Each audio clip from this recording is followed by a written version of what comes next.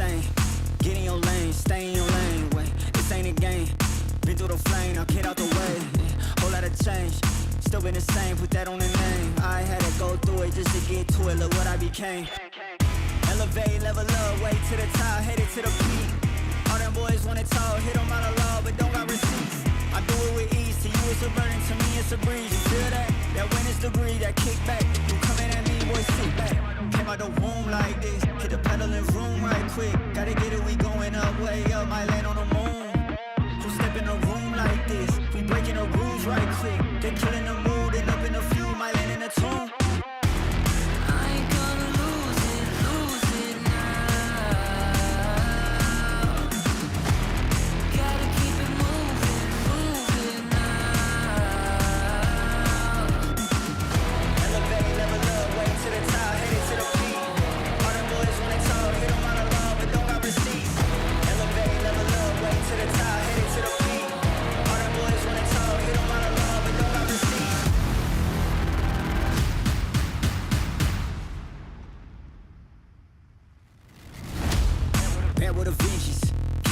I'm leaving no remnants, they all in attendance. Gotta go big, I aim for the fences. It's mine, I sense it. Back in the scene, I'm back to the business. Back on the front line, gotta grind, it's time, let you be the witness. At the time, turn a repeat to a 3P, yeah. Got the franchise on me, you more like G Lee, yeah. 21st century, you all the way BC, yeah. Old boy been washed up, I'm washed up in TTA. Came out the womb like this, hit the pedal and room right quick. Gotta get it, we going up, way up, might land on the moon. Who step in a room like this? We breaking the rules right quick. They killing the mood, and up in a few, might land in a tomb.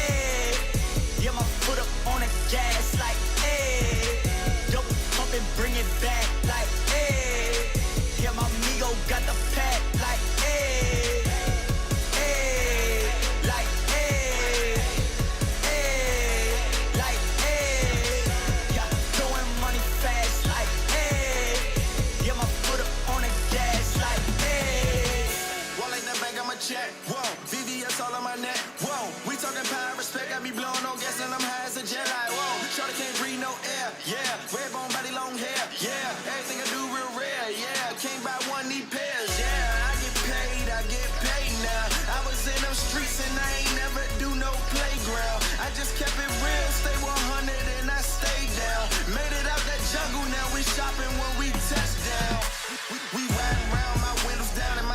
loud. Hate my grind down, lame and shine. I'm one of a kind, no stopping mine. I'm certified, can't copy me. Got the bank like Monopoly. My tie fly, that's all design. I'm dripping shorty, know it's hard to see, but that's believe lie. Yeah, throwing money fast like, hey. Get my foot up on the gas like, hey. Dope pump and bring it back like, hey. Yeah, my amigo got the pack like, hey. Hey, like, hey. Hey, like, hey. Yeah, throwing money fast like, hey. Get my foot up on the gas like, hey.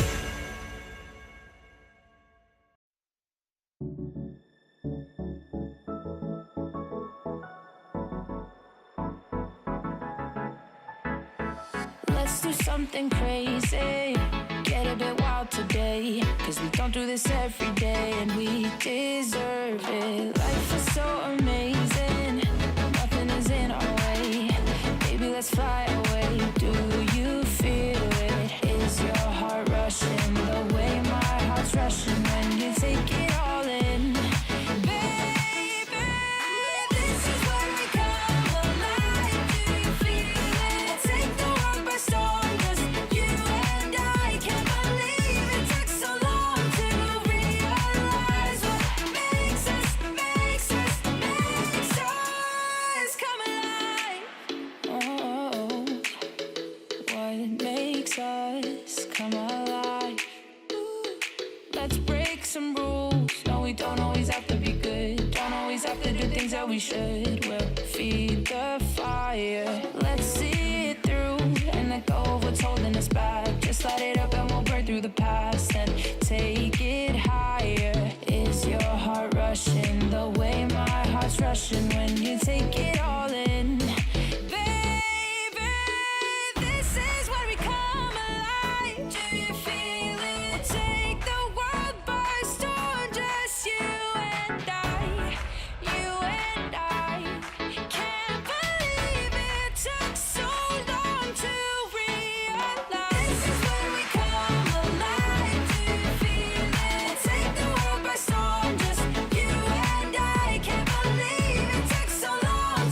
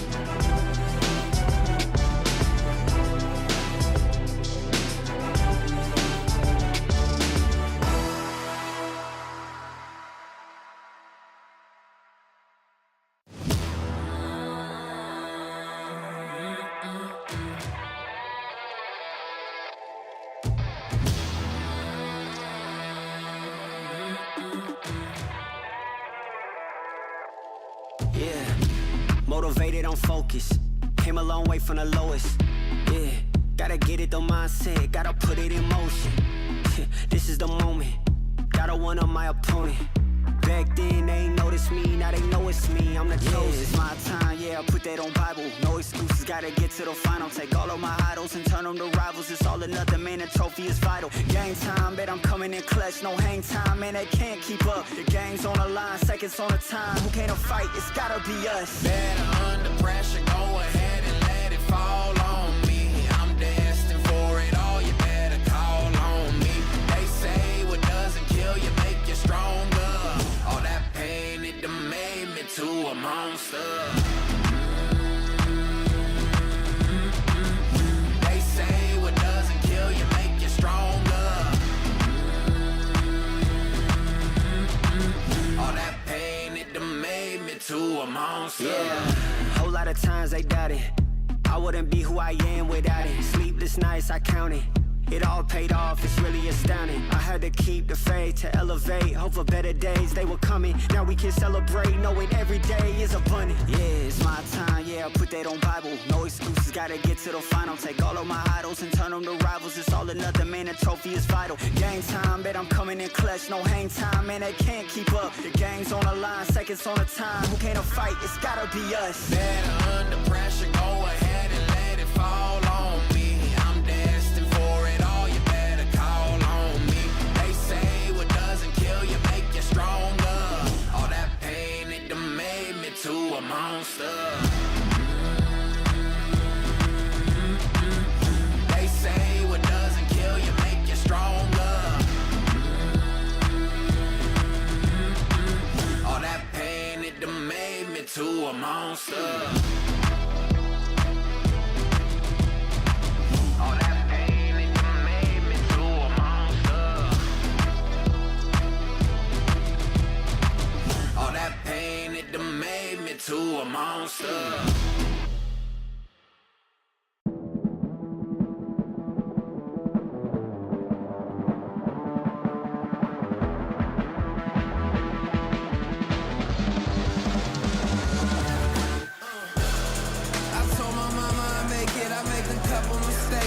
I stay in my lane. I keep my feet on the pavement, and don't you ever mistake it. No, this ain't never been a game. Tell me where the competition. Seem like they all been missing. Never made a wrong decision. It's got me walking different. I stay gassed up. Please point the opposition. No scope is no joke. Just know I aim with raw precision. I went and got my bid up quick, 100 figures. They once was competition, now ain't sitting with us. Been on a wave since we've been away. Snatch the game, now we here to stay. I told my mama I make it, I make a couple mistakes, but see I stay in my lane. I keep my feet on the pavement, and don't you ever mistake it. No, this ain't never been a game. I told my mama I make it, I made a couple mistakes, but see I stay in my lane. I keep my feet on the pavement, and don't you ever mistake it. No, this ain't never been a game. It's that you can't touch me. Things get ugly, they mad now. This all must be a whole new level to count. I'm packing on the pounds, pulled up with the dog hound, and I still had time to shut it down. Now you see them all screaming my name. See them trying to switch to my lane. They ain't never fit that frame. Only present when the cash came. Plenty days I've been on the road chasing. No legend ever said they was complacent. Nah. I told my mama I make it, I make a couple mistakes, but see I stay in my lane. I keep my feet on the pavement, and don't you ever mistake it. No, this ain't never been a game. I told my mama I make it, I made a couple mistakes, but see I stay in my lane. I keep my feet on the pavement, and don't you ever mistake it. No, this ain't never been a game.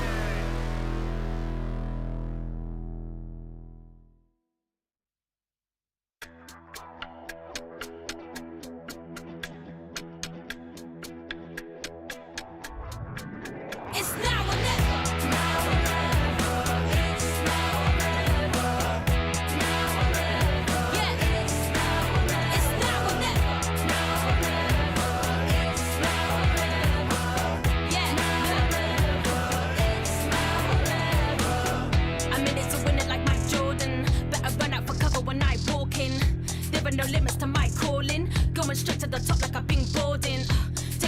title like there are no rivals. Doing the eyes closed, give me a blindfold. This shit is easy, like a recital. I'm taking my shot, like my hands on the rifle. Yeah. It's now or never. Yeah. It's now or never. Now or never. It's now or never. Woo. Now or never. It's now or never. It's now or never. Now or never. It's now or never. Yeah. Now or never. Yeah. Look. Now or never. Keep quiet, the queen's talking, keep walking. Couple of rings brought in, lines choking. Couple of reporters reporting. Firing line with the red dot, no recordings. Taking the title like there are no rivals. Doing the eyes closed, give me a blindfold. This shit is easy, like a recital. I'm taking my shot, like my hands on the rifle. Yeah. It's now or never. Woo. It's now or never. Now or never. It's now or never. Now or never. It's now or never. It's now or never. Now or never. It's now or never. Now or never. Yeah. It's now or never. It's now or never.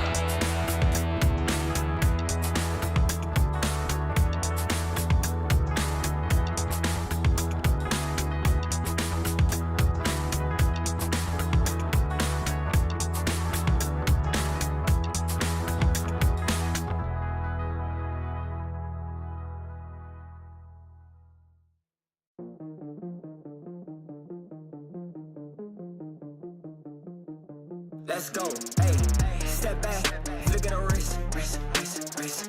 Let go, let it go, switch, hey, turn the heads, can't miss this, run it up, it's my fitness, windows limousine tinted, stay up out of my business, hey, you can never break me down, need more to take me out, they was all cool back then, now they wanna hate me now, funny how it goes, can I get a countdown and drum roll, no time ain't an option, no, sit back, watch this unfold, hey.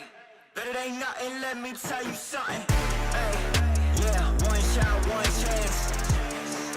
Look, time spot, been a plan. Talking drive top, 100 bands. Yeah, we pull up, got the blind high, been a man. Hey, yeah, one shot, one chance. Look, time spot, been a plan. Talking drive top, 100 bands. Yeah, we pull up, got the blind high, been a man.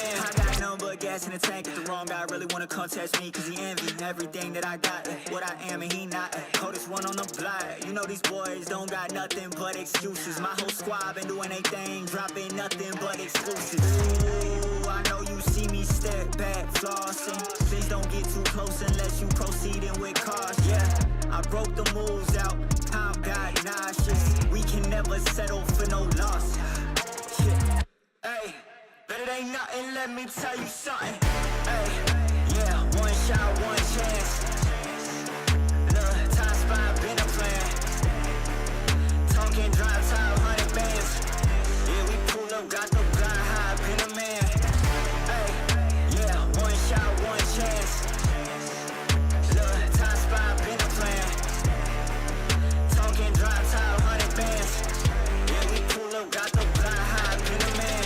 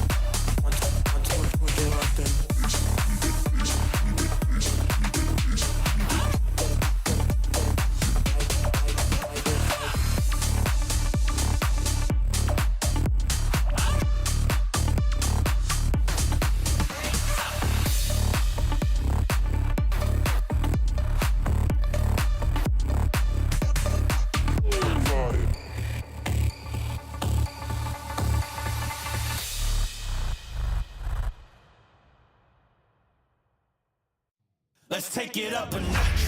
Running out the clock. I shoot my shot. I cannot be stopped. Let's take it up a notch.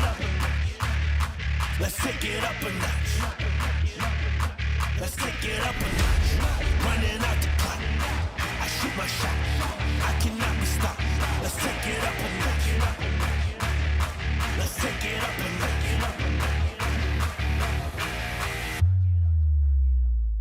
Let's take it up a notch.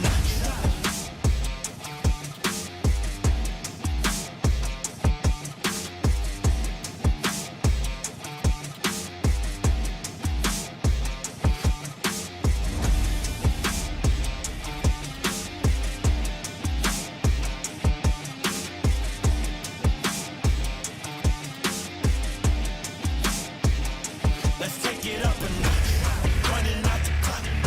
I shoot my shot. I cannot be stopped. Let's take it up a notch. Let's take it up a notch. Let's take it up a notch. Running out the clock. I shoot my shot. I cannot be stopped. Let's take it up a notch. Let's take it up a notch.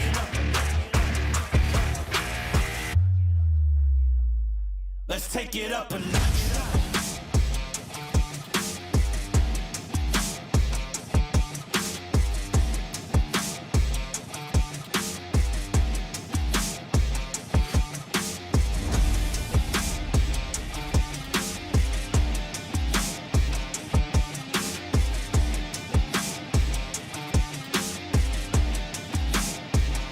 Let's take it up a notch.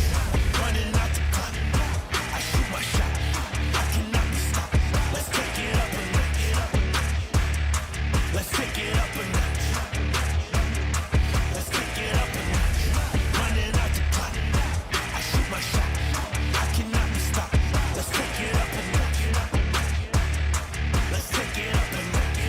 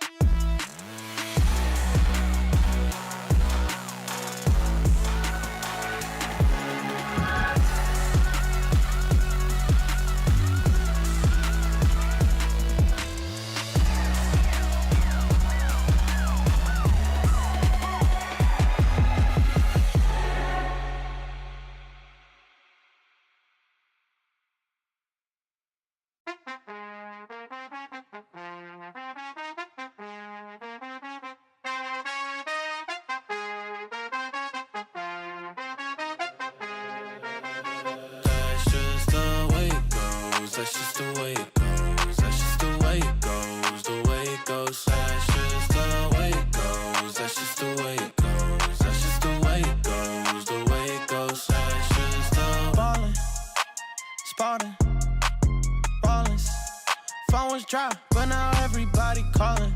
Good at taking risks, yeah, I always go all in. Swear to God that I'm down. I know a place that will break you into 1,000 pieces. Stay away from them. Stay away from Lorca, Paco, and Picasso. Don't ask about Lola. Ay, Caballo Grande. Ay, Dolor de Nieve.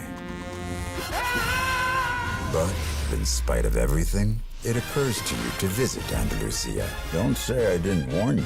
Be careful of the Andalusian crush.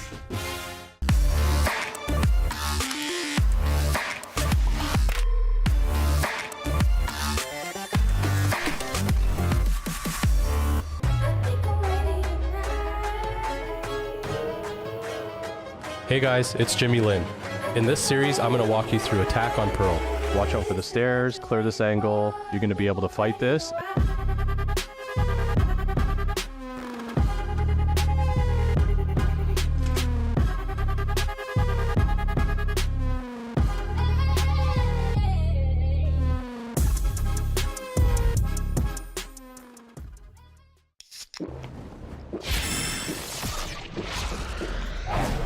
Red Bull gives you wings.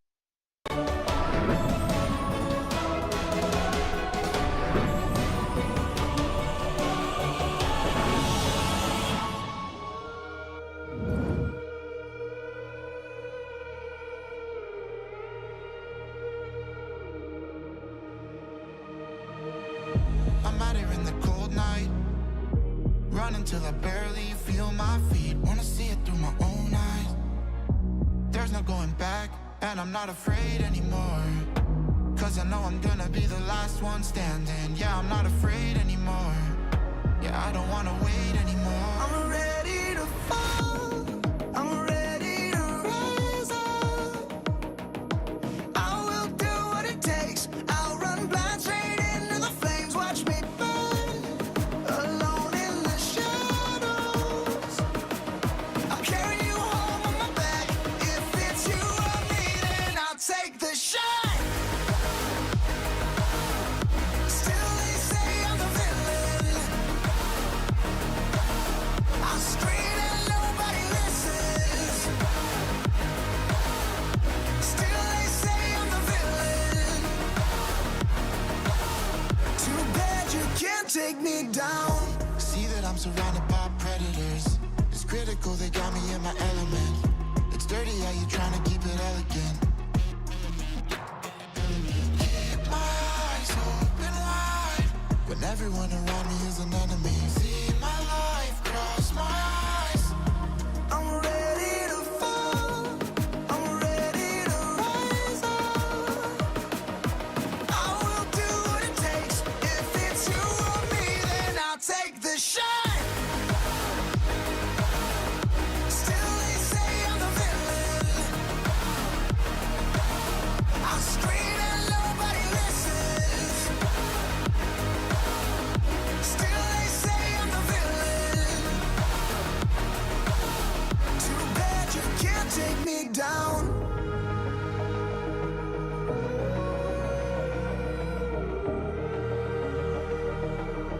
Too bad you can't take me down. You can't take me down. I'm ready to fall, I'm ready to rise up. I will do what it takes, I'll run blind straight into the flames. Watch me burn, alone in the shadows. I'll carry you home on my back. If it's you or me, then I'll take the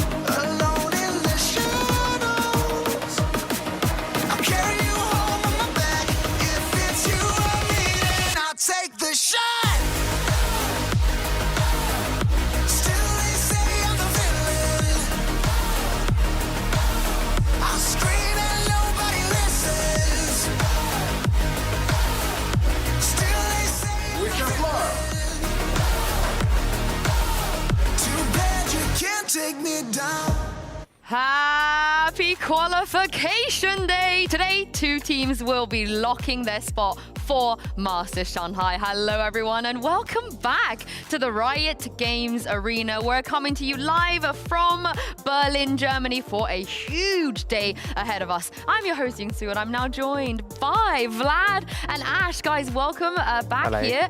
Oh, it's going to be a big day ahead of us. Yesterday was all about elimination, but today, Ash, is all about qualification. Qualification and the safety net of that lower bracket too, right? So really exciting to see us move deeper into playoffs, but we also did have to say goodbye to 2 teams yesterday. Yeah, I mean, both for Na'Vi and Team Liquid, it wasn't their best way, unfortunately for them. They could have both won, but they have to watch it from the television right now. Oh no, that makes me sad. But let's talk about what happened yesterday, because as you guys said, Liquid and Na'Vi both got knocked out. Starting with Team Liquid, there is nothing and no one to blame but Mitch, man. I feel like, Ash, this is fully his fault. I think we've confirmed it at this point. We're expecting the restraining order to be put out on X now, and I think it was difficult because we have seen now how Liquid has evolved throughout the season and how we've seen glimmers of their ceiling there as well, Vlad. I mean, it's really unfortunate for them because they could have won the series 2-0, but they lost it anyways. And yeah, they evolved from the beginning of the season so far until here, but it's not, I mean, this is not the expectancy from Team Liquid. Team Liquid just won the last season against beating Fnatic, and they're not making it into another international event, which is unfortunate for them. And then you also have to look over towards Na'Vi, who unfortunately ended up being taken out 0-2 once again by Heretics. So a repeat of what happened during kickoff. And that's difficult because for Na'Vi, this is a team that played so well consistently throughout the regular season.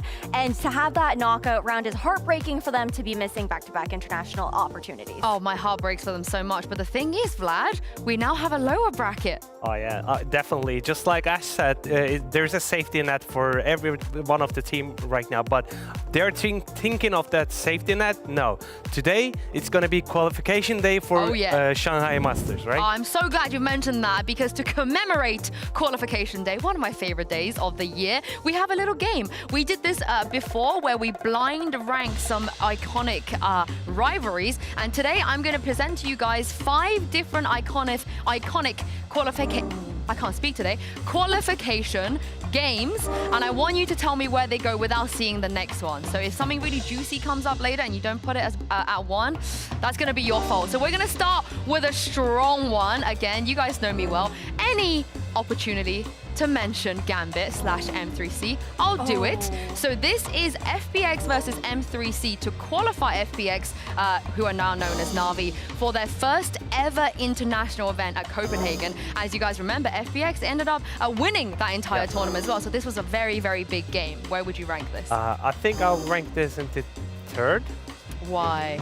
I think since FPX won that tournament, that's really important. But on the other hand, M3 champions qualified from that one, yeah? They didn't. They this was like the beginning of the end for them. They had to play LCQ. It's vice versa, so it should be 2. I was thinking 2. I'm here for 2. Yeah. I'm here for 2. Okay, so. You don't know what's coming up next, but they made their bet, so you have to line it out. M3C versus FPX is going to number 2. Next, we have another very, very juicy one. It is Crew versus Leviathan at LCQ, that qualified Crew for champs. The run that they had that nobody expected. Oh yeah, that season before Last Chance qualifier, they didn't get any win throughout the season, right? Oh my god. I think maybe this one should have been 2. It's much more important than the second one, but I wouldn't be able to put it on the first one because I don't know the rest. I think it's 3 for me. I think 3 is safe. We're on the same page here. Wow, we're starting out strong. I also need the carry from Vlad here, right? Like, he's been here this whole time. I'm new to the game. All right, okay. We've got Crew versus Leviathan at number 3. Next, we have a very, very juicy one. Sliggy, I hope you're watching because I'm about to give you some nightmares once again. It is Liquid versus Gambit, and this is the game that qualified Gambit to Masters Berlin. They ended up winning it. But the crazy thing about this game was Liquid were 9-3 down on Icebox, and then they took it all the way to OT and lost.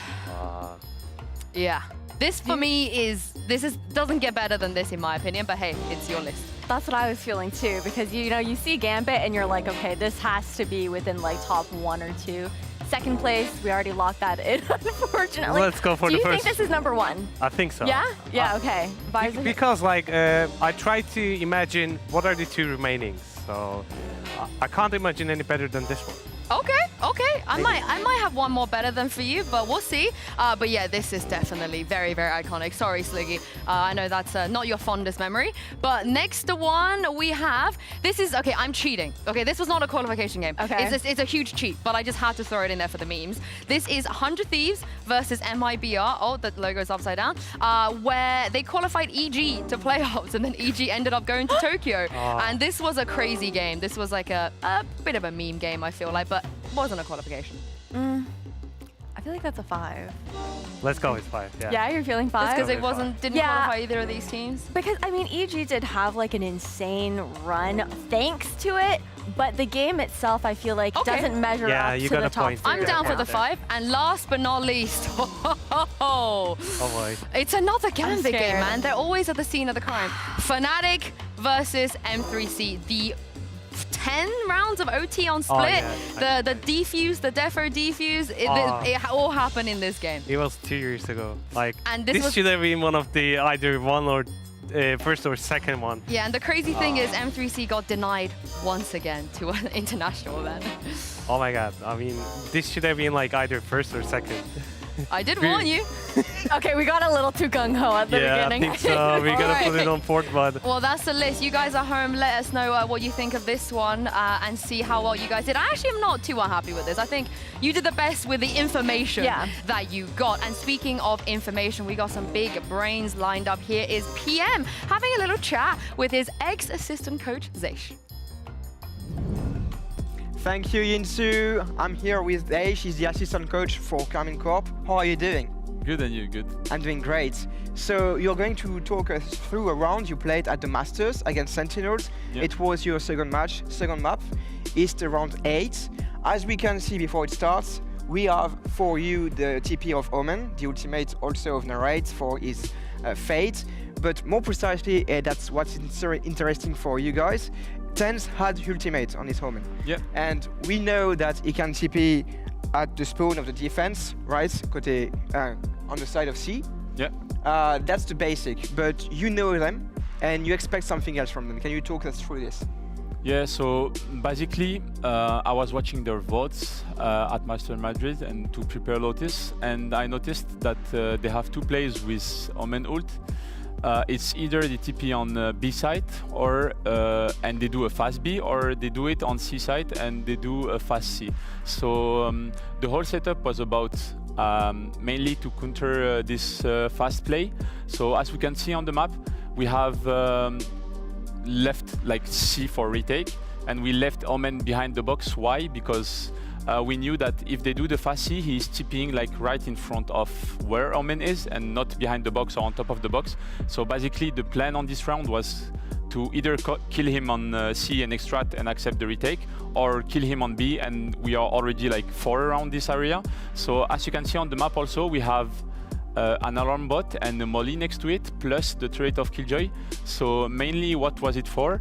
So we couldn't do it because we go through the round. So basically what we're talking about is anti-strat. Yeah. You have one signal, it's TenZ ultimates. You know he's done things with it before that in other matches, and you're waiting for him to TP either on C next to your Omen and to assassinate him, or just wait to see him TP on B. And we can see that they are planning to go B. There is already a little point on it. So we go there and we see that they are going where you expect them to go, very fastly with Race. They are putting a Prowler, and there you have the Omen TPing on the side. Yeah. So basically on this, so it worked pretty well here because we had what we wanted. So we blocked them in the entrance, so they cannot like really trade the Omen, and the Race got blocked by the turret. But the initial plan, if I remember, it was like also to have a node-in on Tomashi, and he could spam out of the alarm bot and the molly on B entrance. To cut the rush. So like really we cut the rush and we just assassinate the Omen, and then we play however we want on the map. So I think like this round worked pretty well for us, and it's the type of things like you cannot really tell the story by watching the match. Like you really have to get like the insights. Yeah, exactly. So now you have the 5 versus 4, and they are going back to C because you stopped them on B. They are understanding that you're playing retake on C. They are taking space. What is the idea right now? What do you expect from them? What kind of mindset do you have for your players? So we knew that they are going to take space because we let the space for them and we accept the retake. So basically here we didn't use many abilities. Like we still have the paranoia of Omen, we still have everything on Fade, we have her ult, so we can basically like re-clear the space. So we accepted that we let it, and this is why we are not retaking instantly. We wait for each other and then we just do the things properly. We use Fade dogs, we use paranoia of Omen to retake the space, and we don't give them free kills because we know that we are on 5 versus 4 and that they are going to look for kills to get back. You have to compensate for the advantage that you took. So you're retaking with the ultimate of Fade, just like you said, the paranoia and the revenge from the race. There are now 2 in the sand, maybe 3, you don't know precisely where is John QT, and you're retaking site. What's the idea behind the smoke? So I mean, it's kinda the meta right now, or it's been already before. It's like when you plant outside for a C mount, most of the team will play around mount and play with it on the post plant. So this smoke is kind of like the smoke that we did in the beginning of Sunset during kickoff. It's to deny people to play post plant against us, the smoke on top box in B main, so they cannot like really find a way to kill us when we are defusing the spike. So it's basically like to deny their vision, create like fights that are like more 60 to 40% for us, like, and 40 for them. And so like it's better for us like to fight against only one line that we can, or like, because if we don't put the smoke, they will have many crossfires. It gives you an advantage in we can see like clearly everything is planned in advance. So back to you guys, and thank you, Daish. Thank you. I'm a Barbie girl in a Barbie world. Life is plastic. It's fantastic. You can brush my hair and dress me everywhere. Imagination, it's your creation. Come on, Barbie, let's go party.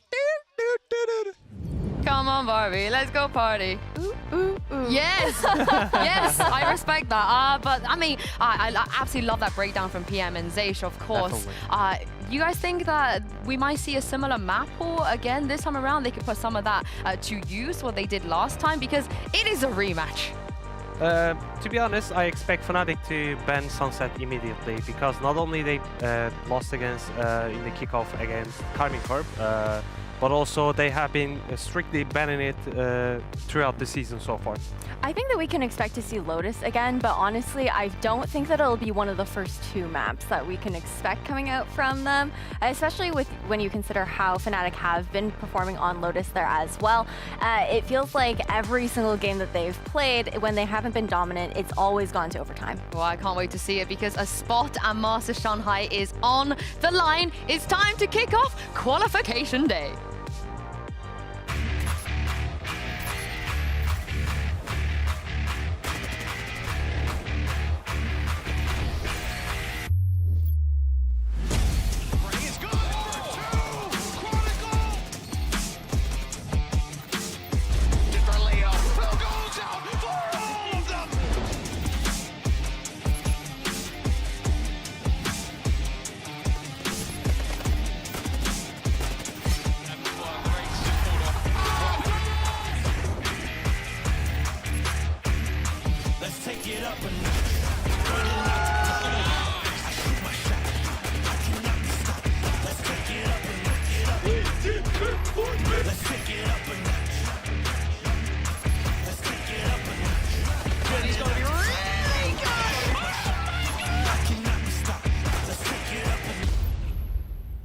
Let's take it up a notch. Running out the clock. I shoot my shot. I cannot be stopped. Let's take it up a notch. Let's take it up a notch. Let's take it up a notch. Running out the clock. I shoot my shot. I cannot be stopped. Let's take it up a notch. Let's take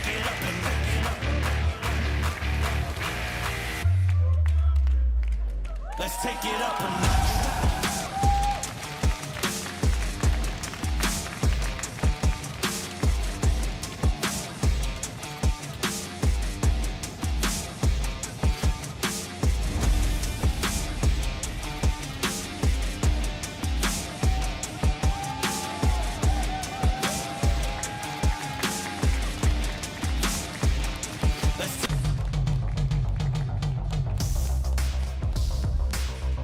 Fnatic, they avoided elimination yesterday, but today they will be fighting for qualification against the team that beat them in order to go to Masters Madrid. Chronicle said yesterday, you know, Nats, he's looking up forward to going up against an opponent like that, but Vlad is such a different beast. Yeah, definitely. Just like you said, Fnatic avoided elimination, not really the win they expected to get. And here comes the map selection. Oh, Fnatic actually picked Breeze. I didn't expect that. I didn't expect that either. What do you make of this? I think it's pretty surprising to see that come out as the first pick, but it's also hasn't necessarily been the strongest map for Karmine Corp either. So I think there is a bit of playing towards like strengths and weaknesses for both of these squads. And I don't think it's really any surprise that we're seeing Lotus here as a decider, Bella. Yeah, I mean, Fnatic, it's the maps I'm not so worried about. It's the size that they're picking that's been kind of strange. And if you take your eyes at Lotus, if we do go there, they want to start on defense on Lotus. Yesterday, they wanted to start an attack on Ascent. I'm confused sometimes with these choices. Yeah, they want to create a snowball effect in the game by winning pistol first and then coming up the bonus as well, which Fnatic actually failed yesterday against Team Liquid in the first two maps. But today it's, I mean, Fnatic's winning condition is going to be winning the post plants in the attacking side, because the way Karmine Corp approaches the game in defense is one side is going to be fought, one side is going to be weak, and Fnatic has to find that weak spot and win on the post plants. Yesterday it wasn't the case. Liquid was fighting every place he could find and getting early fights, early entries. That was the win condition for Team Liquid yesterday, but today's a different day. Yeah, it's a different situation here, especially when you're also going to go up against another IGL that's previously been under the wing of Boaster there as well. And I think a big difference as well between Magnum and Enzo in that kind of regard is the fact that I feel like Magnum is a bit more vocal in comparison. I think that there's a lot more coordination that you see coming up from Core. Yeah, I can't wait to see what you're going to get agent select here for Breeze, because it looks like KC are just going to yoink. That's a Giants comp, right? They're just going to yoink the team that already beat Fnatic on Breeze. Yeah, it was 13-6 actually. Fnatic wasn't even in the game at that time, but it's been so long since they have played Breeze, so they have to come up with their own game style. They have Durkee as solo duelist with Yoru. It's going to be a little bit hard for Fnatic to defend against double duelists, but I mean, Karmine Corp is going to make them struggle from mid, I think. I think the cool thing here for Karmine Corp as well is the fact that this squad hasn't really been going for any agent composition changes across most of their maps, aside from Lotus previously, but it's going to be fun to see the double dive. Yeah, it's been a hot minute since we've seen Naray on Jet as well. I can't wait to jump into this map and throw it over to your casters who's definitely never cursed at anyone before. It's Mitch and Tom. Gurdav Mila Mahagutsu, thank you so much. Yes, I'll say there was a little bit of a curse up here in the caster desk the other day. A little bit, but today, I think we're on an even float. Both of these teams, I don't know. we've seen them win, looked into it last time, and I was just like, I don't want to touch anything, you know? With Liquid, we had all the stats posted. I don't know with these two teams. I don't think we've cursed anyone, but I guess we'll wait and see. Tom, we've seen both these teams win. We've seen both these teams lose. It's a healthy refresher for us.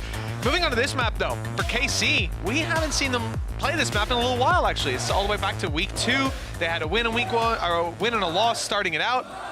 I wouldn't say it's the best in maps. For Fnatic, I think a strong pick on Breeze, and I'm expecting a map win out of them. Well, I'm excited as well, though, the switch up. Bringing Martin in on the Yoru, it's something we've seen him on other maps, but he's been mostly sticking to Jet, and then Narrate going back to the Jet for, I believe, maybe even the first time in this team. He's been playing a lot of different agents, he's been playing duelists, but the Jet hasn't been something he's been pulling into often. So back to that superstar role, good opportunity for him to strut his stuff, and someone we know has the ability to do so.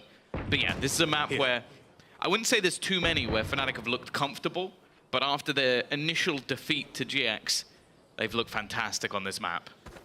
Martin has snuck all the way up close, fighting Durka on just a dry peek.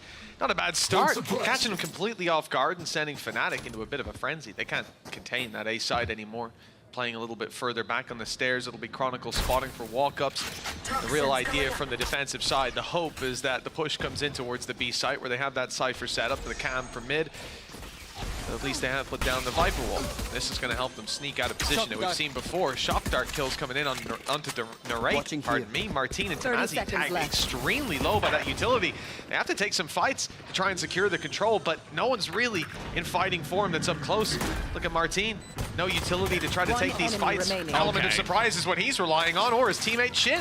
Somehow picked up too, but both players remaining are low, and, well, Alpha can't find Martin. That'll close it. The classic Shin off-camera 3K. Never seen that one before. Literally. He is a little bit cursed when it comes to that, but always massively high impact from him. And that's the thing I've enjoyed watching with this team is we've seen a lot of sort of young players that have come through and looked very good. But also Shin from last year to this year, it's a different bloke. Like they've just put someone else in the chair. He's come on leaps and bounds. Yeah, I talked to Zeish about him, saying, like, realistically, for me, Shin sticking around was even a bit of a surprise.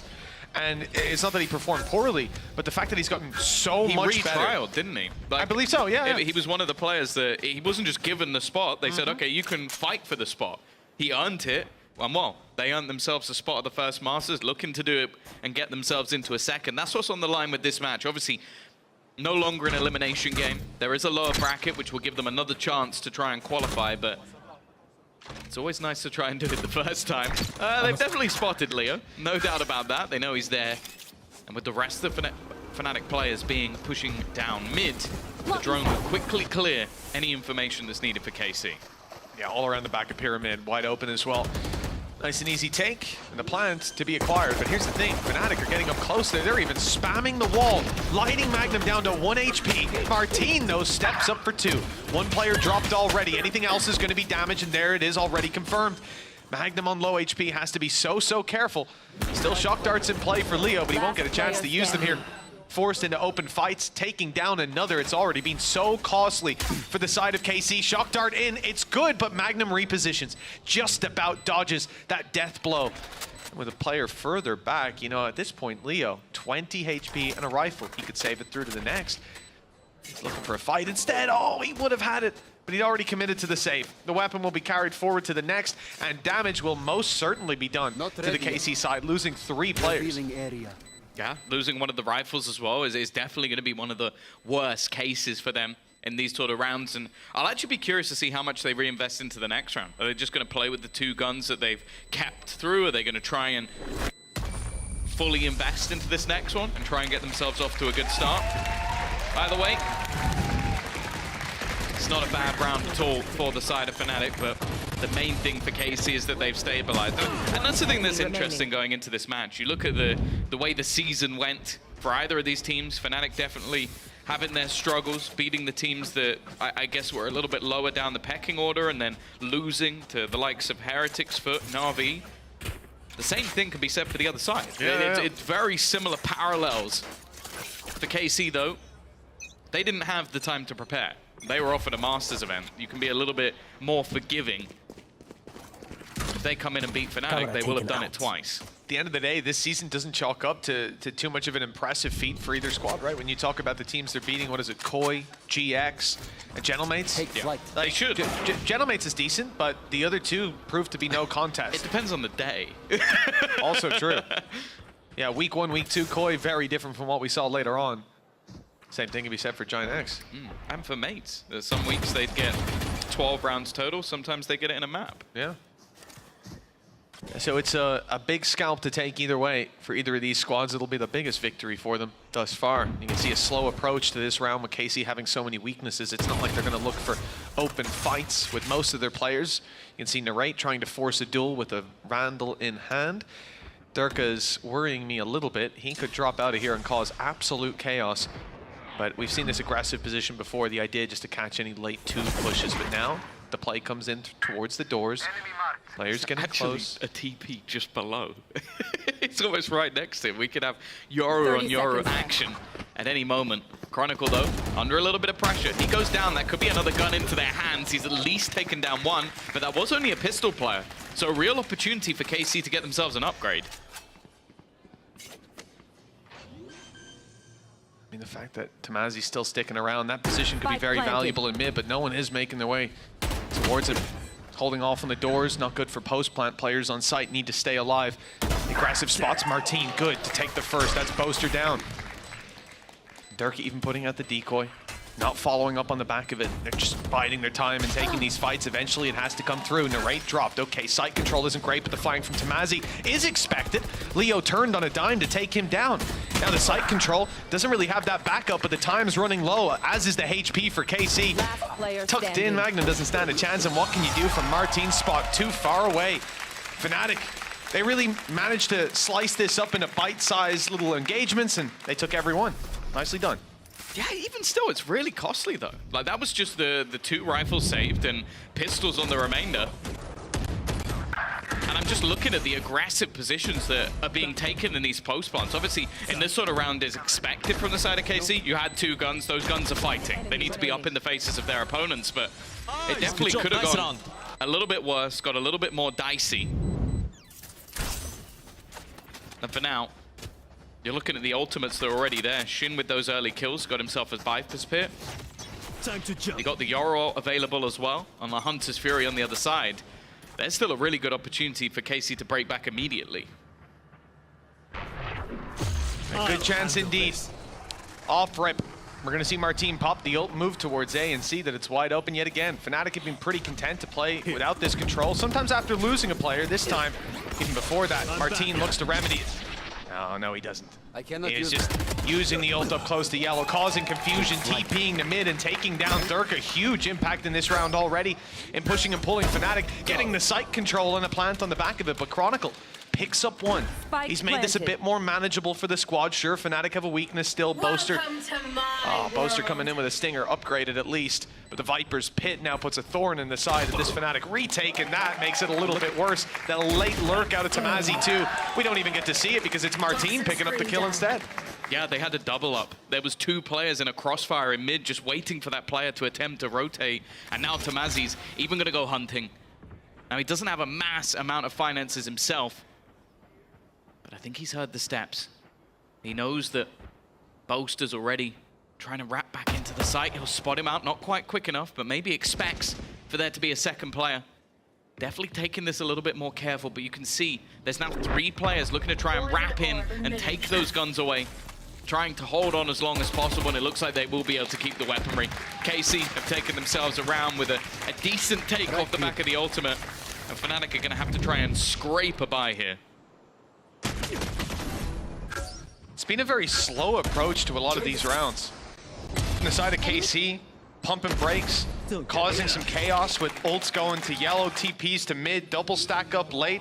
And I think it's frustrating for Fnatic to play against it. You see it in the player cam there for Durka and in Zeish's enthusiasm as they're now sat 3-1. Very little challenge realistically in this round as well. Fnatic come in with a couple of pistols. The rifles on Leo and Alpha will have to do a lot of work to make this one doable. And add to that, Narrate's expecting there to be lighter shields. It's only on Chronicle and Durka as it happens. So he's gone for the Outlaw to potentially pick off some of these players. And the one tucked in that corner is one shot to this weapon. You can see the gamble this time with the A-site being the heavier presence. That's where they put Alpha. He's been a little bit out of the action so far. So I know he had a decent performance yesterday, but it took him a little while to get started. A slow first half, and then everything else was solid. Dirk has been spotted and opts to just retreat back to try and show a little bit of support. Here. But now it looks like that young Turkish player is going to come under pressure after all. Without a doubt, KC stacked up for A. Alpha about to be revealed. He'll step into the cage. He'll catch the decoy. The Hunter's Fury slows them, does damage, allows Alpha to get even closer. Now tucked in the corner. I mean, he's not getting out of here, surely. One more kill makes it worthwhile, buys time for Leo to get into position and catch Martin completely unaware. A shot onto Shin leaves Tamazi alone against the whole squad of Fnatic. A flank underway from Durka. Chronicle and Boaster holding sight, but it will be Durka with the challenge. Oh, in fact, no. With limited time, Tamazi has to go forward unless he was going to save, which I thought was the call. Left. Either way, that will be denied. It will be impossible for KC to find any value. With 3 players left alive on Fnatic, rifles retrieved. Hell of a way to take the second round. Yeah, no, the Alpha's just aggressive positioning. I like the fact that they use the Hunter's Fury just to create things in a little bit more of a disjointed way. And that just allows for the rotation. That second rifle, they only had the 2 of them, but it was the right place at the right time. And a big round coming out of Fnatic. It was one where they really didn't have much in terms of their investment, but they managed to pull off nigh on a miracle. Now for the other side, KC are going to be able to scrape by. It leaves Magnum a little bit lower in terms of those finances. But for now, at least, it does look like they're building up to a B hit. But just look at the aggression that's already come through from Durka. He is pushed deep down within the tube. This could give them that early stack up or even an early rotation with no one being here. Quick TP in, Decoy leading the charge. First to be hit, perhaps. In fact, it's Chronicle. And Boaster dropped by the man himself. Martin's having one hell of a start to this. Even last round, you saw Alpha having to constantly switch his crosshair back and forth, wary of that TP, and that's exactly why the damage is done. And Fnatic, seconds into the round, Tom, they're faced with a retake or a save. Yeah, no, that's the thing. It's the switch up of composition. Obviously, this is one we've already seen before. It's not anything particularly new, but it was one that worked versus Fnatic because of how disruptive and aggressive it is. And I think for KC, this is the perfect composition. You have 2 players that fit magnificently within that bracket of just lunatics. Like, you look at Martin, you look at Narrate, they are willing to do whatever is called. They will run straight into the site together and that trade off each other perfectly. And that's the case most of the time. You're going to send Martin in, he's expected to either get one or die, and then you have Narrate as the follow-up. Well, as you said, so far Narrate hasn't needed to follow up because Martin's killing everyone as he gets there. He's on a tear. 10-3 right now. Near untouchable. 4 rounds for the attack side of KC, building up round after round. And as I said, coming into this map, this is somewhere I expect Fnatic to do well. They have done well, because it's been a little while since we saw KC. They picked the map as well coming through, but when you come up against a guy like this, I'm not sure what you're supposed to do. No pause can prepare you for that. Time to jump. Fnatic coming into round number 7, thanks to saving some weapons, will have a full buy ult on Chronicle as well, and, well, they may be needing it. It's again giving me some flashbacks. This is already the second time, by the way, he's had this ult. Just based on the amount of kills he's getting. And they're actually going to try and use that Hunter's Fury to get themselves a freebie. Huge. Taking out Althea is a massive kill on the site as well. You mentioned Chronicle here with his ult, but may not even have an opportunity to use it. In fact, he's gone. Durka managed one as a trade, but with the site fallen completely, the ultimate lost, it may be irrelevant. That's a nasty spot out of Narrate as well. It doesn't look like he's going to get value from the rotations of Fnatic back through, but filling back in that space. The late flank, I doubt, will play any role. He's going to go for it anyways. All they have to do on site is delay, and they've got exactly what they need for that. Close flash from Martin. Gate crash out. Staggered them. Narrate stays down by the doors, and here's his reward for his patience. Boaster's cross, completely unaware. There's the snake bite confirming his position. Narrate, he's going to have a smile on his face after that one, and I think that kill has forced Fnatic into a save. But here's the thing. Narrate grabs a kill on the doors, and he says, I know where you like to save. He's going to get it there a step ahead of them and try to pick off Durka and Leo, take any weapons from their hands, make this a much more difficult next round, and his positioning, his timing is perfect. But Fnatic don't go all the way to the site. They're playing inside the spawn. Narrate will have to push all the way up to try to get them. Time is running out, and he's just about caught in time.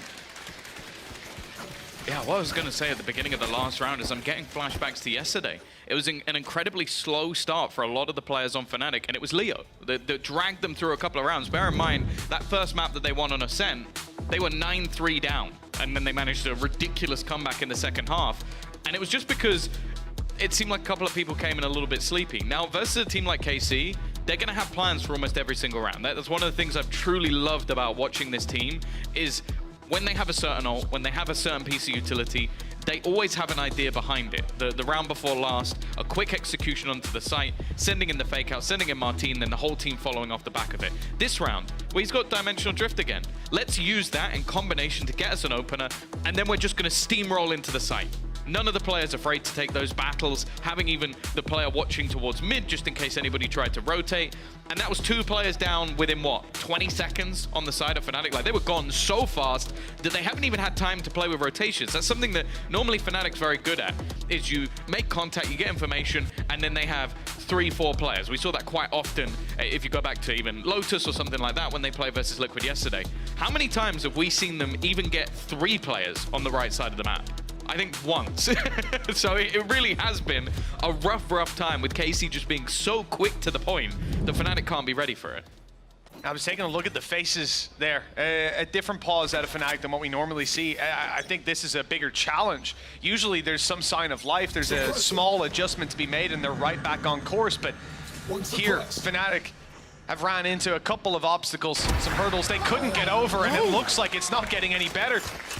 They call a pause to change things up, and that's when Narrate says, I'll take the operator. Screw following up Martin. He's just going to go straight into the angles, take the fights, drop Durka, and that's a big player for Fnatic in the sense of he's the guy rotating. That's not a trap I think I've seen before. My goodness, they really have extended the range. At least if he quadruple updrafts, he'll still get caught. If you're the guy that bumps into that trip, you're just going to be infuriated. It's like, where I could have walked anywhere else. I've never seen this, though, I feel like it's more likely that Alpha's dead before they walk into the trip. So I think it was for his dash. It almost worked. I'm on the crossfire aggressively. That's worked out for Chronicle. Okay, he's definitely not sleeping anymore. 3 kills in this round. Denied any space into the site. Shin's still standing, though. And this man is always good in the clutch. Going up. 30 seconds Timing there almost got the better of him. There's a drone on the way. Spike planted. His reposition will be spotted, most likely, and indeed, yes. It now revealed. And they can approach this one together. Boaster and Leo. Leo's clutches have been out of this world. Another reveal goes through. They know exactly where he is. Shockey's on the way. Shin around the left, looking for the angle. He could isolate a duel, and he did, but the shot wasn't landed, and now this becomes so much more difficult. First snakebite used. Buying a little bit of time, another chance, but this time not hit either. Snakebite's good. He saw it land. He knows he's safe for a moment, but hold on, there's a little bit of a gap. They've tapped it, and Shin doesn't want to go swinging. He's only 57 HP. Pros don't fake, but this time they did. It doesn't matter. Fnatic still land the shot and have plenty of time left to get the defuse across the line. There's that 3rd round they've been looking for. Yeah, and it took a bit of a gamble. Like, they had that sort of 2-man push-up in the form of Chronicle and Alpha, yeah. And a lot of that came off to a huge individual play from Chronicle. It was all a bait in the end with his teammate going down, focused. And he's just able to isolate every single battle to win them that round. We know they've got heroes, Fnatic always have. It's can they turn this into something consistent? Because right now they've won, well, 1 round 3 times. And it has been a lot of individual plays. This has been a very good adjustment. Like we saw before, Alpha here in that corner, same sort of setup, gets caught. Oh no, Narrate, he's not going through the wall. He is going through the wall. Well, he's gonna pay the price. Durka was there, waiting for Narrate and Martin to emerge. A free kill on the operator. Good control for him as well. That's the kind of wall that we've seen put out of Fnatic to allow those aggressive 2 pushes. But the attempt to counter it has not worked out this time with the man disadvantage. One of the better starts that Fnatic have been able to find. Yeah, he was the man that when you look back to Fnatic's battle versus Na'Vi, they won this map quite convincingly. It was mainly because Durka had 25 kills and he was running riot. Prime Durka was in full force that day. Oh, that's for the cam if it was going to be there on that side of the map. It isn't. Tamazi, though, trying to find something. This is a round where already losing Martin, he has been the real danger man so far in this matchup, but Chronicle goes hunting. And well, he finds his prey, but loses the duel. Really nice setup. Magnum's shock dart. Tamazi getting aggressive on B, tries to draw, rotates, in fact ends up 30 seconds bringing left. 3 players to the B side. Like you said, Tom, Fnatic have had trouble with this before. Always seemed like KC picked the correct site, and they've done that yet again, despite their fake not working as intended. Fnatic can get back through. Dimensional drift from Durka. The human drone clearing all of these angles, spotting one on the backside. A second about to be seen. That's the operator now. Taken stock of, and I think they might even have caught Shin. Flash as he's back into this corner. Somewhere he's found so much success in the past. And now an angle that forces Shin into taking another fight, one that Alpha will win. And a decoy even tanks the first shot of the operator, but the Blade Storm backup is good enough to win the day. 2 versus 2. And the spike still to be defused. Nice shot from Narrate. Even at the blades ready again, just in case Leo was that little bit closer. And the tap draws him out into the open. The dash used, one knife at a time. He'll close this one out as the seconds fade. And Leo, well, he was going to take Tamazi down with him one way or another. That spike was cleaning the side up. Yeah, they wanted to remove every single piece of weaponry that Fnatic have had, and it's an immediate response once again. A good start this time, at least from Fnatic, but there's always another, always a response. And in this scenario, it came down to just those last couple of players. Narrate on that operator with a Blade Storm in hand. You always had faith that he was going to be damaging in this round. And now you look at what's on the board for Fnatic. Because that's it, when they've been losing rounds, they've at least managed to maybe keep a couple of players, keep a couple of guns. This time that didn't happen, and you can see how costly that is. Yeah, especially after winning the previous, then coming straight in and losing. Cash is in the bin. Pistols for the most part, rifle for Durka. And listen, he can get a lot done with that if he's given the space. But look at KC's approach to the round. No risks being taken, no over-aggression. Everybody, in fact, 4 players are practically in their spawn, just watching for these pushes with a little bit of aggression sprinkled in from Narrate on Tube, looking for a pick with this operator. And I think that's what a lot of this round comes down to. Slow pace, clearing out their angles, and ensuring that they don't end up running into a stack. Because with these weaker weapons, it's the only place that Fnatic can really hope to find value outside of Durka just popping off. And, well, he's about to have a challenge. Tamazi is moving up to mid, looking for this fight, and Durka's almost caught by the timing. Almost caught again by the timing, but he's made it to the site in time. Magnum, though, has already been able to catch one in the back. Again, Tube becoming a frequent issue for the side of Fnatic. Nice util. Leo actually gets a second through the wall, but even still, they're in a deficit. They need Durka to get something, and Magnum has caused them so many issues. The X-player exterminating Fnatic, and now Boaster, Stinger, 1 versus 3. Last time they played this versus Na'Vi, he had 1 kill in the entire match, which they won. He's yet to get on the board. Been finding assists here and there. We know that that Viper utility has been having value, there's no doubt about it, but Toxins going up. at least removing an extra weapon, making things that little bit more costly. There isn't the same backup cash for KC, but to be honest, we're getting towards the latter stages of the half. The value of it does start to become more insignificant. Yeah, at 7-3, I don't really care if you can lose 2 rounds and still buy. Won't be much left to play for. Oh, that's a disaster for Boaster. I mean, tough enough that Magnum is jumping through the wall, but could have at least got the first kill on the board. Hey, KC 7-3, 4-round gap. The attack side not showing any signs of slowing down. All the Fnatic can find is a round here or there, and there's an immediate response every time. In fact, the last successful round they have is baiting a change in setup, having Chronicle tucked in the corner. Kills, no kills.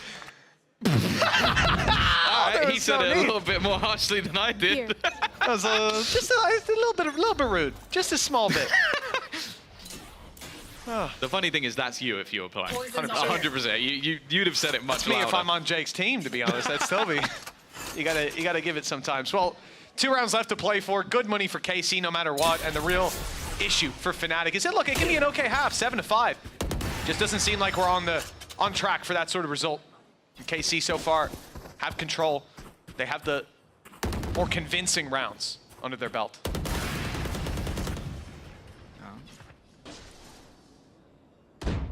This time they're putting Durka back into Tube. Here. It's been an issue for them over the last couple of rounds. We saw Magnum go in that direction in the last to cause them problems. Shin the round before, managing to pick off Chronicle.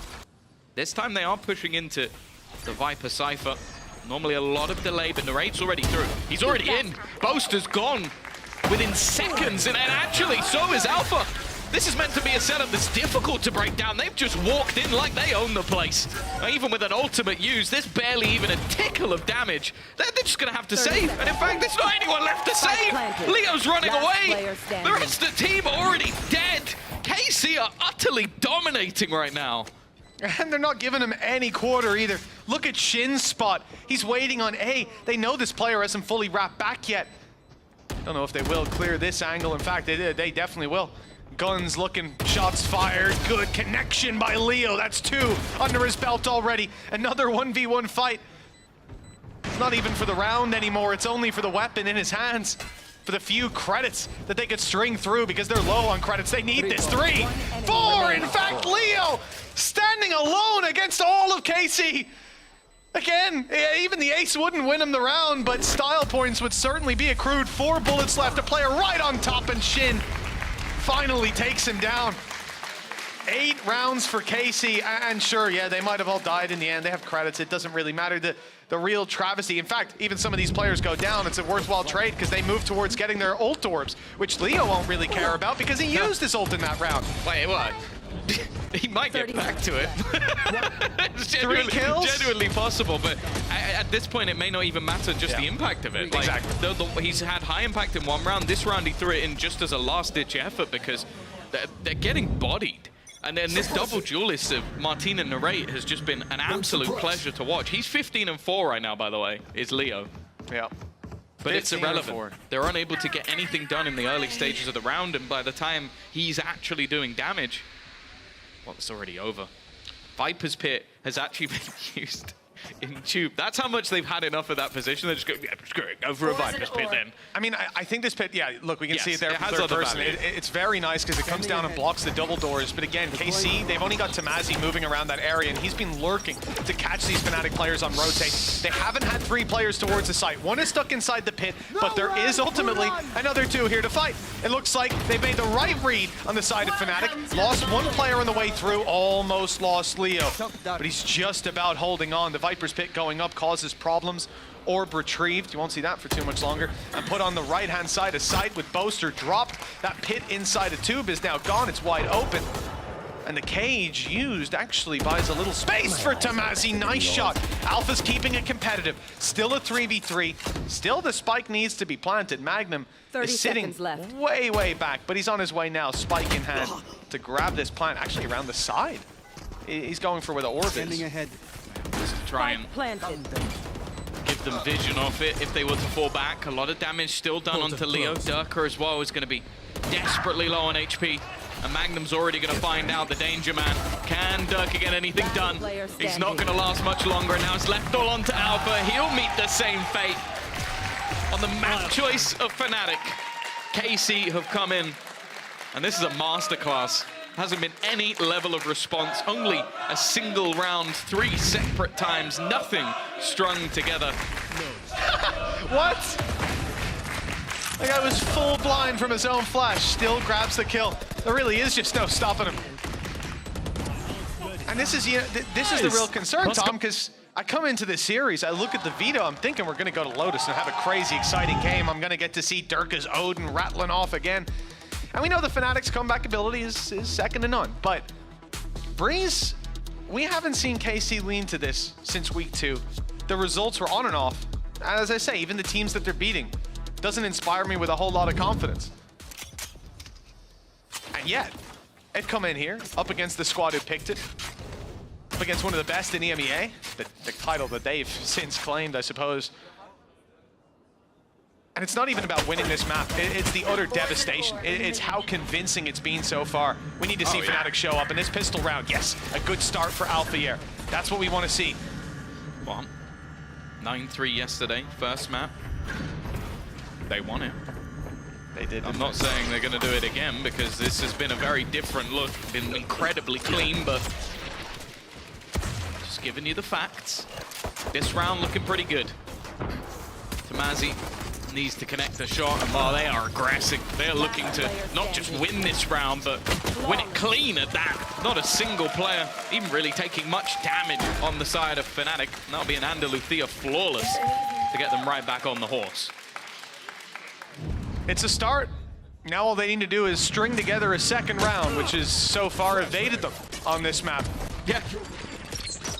But it will be a little bit easier. If they don't do it in this one, then we have to call into question what's going on. Yeah. At that point, we will be thinking just about bind. And Fnatic will be in quite one.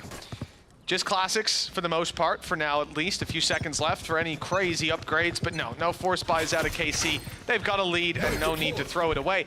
The ideas, though, are what I'm always curious about, because in these rounds, you're not going to win in 1v1 duels. Instead, you're going to use your numbers a lot of the time. The knife catches 2, but they might not know those 2 are up in elbow. Luckily, the gate crash is used to move back towards this A site, and it looks like Fnatic will have an easy time taking it, as all 5 players are on our screen from KC, sat over towards B. They're going to be quite a while behind, and even the flank will be spotted by a trapwire, so no real dangers just yet for Fnatic in round 2.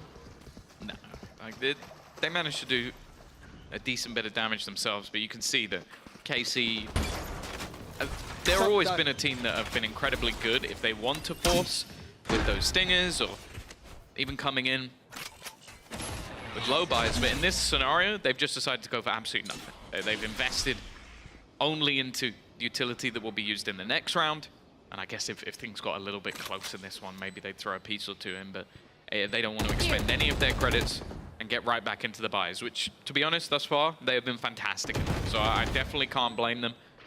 By the looks of it, they don't even want to give up the orbs. You can see Alpha is going to be sent on the hunt, only has a pistol. Boaster can do the same. And he's always going to be clean with it. Nice couple of kills, extra orbs. Maybe not the player that you'd necessarily want going for it, just because the ultimate you get on the other side. And the remainder are now just going to look to try and die to the spike. Mission success. 9-5, 4-round gap for Fnatic. 2 rounds strung together at long last, and now a pretty decent follow-up round. I mean, you can already see there the buy that they're getting through, and it's going to be pretty stacked in terms of rifles. But this is where KC have ran away with things previously. Considering how dominant those early rounds are, I'm not certain that a switch in sides is going to have as much of an effect as it needs to. Perhaps Fnatic being able to group, being able to approach these fights together is the key to success, because in that first half, they were isolated, they were eliminated time and time again. Narrate loves a bit of aggression, but there's not many players here waiting. Alpha was around this area, but he's on his way to the B site now, and that's where the push is coming through. Kamazi, the newfound Cypher as of this season, is going to try and do it all. He's been very good in these scenarios, but Chronicle has bodied him. An extra little bit of information, and they've sent in all that utility. And the rotation came in from KC, but they've opted to just give it up on Fnatic, falling back to mid after a relatively successful trade. The thing is, KC are having to expend a lot of utility because that was their Cypher setup. That is where they expected to have a stronger hold. Standing ahead. And although there's a couple of players close, if this is going to be an A take from Fnatic, it's not really going to be much that their opponents can do about it. Even for a while, they had Narrate still around this area. They had Shin on his way back, but the call's being made to focus more on middle. That will leave them with the site wide open, and a spot that Narrate occupied earlier for great value. Alpha will now do much the same. Tucked in, waiting for someone to walk right past, and the steps are being heard. There's 2 that he can hear on his way. We can see Narrate is close as well. Big opportunity for Alpha here, and he converts it. 2 kills. The Fnatic squad now seem to have this one locked in. The damage done to Magnum is significant. Double flank on the double doors. This is going to leave no room for KC to get onto that site. Boaster just needs to slow them down somewhat. There's his first kill. He's on the board, as our Fnatic, not just with 2 in a row. They're about to make it 3. Shin is still here. Can still try and do a little bit of damage before he falls, but Fnatic will do it with a couple of players standing. Their bonus more than successful. And a lot of that, it is almost poetic that the Ray ends up going down to the spot he occupied literally a few rounds ago. I thought for a second that there was going to be a moment Tamazi just managed to pop off, but Chronicle is just shut him down through a cage and a wall. Now we get the slow-mo. As if you just slow-moed his first kill. That's so toxic. Nice. Oh, Yeah, I don't know what Boaster's favorite map is, but if I had to guess his least favorite, it might be this one. I don't know why I say that. Go watch the last one they played. Well, again, Tomazi's going to be left on his lonesome, trying to defend. Sheriff in hand, rotation has been pulled. You can see the hesitation from KC now. After the last round where this same sort of execution was put into play. They might not have expected a full commitment this time, but that's exactly what they've got. All 5 players looking now to try and retake, and there is an incredibly long flank coming out from Alfia, but I think the round will be over before he gets there. Yeah, he's actually flanking for the next round to get positional advantage, so... Guys, I made it! Where is everyone? I'm flanking. I've got two, Wait, I'm flanking, wait. Well, 2 rounds in it, Tom. It has become somewhat of a closer game than we were expecting when we swapped again, house. Andaluthia flawless. Two of those. Up against a lot of weaker weapons here. I won't give them the roses for it necessarily, but the previous. Nice. Decent. Nice round. Nice round indeed. 2 to go before they can equalize things up, and this is where KC called for a timeout. We're starting to get into the meat of things. And after such a dominant first half, it's been a while since they found a round. Few things have been going wrong. A little sneaky position at Alfia round before. This is where they need to steady the ship for that final push, taking Fnatic's map pick, setting themselves up for a 2-0 on bind and a free flight to Shanghai. I like the whiteboard in the background. Just highlighted, win or lose together. And it does feel like that's what this KC team has. Now, we spoke a lot yesterday about how Fnatic were able to get an awful lot from their pauses. But in this scenario, I've always been a big fan of Eng and the way that he sort of views the game. He's someone that definitely has solid reads, solid adaptations, or even just knows the right moment to try and pick his players out of the dirt. 4 rounds in a row definitely seems like an appropriate time to try and pick something up. Even though it's only been a singular buy round, I'm curious to see if they'll do anything to try and stack up to Mazi. It seems like Fnatic have, in the early rounds especially, have looked to try and put the pressure on him, on that solo Cypher setup. For now, at least, it looks like we might see a bit more pressure put towards Tube, and for Fnatic, building up again for more of a default. The more games I cast with Leo, the more I wonder if there's just some sort of a statistical error with tallying his stats. Guy doesn't seem to die. Narrate. Oh, he's out of here. He is out of here. Dash at least secures him a second lease of life, but Tamazi becomes the new target.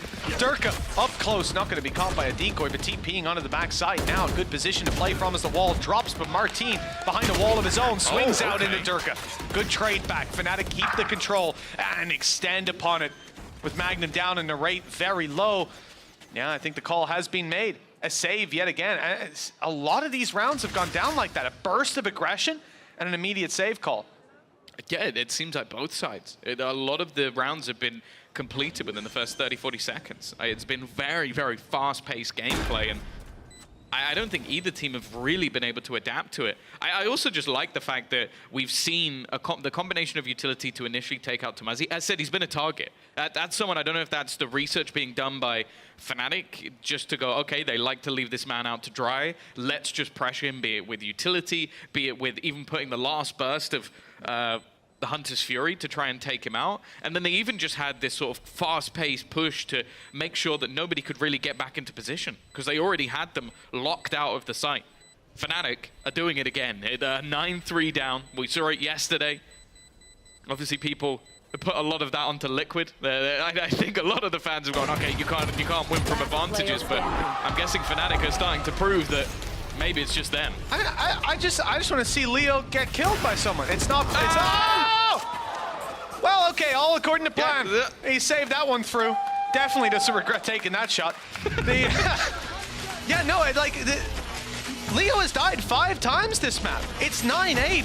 It's an incredibly close game, and I think it comes back to what I said at the end. A lot of these rounds have gone down to like a burst of aggression and a save. But even then, like, one of those 5 deaths was literally 5 players hunting him down, and they only barely got it across the line. The thing that makes me nervous a bit is a lot of what we gave credit to KC in their run to kickoff was their ability to retake as a group. That round was not a retake as a group. That was Martin trying to fight the world. And in the first half, fair play, it worked. Now it's not. We need to see a change. We need to see them starting to actually work a little bit better as a coordinated unit. Now, they have actually changed things up a little bit, looking to try and stack up some control here. The problem is, the weaponry they have is an awful lot worse, other than Narrate having an operator, and that's why they've left him solo on A. Fnatic have done very well in these rounds to avoid any sort of stacks that you see going down. I think weaker buy, Cypher setup on B, often you're going to move away, but they've had a lot of utility as well on this attacking side to remove these setups. Ult used by Durka. And this is going to be a little bit of information for the squad. I actually don't think that he saw Magnum on the way through.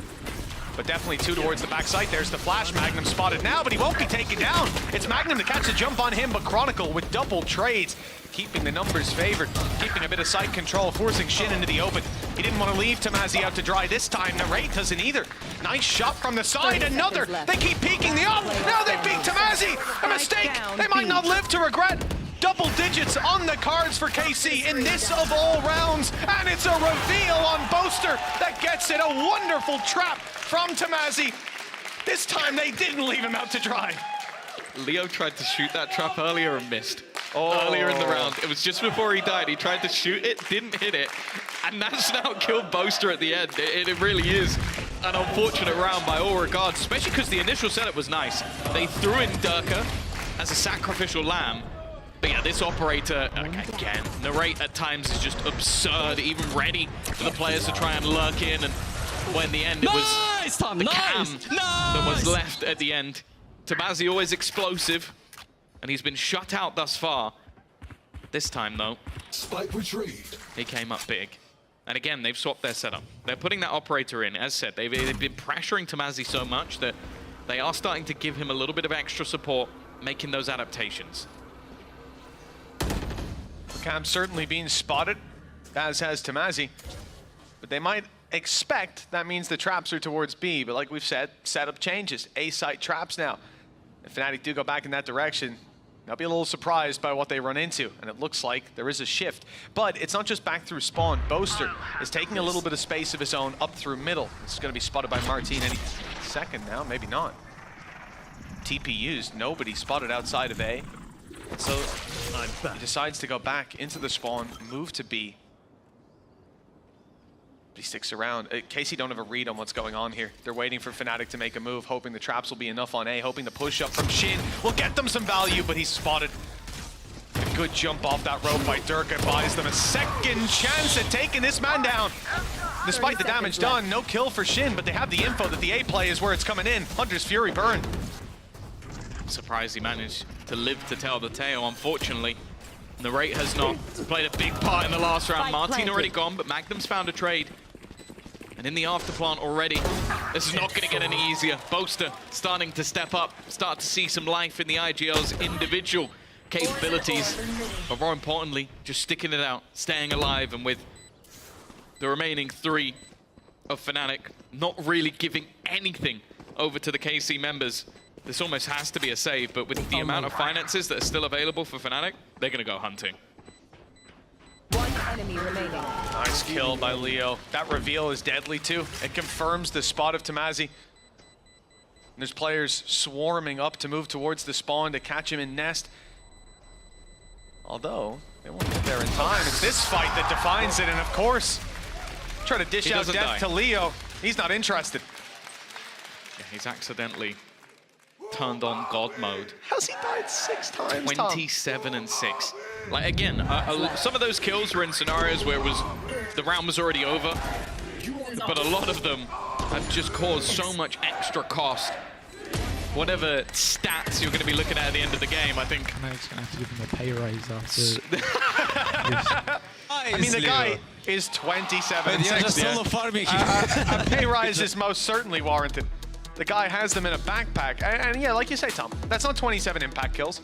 Maybe in terms of the economy, there was some impact, some ripple effect, but realistically, a lot of those have been exits. But the funny thing is, if they lose this map, there'll be some scoreboard warriors somewhere going, free Leo, Leo, get him out of here. Get out of here. But that's the thing. Right now, it is looking like everything's coming up Fnatic.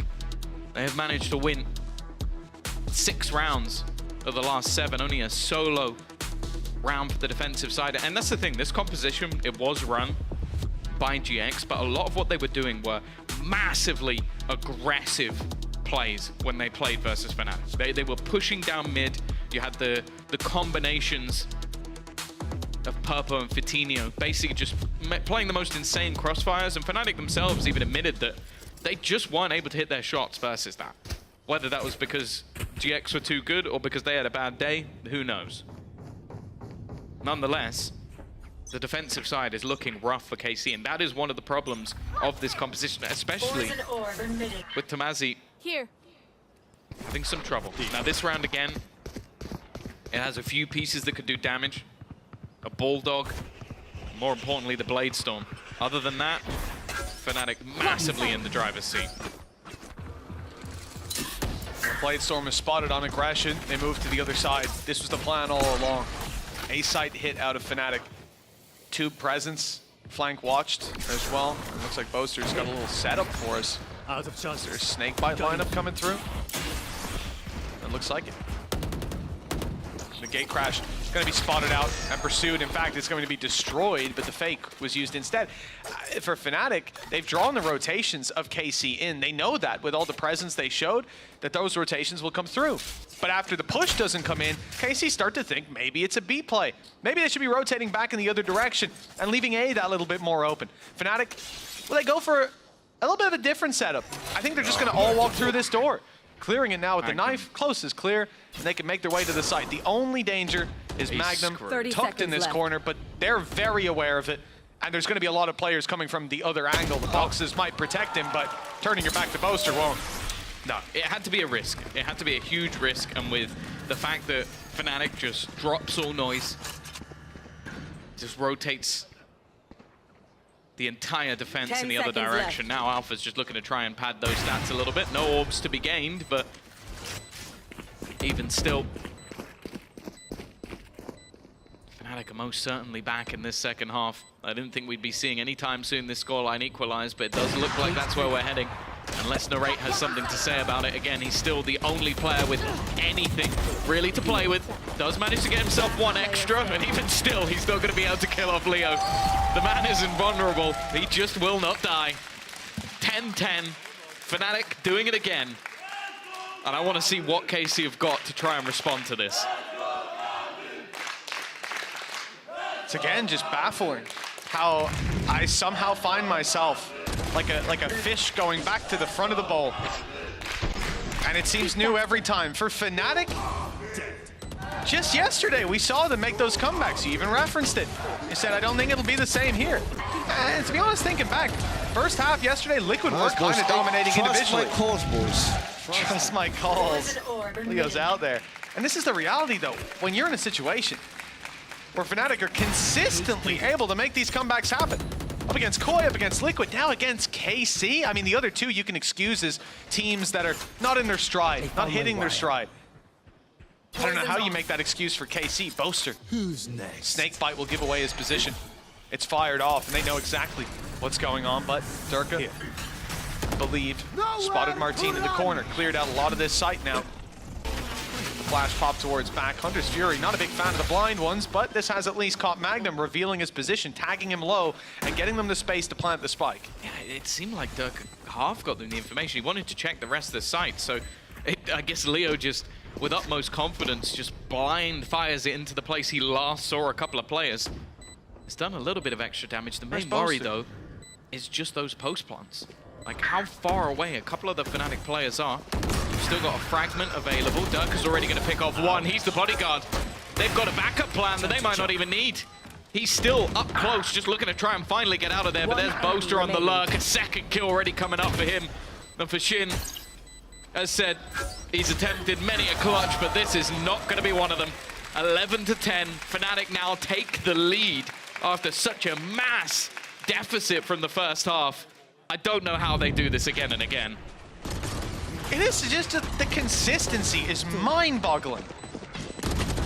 God, the day they figure out their first halves, it's all over.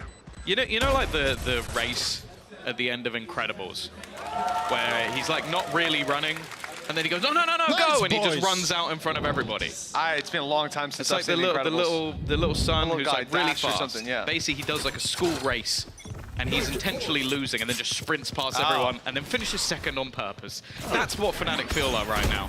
It just seems like every time in that first half of the first map, it's like they're just trying to stroll their way through. Dirk was practicing that flash in the servers. Yeah. And then it's almost like Elmer Putty pushes like a big red button and everybody just switches on. A completely different team arrives. 11-10. Again, weaponry weak. Again, the focal point being Narrate. There's only one having a weapon that they can use. Of course, we've spoken about the stingers with this team, but on this map, I'd be impressed. I mean, this was one of the rounds they managed to win, but you can't forget it was off Narrate being in mid, op in hand, and finding so much value as they cross to the site to deal with Tamazi. This time, that will be much more difficult to do for a number of reasons. Mid is clear, is the first one. No op in play, that also doesn't help. And they've droned it out, sending players through this angle now to clear all their bases. Magnum, Stinger in hand, Tamazi, nothing to work with because he's being domed out by Alphier. Quick shot from the op, and well, 45 HP. I'm not believing in this one. Let's see how much the Stinger can do, and it's absolutely nothing. Okay, Narrate, same position almost, manages to find one. Knight's already dead. And there you go. He got his comeuppance. Alphier on the operator, dishing out exactly what he was dealt earlier. 2 versus 4, almost no chance, and somehow, and I really mean, like beyond my comprehension, we are at a 12-10 score line in favor of Fnatic. They were 9-3 down at the half. I'm perplexed for other teams. Don't you dare. Okay, he doesn't know. He does. There we go. That's literally the worst spot he could have jumped over to. Shin's going to get himself an operator. I don't know how long he's going to get to keep it, though, because Chronicle is so quick at his tail. Martin now hoping that he can maybe grab a gun from this. Other than that, it would be going down to the spike, and instead he's just going to go down to Chronicle. Oh, online, 12-10 for Fnatic. They have dropped just a singular round when it comes to this attack side of Breeze. They have been utterly dominant. And now they just look to put the cherry on top of the icing on top of the cake.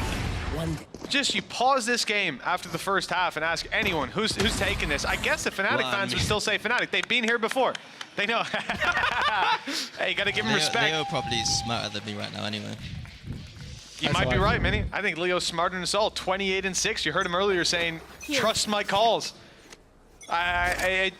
Sammy leading. Certainly leading when it comes to frags. And well, with 1 round left to go. Hey, KC have got to feel pretty rough. They need to He's find losing 2. when it comes to death. Double what they've got so far. Hey, he's losing when it comes to that. That's true, unless it's a golf score, which I think often is how you would look at it. Okay, now listen, Durka has an opportunity on this Yoru. Make his way right up. The gate crash. Oh no, the gate crash isn't in play. Never mind. Look at the aggressive position, though. This was something attempted by Fnatic and worked out successfully. Decoy. You can see, though, that Chronicle is playing anti-flash. His only goal is to dodge that flash. He shoots, and he's going to go down. Nice work from the side of KC. Finally, some light at the end of a very dark tunnel. Spike down. All right, it's going to try and keep hold of that control. Dirk has already been spotted and forced back, but it means they can group up and try and fight this one. Well, I was going to say together. Wasn't together. Alpha looks to try and turn the tide, and Narrate has just taken over this round. In fact, he's even going to get the wall bang at the end. Out of absolutely nowhere, and Andaluthia flawless for the side of KC to keep them in this map. Hell of a time to show up. I like the setup from KC as well, freeing them up to fight a little bit more towards that site because they've got their Viper's Pit alongside a trap in play on B. So it's not even pressure on someone like Shin to be holding those close angles and taking the fights. Instead, he's got full security, and you're just able to send the rest of the squad in scrapping. And Narrate is dangerous when he's got Martin beside him even more so. And when Yoru flashes popping all around, well, you can see how easily they can divvy up your attacking side. But that's 1 round. They don't have the Viper's Pit to work with this time. And now Fnatic look to repeat the success they've had time and time again here on the attack. A completely abandoned B site. Maybe realizing how much Fnatic has been able to find an opener there, just almost looking to play it as more of a retake and really stack up into this middle control. Already, Narrate's going to be spotted and forced to retreat. Fnatic have been methodical in being able to clear a lot of these angles. It almost seems like Maybe Fnatic are just trying to be a little bit patient, see if Alpha can find them any sort of information. For now, though, hasn't really seen a thing. Toxin screen down.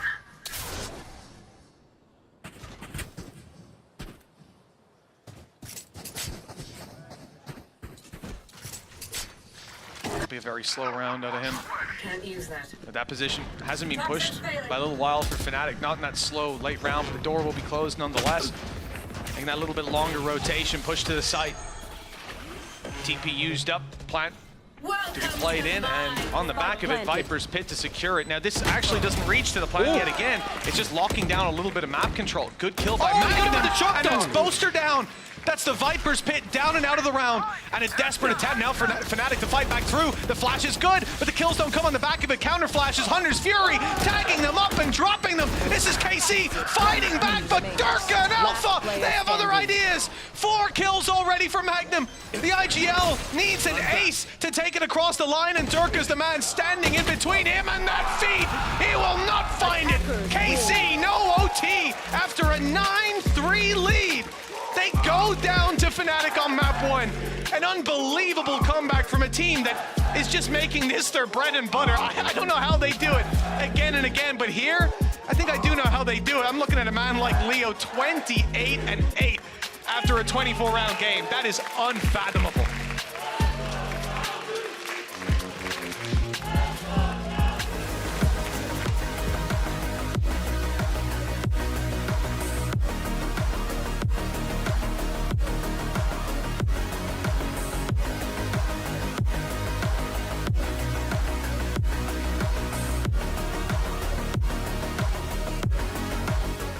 I know a place that will break you into 1,000 pieces. Stay away from them.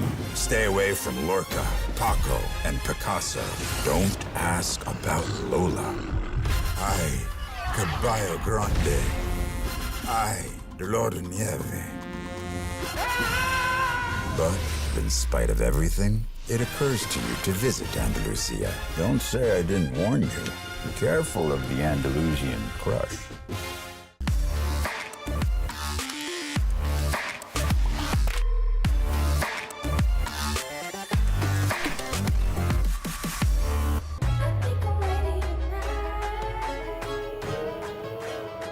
Hey guys, it's Jimmy Lin.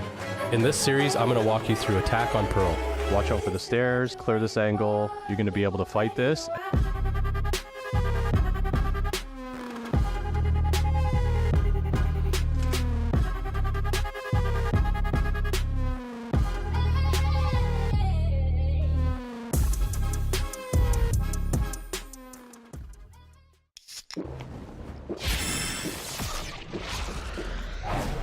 Red Bull gives you wings.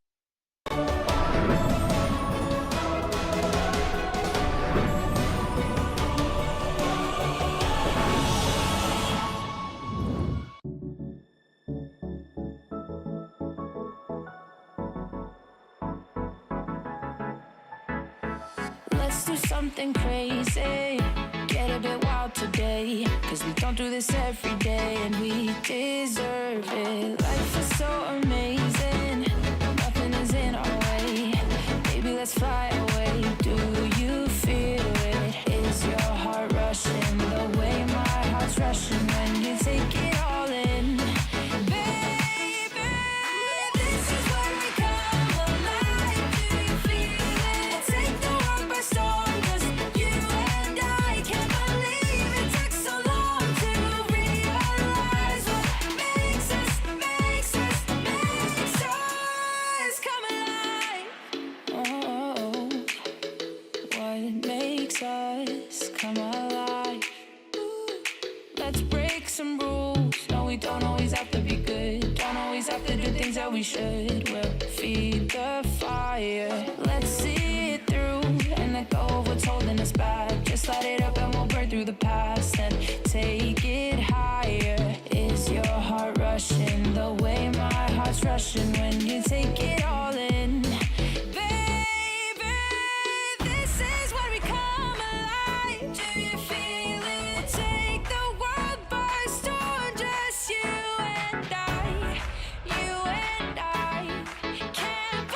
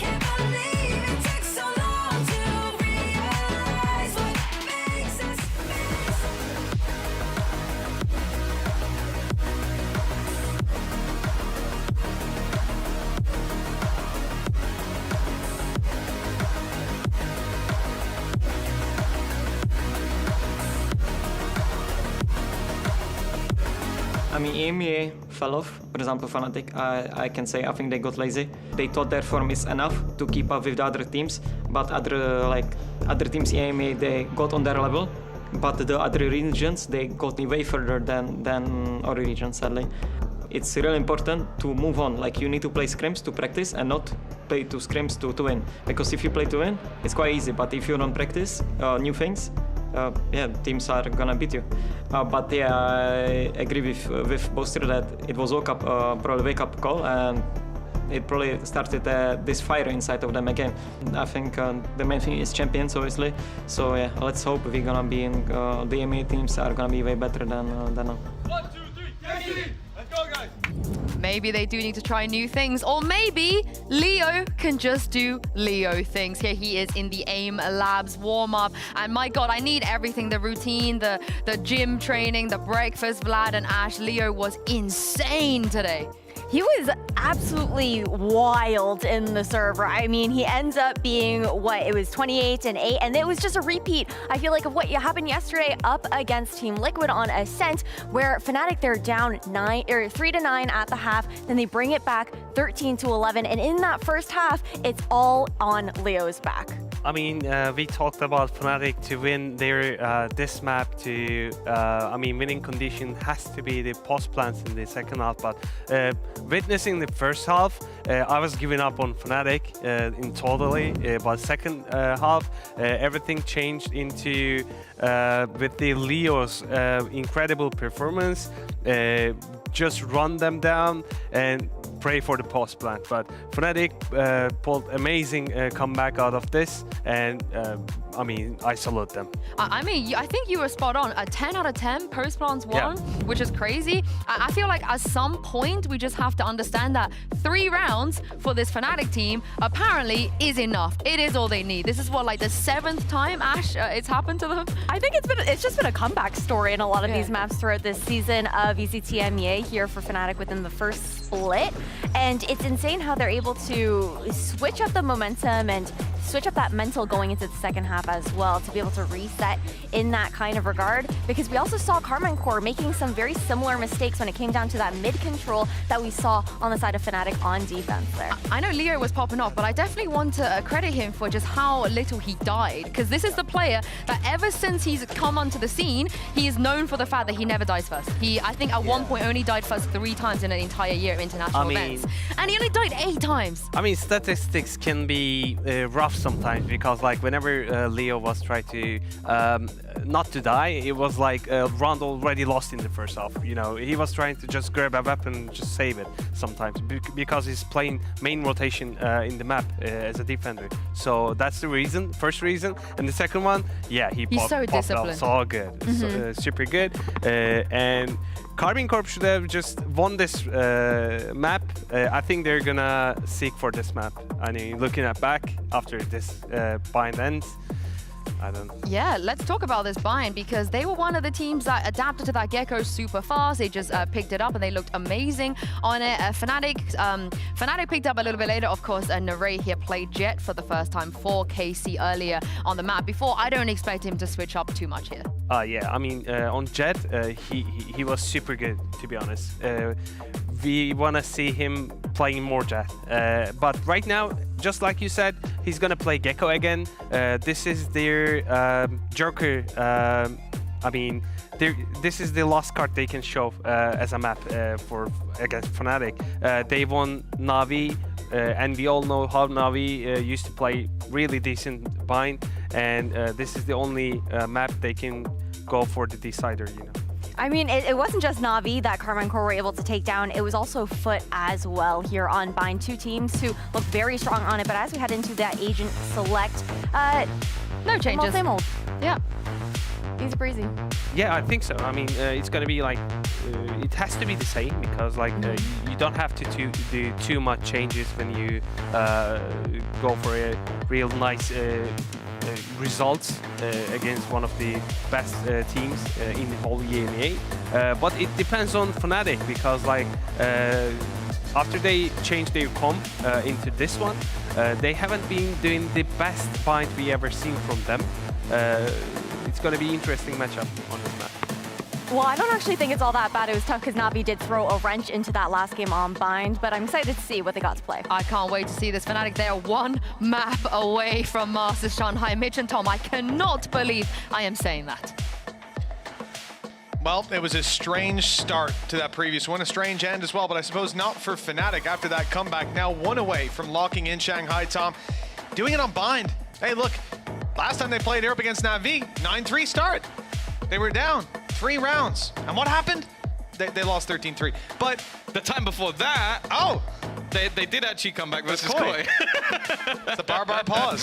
So there you go. But yeah, I'm hoping we're going to get a little bit more of a back and forth going into this one. I do think this is a map that, although we have seen KC lose a little bit on it, it's versus teams like the Heretics, like teams that they've always had a tough matchup against. So I think we're in for an exciting one. Nonetheless, Althea already up for contact. He's going to be under pressure immediately and actually doesn't get out of there. I thought he might have just scraped it. Now a few bullets pursued him through the wall. 3 players though still here. Big stack out of Fnatic. They've made the right call this time. KC flood in. Martine and Magnum caught off guard. And now they're realizing there's a lot more guns here than they thought. Fnatic just about able to escape with Durka's life. 3 HP. As he goes for the teleport, Chronicle's still sitting here. They have a choice on KC. Who do they want to fight? And it looks like they're deciding on Durka. A brave choice for anyone to make. 2 kills already under his belt. And I was going to say he has his nade back, but no, I just don't think he used his nade in the first place. Didn't get a chance to with the all-out combat. They know there's a chance he'll be coming from bathroom or even from mid. Safe plant for spawn, but they're trapped. They're sandwiched, but that gives them 1v1 fights. And now, right, doesn't often lose those. All down to Chronicle. Yeah, luckily with both of them being low, it was just who could shoot the quickest. Chronicle, though, in these clutch situations, has been devastating. This map in particular has so much history, so many memories, but he needs to try and isolate one of these fights, having no idea where his opponents currently sit from. Shin already just getting information and almost needs him to make a pretty catastrophic mistake. And in the meantime, Narrate on the wraparound, even with low HP, able to get an extra couple of kills. The 1-0 secured. I mean, KC did a good job of this considering how this started out. 4 players, they catch the first, it spurs them into a big site push, and fights come all across the board. 1 enemy remains. Able to isolate those fights in the end. Narrate did a fantastic job on just 22 HP of keeping that competitive, keeping it workable for his side. And now they get an easy follow-up. Fnatic only have pistols, the base pistols of the Classic to work with. KC stacked up 4 rifles brought into this round. It does mean the margin for error is slim. They lose more than 1 player, they'll start to feel the cost of the round. It might just be because on Breeze things definitely got a little bit dicey with one of their second rounds, so opting to play things a little bit safer. I think Tomazi has just spotted a lot of them, but it doesn't even matter. He's going to get picked off immediately. Now the margin for error is 0. They can't afford to lose a single extra player with all the weaponry that they've invested into. The post plant will definitely help with that. Right here. Definitely look like they're trying to hold out in case anybody rotates from the defender spawn, but they're mostly coming in from hookah. Having to drop out with these pistols, I suppose it's not ideal, but no fight really will be. Narrate's avoided a lot of that damage, making it out on time. The Dizzy helped him on the cross, and Fnatic, well, they realize they're going to dive out of here for orbs, or they're going to go down to the spike afterwards, and I think that's the call that's being made. Question is, I see Alpha here walking out and around on long. He might have a chance if Shin sticks around just a little bit longer, but away he goes. Down to the spike, all of Fnatic fall, and KC find their second round. Just the 1 player lost, and that was the player with the pistol. So cost is very low, and a pretty beautiful follow-up for this KC side. Yeah, and the big thing as well is just already the amount of ultimate orbs that have been picked up by Narrate. So Thrash is a very real possibility. I wouldn't be surprised to see them fight one side of the map for orb, and well, you can already see where they're gathering up on the map. It definitely looks like they've decided to go for the B orb. It's also where you're more likely to see someone take a little bit of a risk, maybe go for a peek, take a fight. That's currently where Chronicle's sitting, though. You'd assume he's only going to utilize the flash to get information, but for now, just going for that jump peek. That's a bit of a risk, and one that hasn't paid off. The hope here that you wouldn't see KC grouped up outside along, ready for the fight, but The intention was always to take it towards the B side.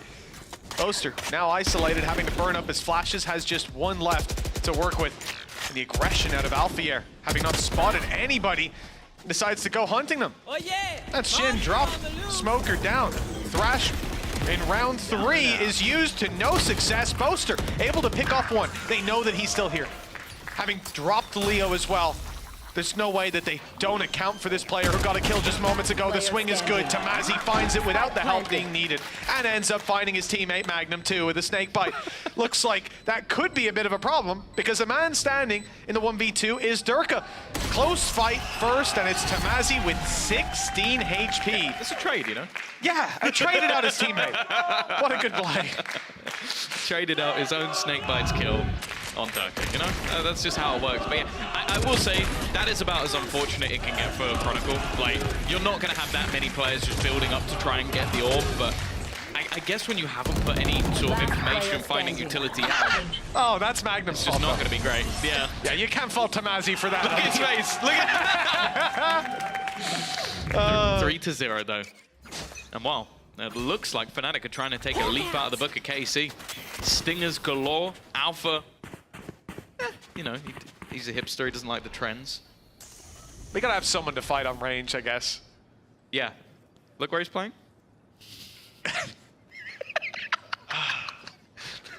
Yeah, no, that's, I mean, that's a great position for the Guardian. He's yeah. on close range. That's yeah, no, it's just a perfect position for that weapon to be in. In fact, if I was to choose anyone to have that weapon, it wouldn't be Boaster. No, it's all right. He's going to peek. In his so position. Yeah, well, you're right. No success found, but at least damage done. The assist onto Narrate as Chronicle claims that, and well, the Guardian can be picked up perhaps to hold close inside hookah. Yeah. Actually going to gamble, rotate off. Now, it's understandable. When you've seen that many players stack up towards B long, the logical thing for KC would go, okay, let's hightail it to the other side of the map. Instead, though, they've called the bluff. I respect this. They've gone, okay, what are the chances that every single player just stuck around, waited for us to get there, and didn't just go for that immediate rotate? They've realized now. A deep flash up on A, revealed nobody.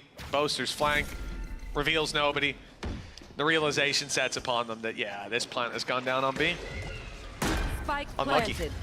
And not the best weapons to have to retake with again. Some players being trapped inside hookah, stingers in hand. One day. Nice shot by Chronicle, but just the one to be found. Unfortunately as well, all the weaponry has been dropped outside B long. Are they going to be able to get back in? Dirk has done well. He actually called the timing on Martin, and now it's left all onto Magnum.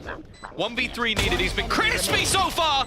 Needs a little bit more. Needs to deny the diffuser, and now up to just Boaster, and he finds all three. A Red Bull clutch from the IGL of KC. What a crazy round that was from Magnum. I'm waiting for the replay to pop up. He almost took them to OT in the last map as well. You remember that? He got 4 kills in the final round. Kept it going here. Robbed of it. Unbelievable. This shot. The shot is beautiful. The cross look, he realizes I have to stop the defuse now. Takes it. And I love the fact that we've seen this guy so animated, so hyped. And then he wins that clutch and he's just... Weird there, he just said all of them are, and then it got muted. It muted, the mic cut out. Yeah. Oh, noise gate, the noise gate, Tom. He probably said it really quietly. All of them are lovely people.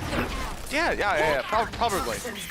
Something along those lines. Well, looks like KC are not going to slow the pace of this round, straight up and into the fray. In fact, oh my God, Martin!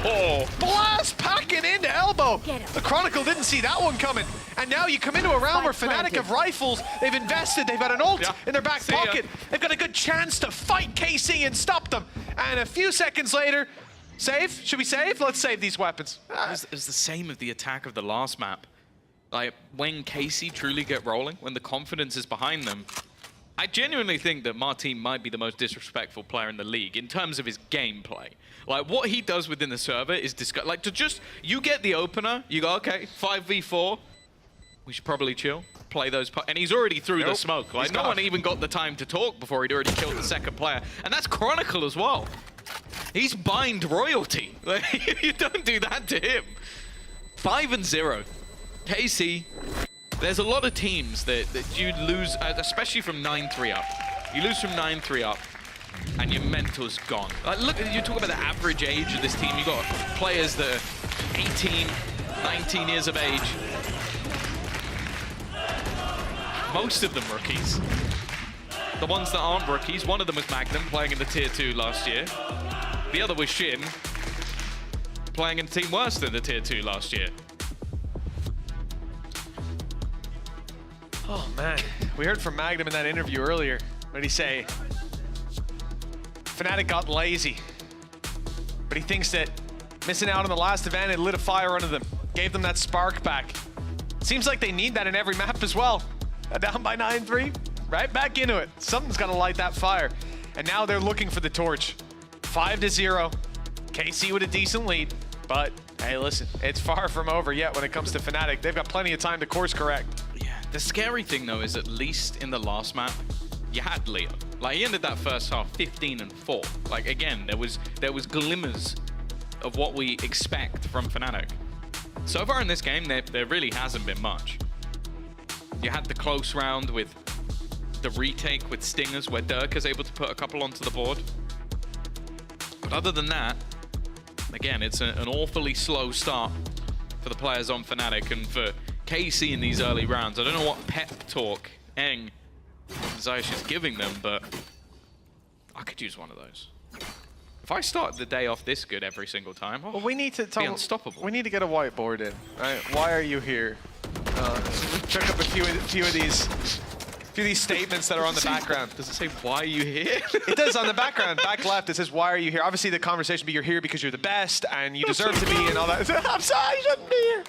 Well, Dirk is being dropped by Narrate off rip, but there's a second player aggressing up. It's Alphier. Not looking to get too aggressive just yet. Instead picking the weapon and bailing on out. KC, another opening pick successfully found, and a big difference between, I think, Leo and Narate's Gecko as well. Like, on this map, typically, I think Leo's had a much tougher time. Even in series where he's popping off, things slow down. Just the way that his role works here. A lot of the time, it's other players taking the first fight. It was Durka in this round. Alpha backed off and left him for dead, but now he's standing his ground. He's got a teammate with him, Leo up close, blinded, but not expected to be here. The element of surprise grabs one, and he's going for more, running it through. That mosh pit forced him out, much to Narate's chagrin. Tamazi, the last man standing, 1v3, and the spike not under his control. This is going to be a tough round to win, and we could be witnessing the first for Fnatic. Definitely hasn't spotted out Chronicles. He attempts to cross. Fnatic, they are going to be onto that board.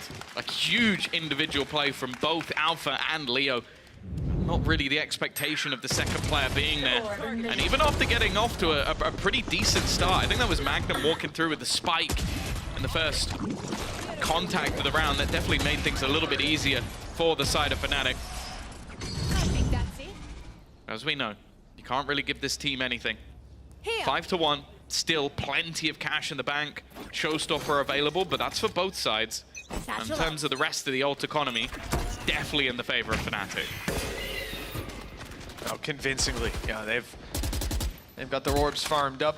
Good reactive ones as well. Info on Chronicle, punish on Durka, and the thrash for Leo. Completely halt a push in its tracks. You can see KC are playing this one a little bit slowly outside of Bath. A lot of players looking to take that control, but a small little shift up through mid from Tamazi and Shin, doubling up. Just tucking into this corner. There is, if he turns around, I was about to say, it's almost just a game of chicken. Leo again, he tries to do the same, but Tamazi's got down to his own snake fight this time. It was a sacrifice he was willing to make, I guess. Nonetheless, it's come at a much higher cost to the side of Fnatic. The same gambles failing. Boaster blissfully unaware that they could have walked past, and that is, again, if you've played against Nats ever, you should have the expectation that he could do that alone. You see that Viper screen up, you need to be more aware. Yeah, 100%. I mean, it's the whole reason it's put down is for that cross. The idea to fight back in does not work out for Fnatic this time. Lamp secured and locked down 6-1. KC right back on the win, disrupting the economy further of Fnatic. He has no idea. Absolutely none. I mean, I can understand him not expecting two to be there, don't get me wrong, but they didn't not check. looking at all. Yeah. That is a huge mistake. Oh, yeah. And one you often don't get a chance to make a second time. All right, round 8. Is always my favorite. Like whenever we cut to Tamazi, I know that whatever he's going to say is going to make me laugh. It's silly. It's a little bubbly.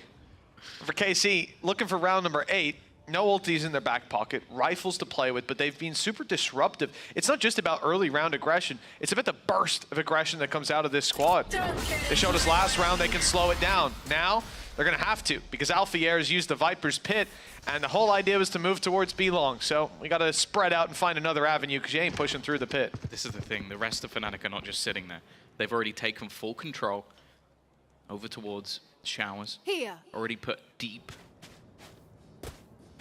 with that Tiger as well. So they definitely have information. The only real opening is towards Hookah, and well, Leo's going to try and slow that down as much as humanly possible. Magnum's got to be careful. He's gone through on his own. Nobody else was on the same wavelength there.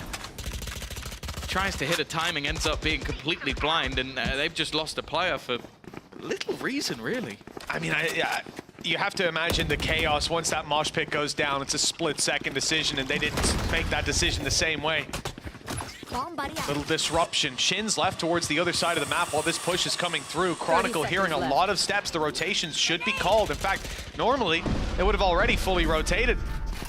But Alfier stuck around in this pit, still on long. One on the side as well, with Chronicle following them, pursuing them through the TP to drop Narrate. Now they've got to run into Leo, and there hasn't been a lot of success when that's the plan. Alfier, though, is with a weaker weapon down below, picking them off. They dealt with Leo, but his buddy was still alive, and the reinforcements came in on time. Another round found, this time for the defensive side, putting it up to 2. That overall was just a fantastic round from Fnatic. The initial control just used the Viper's Pit. Then you had the aggression, where they take all the way into Showers to make sure there's no rotation back. And then you just had Leo set up. His only goal was to slow them down. And he did that twice. Both times they attempted to get into the site. My bad. Yeah, my bad. He bought them so much time. Come on. That's a mistake initially that definitely cost them a little bit, but KC still firmly in the lead. Plenty of cash still to play with. Ults fairly level, if anything. Viper's Pit available for Tamazi. Still, that's the thing. Leo did all of that. He had Thrash the whole time. He just decided, don't need it. Yeah, I mean, I guess realistically, getting it up in there to be used, your teammates aren't going to be able to follow up on it easily either. I think he made the right call this time. A lot of players from Fnatic towards the B site. Looked like Alpha was thinking about rotating back. They're sticking around for now. KC, not going to commit themselves just yet, at least you would imagine, considering the fact there's still a double stack up on A.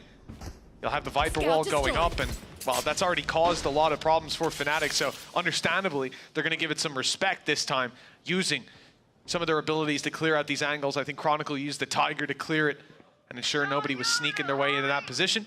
But eventually, the target will be acquired. It's the B site. Thrash on its way. Good catch! That's got one. Did it catch the player in the corner? It did! Huge value to be found, but they don't know.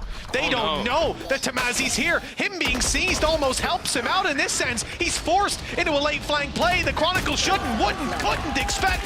KC dominating the site now. Just Leo to uproot. But that's a big task for any man.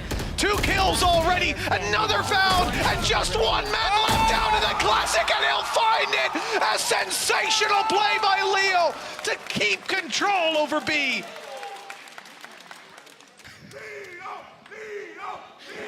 I can't imagine what he's saying, but I don't think we're going to hear that back.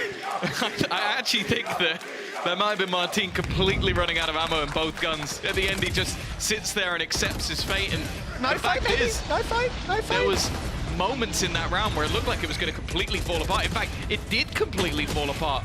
But Leo, and again, I said it, he had a slower start to this map in comparison to the other. 6-3. Again, the climb back starts, but for Fnatic, this time it's been a little bit earlier. Again, they still haven't managed to break the economy of KC. They had such a clean start to this game that they have had finances for days. Operator now in play for Durka for the first time, allowing him to hold a little bit of deeper control, but they are going a lot quicker, or at least they plan to. And actually this time, the hero of the last round is dead immediately. That's a first death for Leo. Can we mark that down? He actually had 1 in the last map as well, I believe. Or last time they played this too. Shit, hello! Well, that was a risk that has not quite paid off. They didn't think that Durka was still around here, that anyone from Fnatic would be, but now they're miles ahead. The plans will be secured. There's no denying it. The Viper's Pit extending out just in time to catch Chronicle. Magnum's reposition gets him way out of the way. The Thrash from downtown. Not going to be finding anything, but at least clearing this space for Magnum to now reside inside of. KC only have the one-man advantage. Magnum and Martine are both very low. This is still a very winnable round for the side of Fnatic, but they decided to back out. Yeah. I mean, the Viper's Pit is really what seals the deal in a lot of these scenarios, and I can't blame them for making that call. Yeah, at this stage, you'd have to play through the Viper's Pit to get to the spike. You'd then have to work against any post-plant that was there, and you'd also have the issue of not being able to clear lamps without too much of a difficult scenario. It becomes impossible. The one opening they had was really quickly shut down by Magnum. I like the way that he had the realization, okay, we've planted, we don't have access to that. We're going to use the Viper's Pit, and I'm going to run straight across to hold onto the one bit of ground that was really dangerous. And you see Chronicle had exactly the same idea. He was like, if I get through this pit, I can almost start defusing without anybody being able to see. God's sake. Every time. Well, KC are having fun with it, and with the 7-3 lead, you can understand why. It's been a pretty strong display, and their attack side on the previous map was much the same. We know the Fnatic can switch gears pretty quickly when they're in control. Here. But for now, hands on the reins for KC. Looking for another 9-3 scoreline, one that Fnatic, at least up against Na'Vi, couldn't come back from. I won't insult KC by comparing them to Koi. I think for this defensive side, this is where I expect they need to show up. 3 is often enough, and maybe it'll have to be beautiful opening pick. Leo's grabbed one, somehow with the mosh pit. He's still alive, up close and still fighting. Dropped eventually, but the damage is done. He's made it competitive, doable, but difficult. It seems like Magnum goes from having the best round to the weirdest round every single time. It's like a two-face, a flip of a coin. Launching smoke. And this retake's not going to be easy. You've got one weapon only valuable at close range, and the other only valuable at long. Luckily, that's already started fairly well. Martine, though, is back with a vengeance, leaving Durka with everything still to do. He had a full belt of utility, but yeah, it's not worth throwing the operator into the wind. It is a fantastic round again for Martine. How unhinged is Martine? Look at the decision making here. Your teammate just got judged up close. You're 50 HP, and he just goes, "Oh, I'm going to swing it now. He won't expect me." It's absolute lunacy, but it works out. I think he might just tape over his health. I don't care. It's like a pure mentality thing. It's like whether it says 150 or whether it says 1, I'm going to play exactly the same. I'm number 1. That's what it's saying. It's not my HP. But like, look at how he started the round, for God's sake. Yeah. But this, like, I don't know if we'll see it. Yeah, look, teammate gets judged. Oh, I'll just go fight him. I'll just take him down. Don't worry about it. If he goes down, 2v1, and who knows? But he doesn't go down. That's the beauty of this man. 8-3 right now. Leo, back in form, looking good, firing off. Last time for Fnatic when they didn't have that great of a game, it was Alfier that was in very much the same position. Magnum on the other side for KC. He's lights out. Durka's gone. Operator in hand. This is an ambitious play, and he needs his teammates. Okay. Maybe he doesn't need his teammate. He doesn't need anyone. Durka's doing it by himself. Free kill onto Martine. That was the wide swing, and now Magnum's trapped in the corner. Yeah, the problem is the rest of the team have gone in the other direction. Like, they have managed to get those opening kills, and especially with some of the weaker weaponry, I'd say it might allow for an upgrade. Unfortunately, the man who needs an upgrade the most is Boaster. And the other players are now so far away. Leo does still have that Thrash available, but they've got so many angles still to clear. They're going to be able to at least reduce some of the places they need to spot. The fight is going to work out again for Durka. This is looking like his round. Oh, it's all down to timing, the rate. He didn't get spotted. I don't think they realized he was here, otherwise they would have sent Thrash back in the other direction. He stood up close, good for one, but the judge is there. The upgrade wasn't needed, and they caught Shin far, far away. He stands almost no chance. The teleport through is expected, ready was Leo. 4 rounds at the end of the half. 3 is often enough for Fnatic, and they've done one better. Oh, yeah, evidently more than enough. A decent resurgence, at least. Like, I think, again, some of the rounds they lost early on, the clutch out from Magnum was ridiculous. And even some of the set plays they have, like, that is such a gamble to send in Durka like that, but it worked out magnificently. even having the read on the last player at least. Even still, I think KC are going to be pretty happy with that. Going in an 8-4 half, heading onto the defensive side. As you mentioned, we've seen Fnatic many a time with their attack side comebacks, but it's a little bit worrying that they have to rely on it. It is somewhat. Like I said, the day they figure out half number one, it's over for everybody. We saw that Fnatic before. This is the comeback squad. 8 rounds, moving to the defense. I'd say KC are in a pretty decent position, up against most teams at least. Paranoia here for Shin. A lot of players towards Bath. Alpha's snake bite is good. No escape from Martine. The opening pick goes their way, but the fight back, sure, is traded out, at least. Allows Alpha almost a raid boss scenario as a ghost and shields. Magnum, no, okay, it looked like Boaster was sending a fake out. Just running straight towards his opponent, but he'll win the fight anyway. And puts it into a 2 versus 4 scenario. This pistol almost looking guaranteed. I think it definitely is now. Tamazi left 1v4. You need some pretty drastic mistakes from the remaining players of Fnatic, and even though a headshot will be hit, it's not going to be the kill. Well, that pistol round puts them right back in it, foot in the door. It won't be slammed in their faces just yet. And remember, for the side of Fnatic, for the side of KC as well, elimination's not on the line here. There's a lower bracket. It's not yesterday. Yes.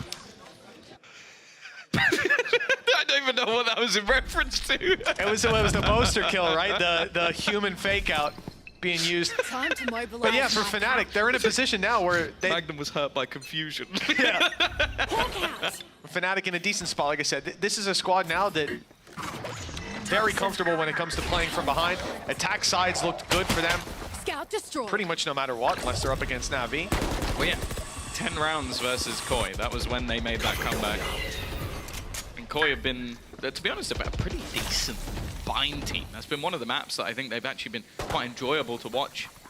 It was a 15-13 overtime loss to KC on this very map. Plant denied. Magnum will be able to pick up the kill this time. Classic clearly better, and you can see that the main goal here for KC is just to counter with as much as utility as possible. However, for Fnatic, they're just going to decide to back out of there. Unfortunately, they can't really chase at pace without giving the game away. Molly. Another position where these retakes are just a little bit too difficult when you're coming out of Hookah, having to drop down. Fnatic have a lot of control, moving into fight spawn, long-range duels with rifles. Doesn't get any better than that. They'll even have a flash to initiate Alpha. Yeah, taking them both. Get out of my way. At this point now, KC, yeah, 3 players about to drop out. I don't know that one's gonna work. Magnum, maybe worth dying for the orb. He's getting close to ulti. There's still quite a bit away, but his ulti's valuable. Same thing for Martine, just a 1 on the board. But I could see them going down to the spike, making that call. Magnum is gonna go for it. He's jumping out. No success. The other 2 just default to spike after round 6 secured for Fnatic. A 2-round gap. On the side of KC, they don't have to panic just yet, but after the last map, Tom, alarm bells would be ringing for me. Yeah, it's definitely got to be in the back of your mind, whether you believe in it or not, to have such explosive starts and then just watch as Fnatic creep back into the game. Come on, for that exact matter, it's a much earlier pause this time for Carmine Core. You're going to see Eng get to talk to his team a little bit earlier. This is a round where you can expect as well that Fnatic will be coming in with a almost full buy. They kept the 3 rifles standing, the other 2 players only have pistols. So this is a pretty easy scenario for them to come up with full rifles on every single player. Ult's not particularly close, so 1 play apart, but if they win this round, they are very much back in the game. Oh, 100%. Turns from competitive to perhaps even favorite, thinking about the map, the side, and the squad that's in front of us. Surprised that second half graph didn't look a little different. We looked at it on the desk last week. Fnatic seemed pretty decent at mid to late halves. But more recently, they've been relying on those comebacks.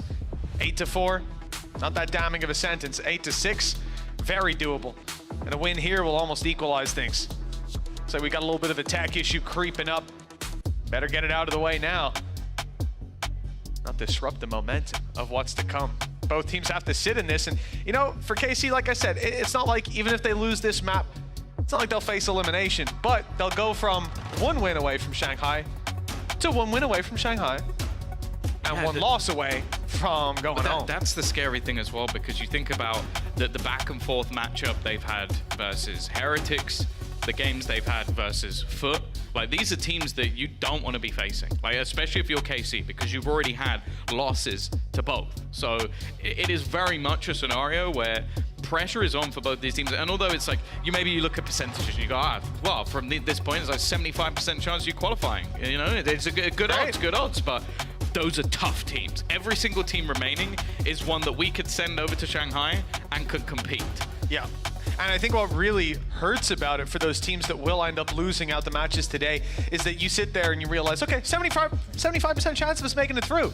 Now all of a sudden the odds change drastically. And you know it's because you failed to close out that previous series. For KC, very much the same for Liquid, who are now watching from home, knowing that 1 map result could have changed the series entirely. 1 round, 1 clutch.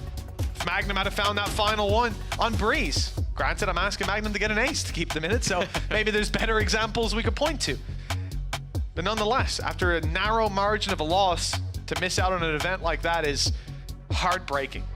Yeah, KC will see that start to materialize in front of their eyes if Fnatic keep rallying up these rounds. I think it's also just the difference of those 2 teams. Like, you've got KC, they managed to win themselves that first kickoff event. That was huge. Then they make it to an international. That was even more important to them. If they can go to both Masters in a year after the year they had last year, sure, it matters to the org more so than these players on the stage. The majority of them were not there. But even still, and to be so close, to be in that scenario where it can all slip away after the last map, and in the manner in which Fnatic have done it. Of course, for Fnatic, the odds may be even more important. If they let this series go, they get eliminated. You're talking about the team from last year that won 2 international events, of course made it to champions. There was never in doubt that they would get there and competed at the highest level for the entirety of the year.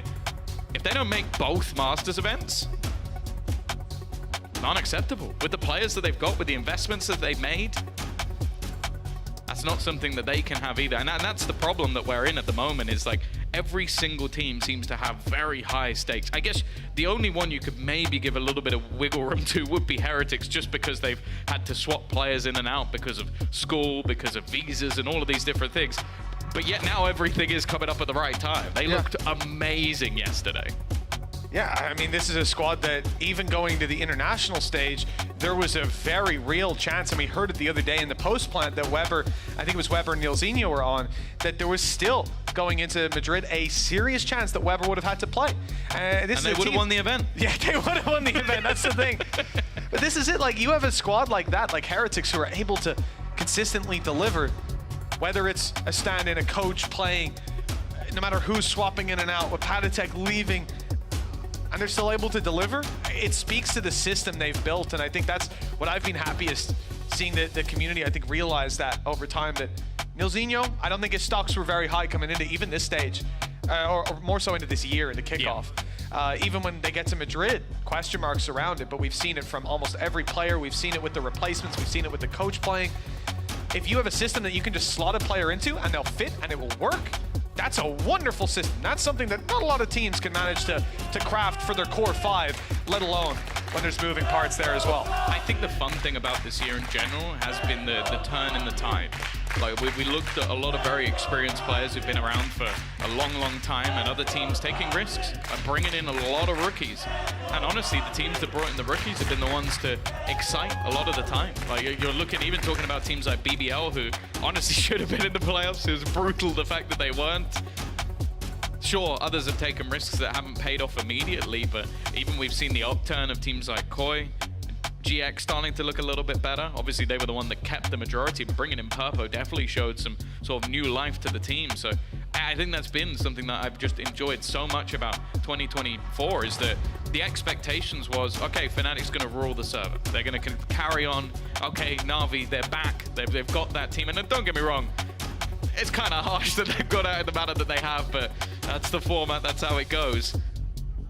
But then you've still got all this young blood. Heretics managing to eliminate them twice. I don't think many would have had that at the beginning of the year. This KC squad with just so much talent.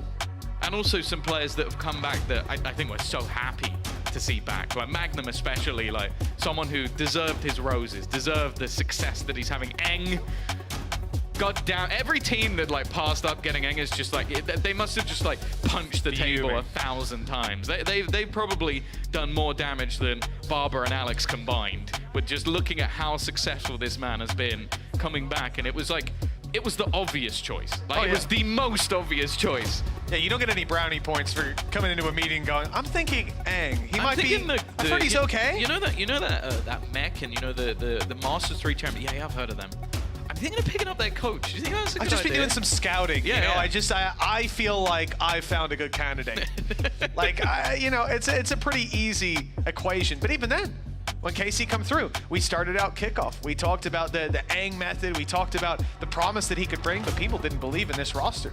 Led by Magnum, a lot of young guns, even an import from North America. Well, he made the bold claim of like, I think we're top 4 when we came into kickoff. Top 3 even, I think it was. But even still, you're in a scenario where you go, all right then, and then they finished top 2, top 1 even. They won it.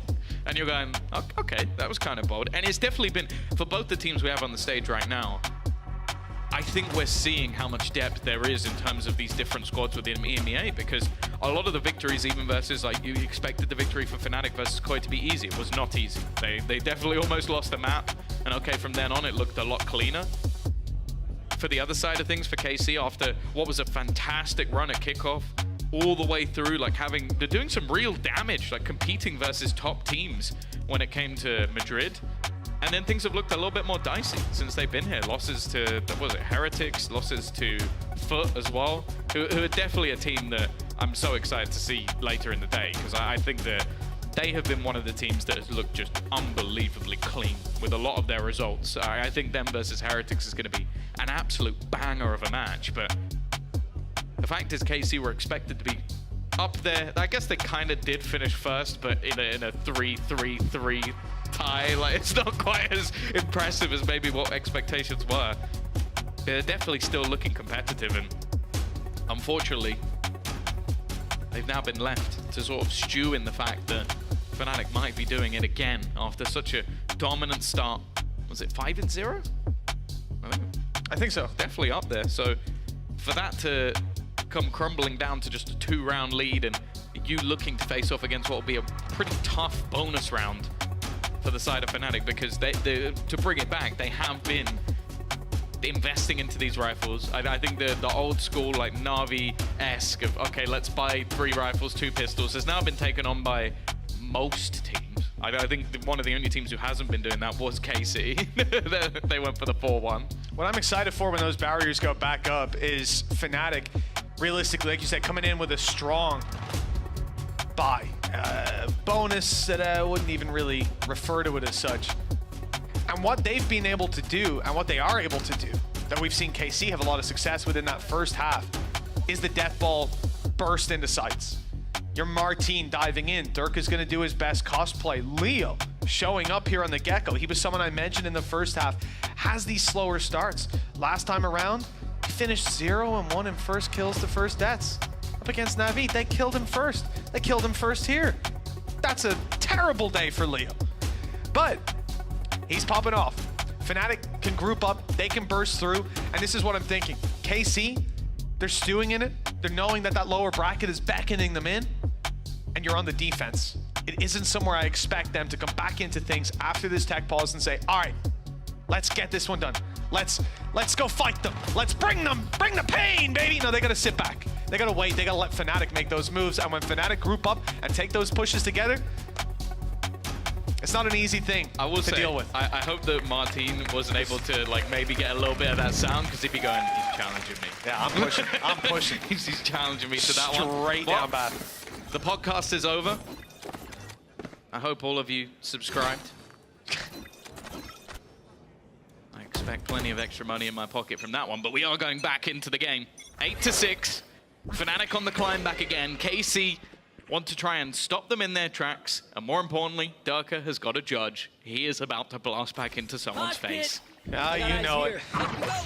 Predicted from the get-go. With the judge in hand, even more reason for it. Dodging the initial utility. Dizzy, Paranoia thrown out by the side of KC, and now Durka's thrown out by the side of FNC. They make their way in towards Lamps. Boombot covering on the up-close fight. Judge is dangerous, and now they can't really retake that control. Not with this man lurking around. The site itself has been seized. The shot out of Chronicle is absolutely clean. Magnum didn't stand a chance, and that off angle is one they very much needed. This will allow them to get the plant with Chronicle's flash going through. In fact, they're looking to fight. They didn't send the wingman out to plant. They sent him out to find some players, some targets. And those targets were on their back. Chronicle with 3 kills. Solo Bath Controller, my goodness. The Fnatic have claimed this round in style. As soon as the wingman went down, I didn't have the spike above his head, but I'm thinking, oh, they're gonna plant, he'll flash, whatever. No, they took the fight to them. I think also just look at the reaction of some of the players on KC. I think they thought exactly the same. Like, the fact that they were swung, I mean, it might have been Shin at the backside. I don't even think he realized, no, sorry, he went down a little bit earlier. It was this kill, yeah, and Martin. It just didn't even realize that what had just happened. Nice. Guys, how did you die? Did you overpeak? Like, no. Super aggressive stance from Fnatic, but one that has worked out wonderfully. Again, you're going to look at what KC has to play with in an 8-8. Looks more than likely at this stage. Fnatic on that attack side, ever vigilant, ever deadly. Someone on KC needs to put a spanner in the works. Yeah, but I mean, just look at the buy. 3 stingers and pistols. Poison's off. It's a tough one to find any value with. Maybe Leo's giving them an opportunity. Playing up close. The spam battles leave Narrate very low, down to 50 HP. Flash through, but Narrate still standing. Good to at least drop 1. Problem is, you can't expect that from every engagement here. Those weaker weapons, not going to have an easy time unless they can catch them off guard. The 3-man flank underway from KC. A long flank sent out from Martin, but the problem is Tamazi is alone. It's not a spot they're likely to push, but as soon as he tries to retake some ground, some information, Durka's going to be there to challenge him. Good connection to start with, Alpha low, but there's Durka dropping Tamazi. Now everybody's coming from the back, which is spotted out, but Boaster switches to the knife at the worst possible moment. Still not looking doable though. Alpha's low, but they've got the time on their side. The one thing is the rifle. It got retrieved for Martin. That's at least something a bit more dangerous, but Durka puts him in the dirt before any more havoc can be caused. Fnatic now stabilizing around that for a moment looked dangerous. And for Shin, the only plan is to just try and get the gun and escape. Nothing more that can really be hoped for. In fact, he may end up just going down to this spike after all. Got the gun, but he should just be able to get out of there. He's good, he's good. 8-8. This is what we feared. Fnatic come through, burst of energy, equalize things, foot back in the door. And although they may be one to give an early lead away, they're not one to let a late lead slip. 1 round to take the lead.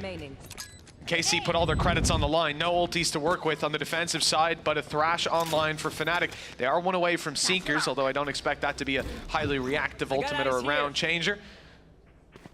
And I noticed though, Fnatic, although there's a lot of players up at this barrier and perhaps you'd expect a quicker fight, they are sending Boaster to the other side of the map to watch for some aggression to presumably play after this deep flash from Magnum comes through. It does mean a lot of the setups will have to wait. The range on Brimmy, not quite as high as anyone else, but no flash either. It doesn't seem like they plan to go in that direction. Now, the problem here is that Magnum is desperately alone. There is nobody even remotely close. The flash, I don't think it actually went deep enough to catch anyone. And so this has actually sold the complete wrong read. The rest of the team are not going to move because Magnum is yet to find that information. Obviously, with no recharging flashes, he's going to have to basically just play contact at this point. The side's going to almost be completely given up, just hoping for a miracle shot. And Alpha, well, he's not quite going to catch them. He doesn't know Tamazi is there. That's a little unlucky. His team have just been saved by Tamazi. The nade that Narrate's not afraid to push through. Might give him an angle, but players have already pushed in towards the elbow. Wingman's on site with a free plant.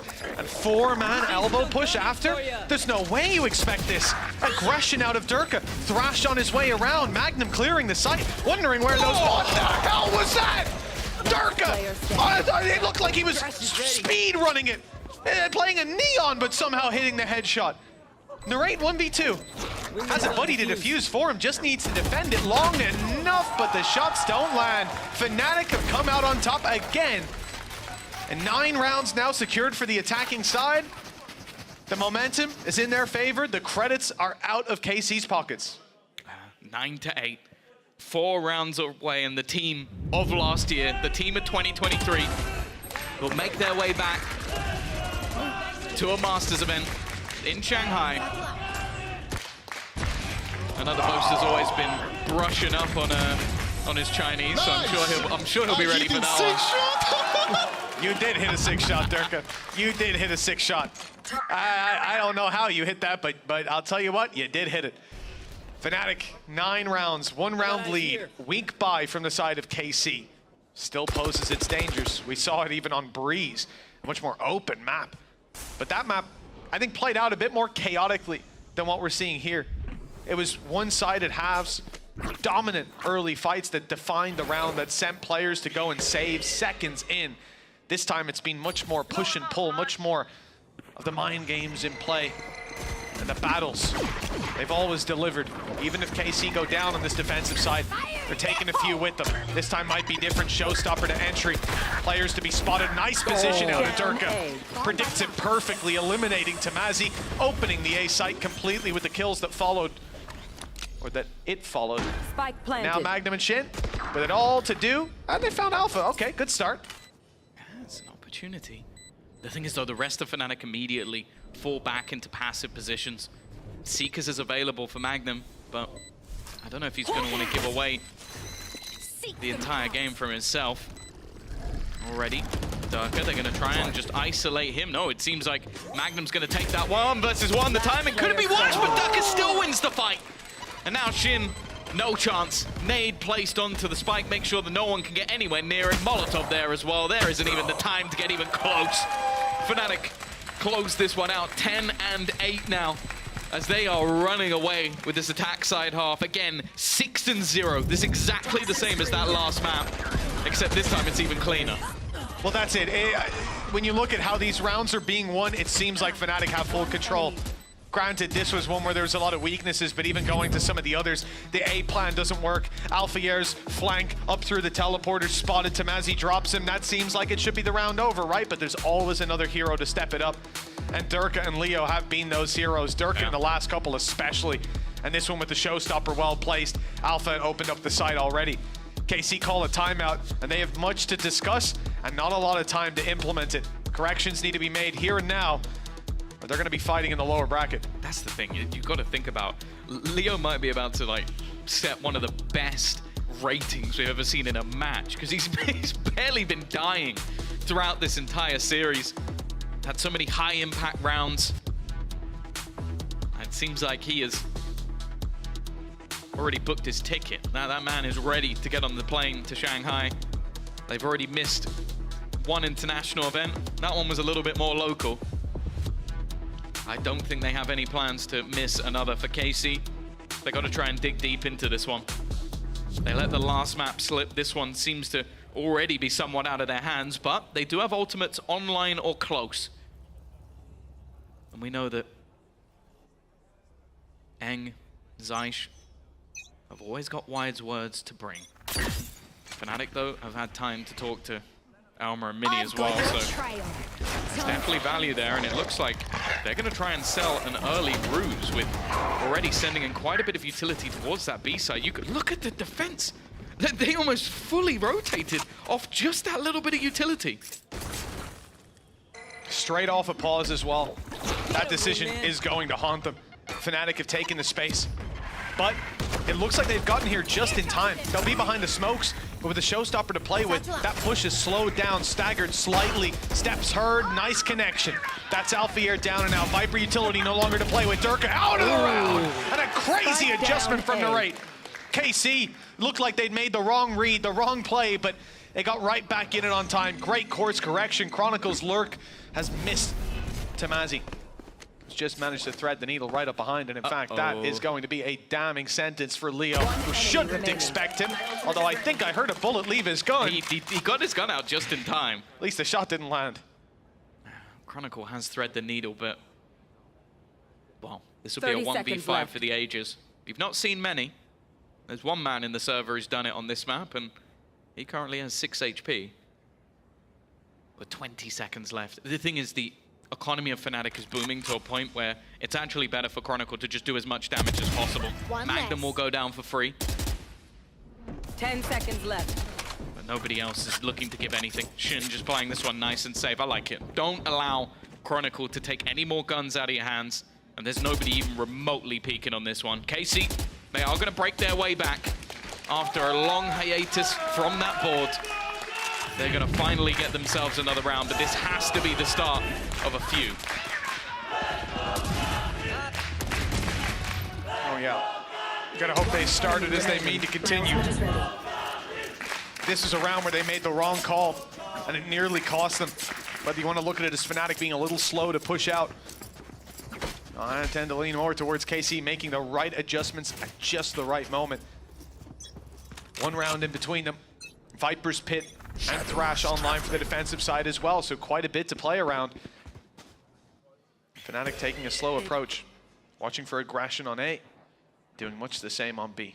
This is somewhere that individuals will be leaned on to find their kills if KC do overextend. We can see that that aggression has come down on mid, but it's Martin tucked in a close corner, and to be honest, every time I've seen Martin in a position like that, he gets at least 2. The play doesn't seem to be in that direction for now. Again, though, for KC, they might be a little bit hesitant just with how the last rounds have been played. My ult's ready. Orb taken. Poster may just opt to try and TP back. Viper's Pit has been used immediately by KC. This time, not willing, and that might have seen them. The Tiger going through the TP, it has, it definitely has. That's the information that will hold players within the site. In fact, you can even start to see a rotation out from Magnum to try and get in to help. A brave play to try spam through with the Vandal. Martin won't catch him. Flash close. Shin in a little bit of trouble. Paranoia used. Shrouded step for out. Yeah, he's clean, but he's straight into the fire. Manages to make it out. Standing on the other side of this orbital strike, but he's caught immediately. Alfier dropped inside the pit for Martin. Doesn't have an opportunity to follow up until he goes to the back site and sees Chronicle. Thought he was going to get caught off guard. The spike's gone to B. It should be the plant, and caught off guard or not, Martin will drop. Plan to come through. No denial of it just yet. And in a 2v2, this post-plant position from Magnum could be everything. I don't think they'll expect him to already be here. The steps are heard from Tamazi making his way through hookah. It's just a question of whether Leo will turn this angle. No, he was watching it the whole time. Even got a little spoiler with the barrel coming around. Just Tamazi left. Defuse to be had. Orb to work with, though. Best play might just be to try stick it inside. And that's not what he's going for. Instead, trying to bait them out. They're going to have to swing this to spam. It looks like they don't believe he's sticking it. 1 kill for Tamazi. Still so much time to run down. Boasters played this perfectly. Well handled. They didn't even know he was there. Round on the board for Fnatic. A close one, but one that isn't a death sentence just yet. Is this just spam both Boaster and Alpha within the smoke, just able to get a couple of kills, and the quick decision to double back. And that the reason that Magnum was able to get as far as he did was just because he slightly bypassed that Molotov, but because they hadn't cleared it, Fnatic were ever vigilant. It's going to leave them still with some problems. Tamazi, only with a sting. They do have an ult that's mirrored on the other side, and Fnatic have used quite a bit over the last few rounds, but the fact is so have KC. And the finances are in a slightly different spot. In fact, Boaster's not far off max. Doesn't look like Martin will take a fight, but he is shoulder peeking it. Oh, a little wider than that. We'd seen that result before. The snake bite even took him down in one of the rounds. Nade up and over. It doesn't slow them down. But Boaster actually runs straight through the nade, trying to pursue Shin on the back of the Thrash, but a player close not expected. Narrate does well to pull it back into their favor, and he does it again. There's no stopping this man. 85 HP in the Thrash online. It's going through. It's straight towards these players. He heard them stepping away, and they run right into the waiting arms of Magnum.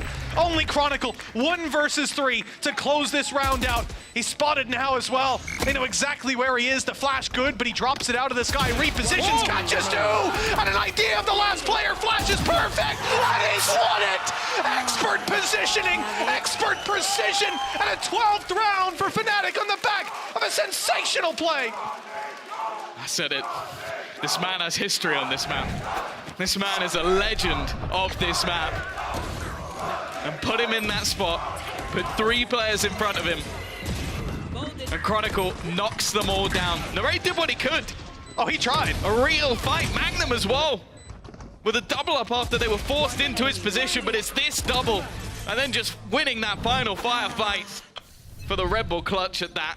12-9, the superstars of Fnatic now just 1 round away from making it back to where they belong on that master stage.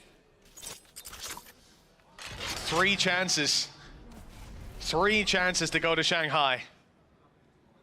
Fnatic, they're not gonna let this one slip without a serious fight. My God, Narrate tried last round. Saw you, Mosh. But it wasn't enough. Mosh pit up and over, denying the exit. Tiger to lock Narrate in. There's no follow-up on it just yet. Whoops. Martin didn't want to go jumping again, and he's not managed to get the Boombot up and over. Still, the information is the same. Push up by Magnum is good, and he's caught Boaster. That's their way back. Their access to the B site now denied. They might just have to tunnel vision forward, straight into the waiting arms of Martin yet again. He's not finding the first, and now that they're already past, they expect Shin. 3 quick kills, and Fnatic are on the cusp of victory. Magnum's only got 20 HP, and they know he's coming behind. The Seekers lock in that info. Alpha even stepping past his walled a little gap, just enough to reposition. And with Tamazi in spawn, this one looks done. Magnum's gonna go down. There's nothing more he could be doing, and it will be Daka to finish! After kickoff, questions were asked of Fnatic this season. It might not have been clean, but eventually they have got that job done. Shanghai is on the cards, and after winning it 2 times last year, they're hoping to add a 3rd trophy to the collection. Wow. I think a lot of people expected Fnatic to make it all the way this time. Even Magnum said it in the interview. They got lazy. They thought that they could just keep that top spot, sit on it, but they had to fight for it. But that fire was lit under them, just like he said. They'd come in today, and sure, it was a close affair. That first map nearly slipped out of their control. Couple of plays here and there that win them bind, but a narrow margin is margin enough. Fnatic will go all the way, and the international scene may once again fear their name. Yeah, well, it's clear that since last year within the region, the bar has risen. I think KC have been a huge part of that. They're a team that definitely deserves their plaudits, but today, the better team won. Fnatic with the comeback on the first map, and then, well, a little bit earlier in the second one, showing that they still have their prominence when it comes to buying, showing that they still have those superstars. It's again the same as yesterday. Durka, Leo, Alpha Chronicle, and Boaster at the helm. They've managed to get this one over the line, back to the internationals. As said, it's where they belonged all of last year. And now they at least have a little bit of time to try and get themselves ready. What a performance from this squad. Leo, as always, he drew our eye on map 1. He played an unbelievable series, in fact. A few more deaths on the second one. I'm let down, Tom. I'm disappointed, but... He should have baited more. He should have baited more, exactly. But you know what? He traded those deaths for assists as well. A good teammate. He always is here on Bind, but his Breeze form was... Wow. Like Elma said, he's getting a raise after this one. Hopefully in time for Shanghai, because he needs to keep up that play. Fnatic are a scary team, led by the man himself, Boaster. And we've got some words from him down the stage. We do indeed. Thank you very much, Mitch and Tom. Guys, give it up, Fnatic Boaster. Woo! Now, I know you weren't feeling great this week, but That's got to, you know, be worth it, right? Being able to qualify on this stage today. Yeah, it's a big relief. Honestly, I've been having a battle this year. I don't know what it's with, but it's been very tiring every week. And like, obviously, I started off this year thinking we're gonna get all 3, and now we're celebrating a big time qualification for Shanghai. So yeah, I'm just very grateful of my teammates. You know, they stayed strong throughout all the kind of, you know, losses that we've had. And yeah, it's just been so tiring. How did you do it? Because it looked like from the first time you were on this stage, game 1 was all right back at kickoff, but when you faced KC, it just felt like everybody was chirping in saying Fnatic are washed, you know, Fnatic look like they're in a slump. So how did you get from that to this? It took a lot of work, I think. I still think we're not there yet fully to our full potential. But it's like we watched last year back. We weren't even that good. We were just all shooting heads, including me. But this year, we're all shooting heads and stuff. But it's you know, we get nerves or like, you know, you get a loss and then confidence. It's just, there's a lot going on, I think. And the biggest thing these past 2 weeks is like we've just been trying to keep scrims really positive. And I think it has kind of bled into our results a little bit. Even though we lost against Na'Vi, it felt like the first game where we lost because the enemy team was outplaying us, you know? Whereas all the other times, it felt like we were outplaying ourselves. I mean, everyone in this league is shooting heads. It feels like anybody could win on their day. One player, though, Leo, I felt like he's really come alive so far at playoffs. So what's been going on with him? How come he's kind of found his form at the perfect time? Honestly, I don't know, but he just says, like, I really want to effing win. And he just keeps saying that. So after every map, he's like, we're effing winning this. I'm not losing this. And then he's just like, yeah, he's been a bit relentless, and he's really stepped up. Like, he's pretty much, I'm not gonna lie, I was IGLing, but that guy was like trying to take my job. Like, I won't lie, like some of the stuff he was calling mid-round and stuff saved us, especially in the breeze as well. So I'm just like there having a meltdown thinking, what the hell's going on? Luckily, Leo is saving the day, especially these past 2 games. That guy's been world-class, one of the best, in my opinion. Honestly, I was gonna ask you that because we actually heard him on stream saying like, hey, trust my call, Boaster, trust my call. On breeze. So how big of a, I guess, advantage it is to have somebody like Leo who's shooting, who's not dying, and who's calling as well? I think it's like, for me as an IGL, I'm worried about everything. And that's how I kind of play. So when I play, I'm worried about this, worried about that, which is why stuff might get fixed off the server. But when it comes into the game, my worriedness sometimes overtakes my calling. And whereas Leo, he's got massive balls. He's cold, right? Oh, yeah, all that, yeah. Mm-hmm. And yeah, he's very cold in the veins, and he's just very confident, and he just wants to swing, and he just wants us to swing together. So I think combine my worriedness and the coach's worriedness, Elmer Puddy and Minnie, like, been working super hard. You know, Elmer Puddy's getting flamed every week. We're getting flamed every week, but we're just trying to stay positive. And yeah, like some people might say we don't deserve to be here, but hopefully we're going to prove it in Shanghai. Hey, you dodged the pie watch there. You dodged it from Finesse. Man, I can't get a kill on defense breeze. They should just come to my site. It's open. It's a red carpet. And lastly, before I let you go, I know you wanted to make it to China for such a long time. Anything you want to say to the Chinese fans? Shanghai, 我们准备好了.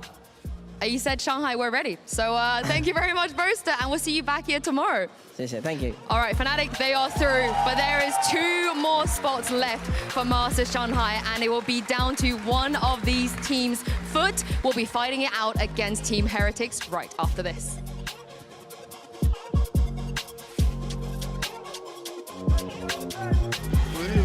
Winning this game and going to Shanghai. I feel it, bro.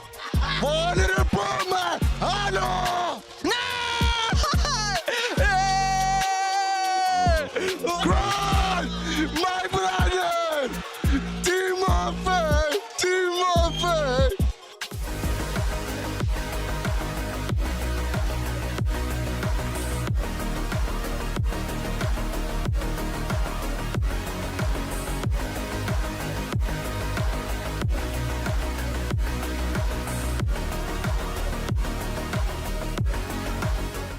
I know a place that will break you into 1,000 pieces.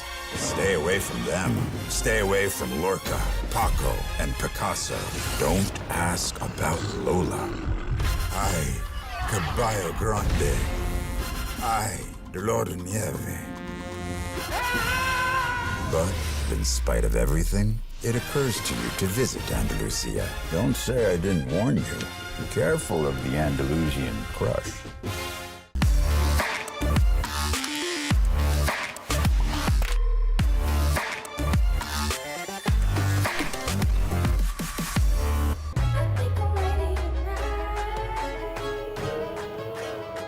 Hey guys, it's Jimmy Lin. In this series, I'm going to walk you through attack on Pearl. Watch out for the stairs, clear this angle. You're going to be able to fight this.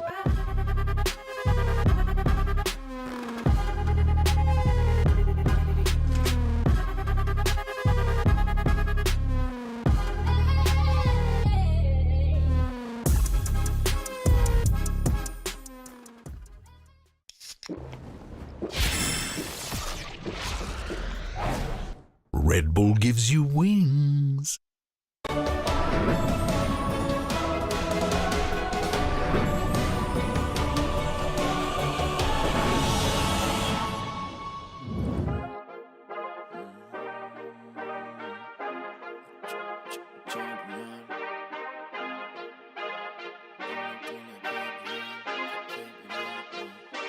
I feel like a champion. A champion. Ain't nothing that can't be done. Oh yeah. I put it all on the line. Definition of divine. Yeah, I feel like a champion. Ain't nothing that can't be done. They told me I wouldn't be nothing. Came on now, second to none. I need me a trophy, I need me a ring. I'm not with the bull, but keep it a beam. You know what it is, you know what I mean? Shit, all I do is win, win, win, win. Haters wanna hate, they ain't made top 10. Double, triple team, what they need to defend. I juke left and I'm gone with the win. I'm gone with it. I feel like a champion. A champion. Ain't nothing that can't be done. Oh yeah. I put it all on the line. Definition of divine. I feel like a champion. A champion. Ain't nothing that can't be done. Oh yeah. I put it all on the line. Definition of divine. Feel like a champ, MVP status. Yeah, the win been guaranteed. So let's see about it. If you gon' speak about it, then be about it. If you don't bring that energy, no, I can't be around it. Nah, I'ma shoot my shot. I'ma stick it, watch. At the tippy top, I cannot take no loss. 2 seconds on the clock, they gotta give me the rock.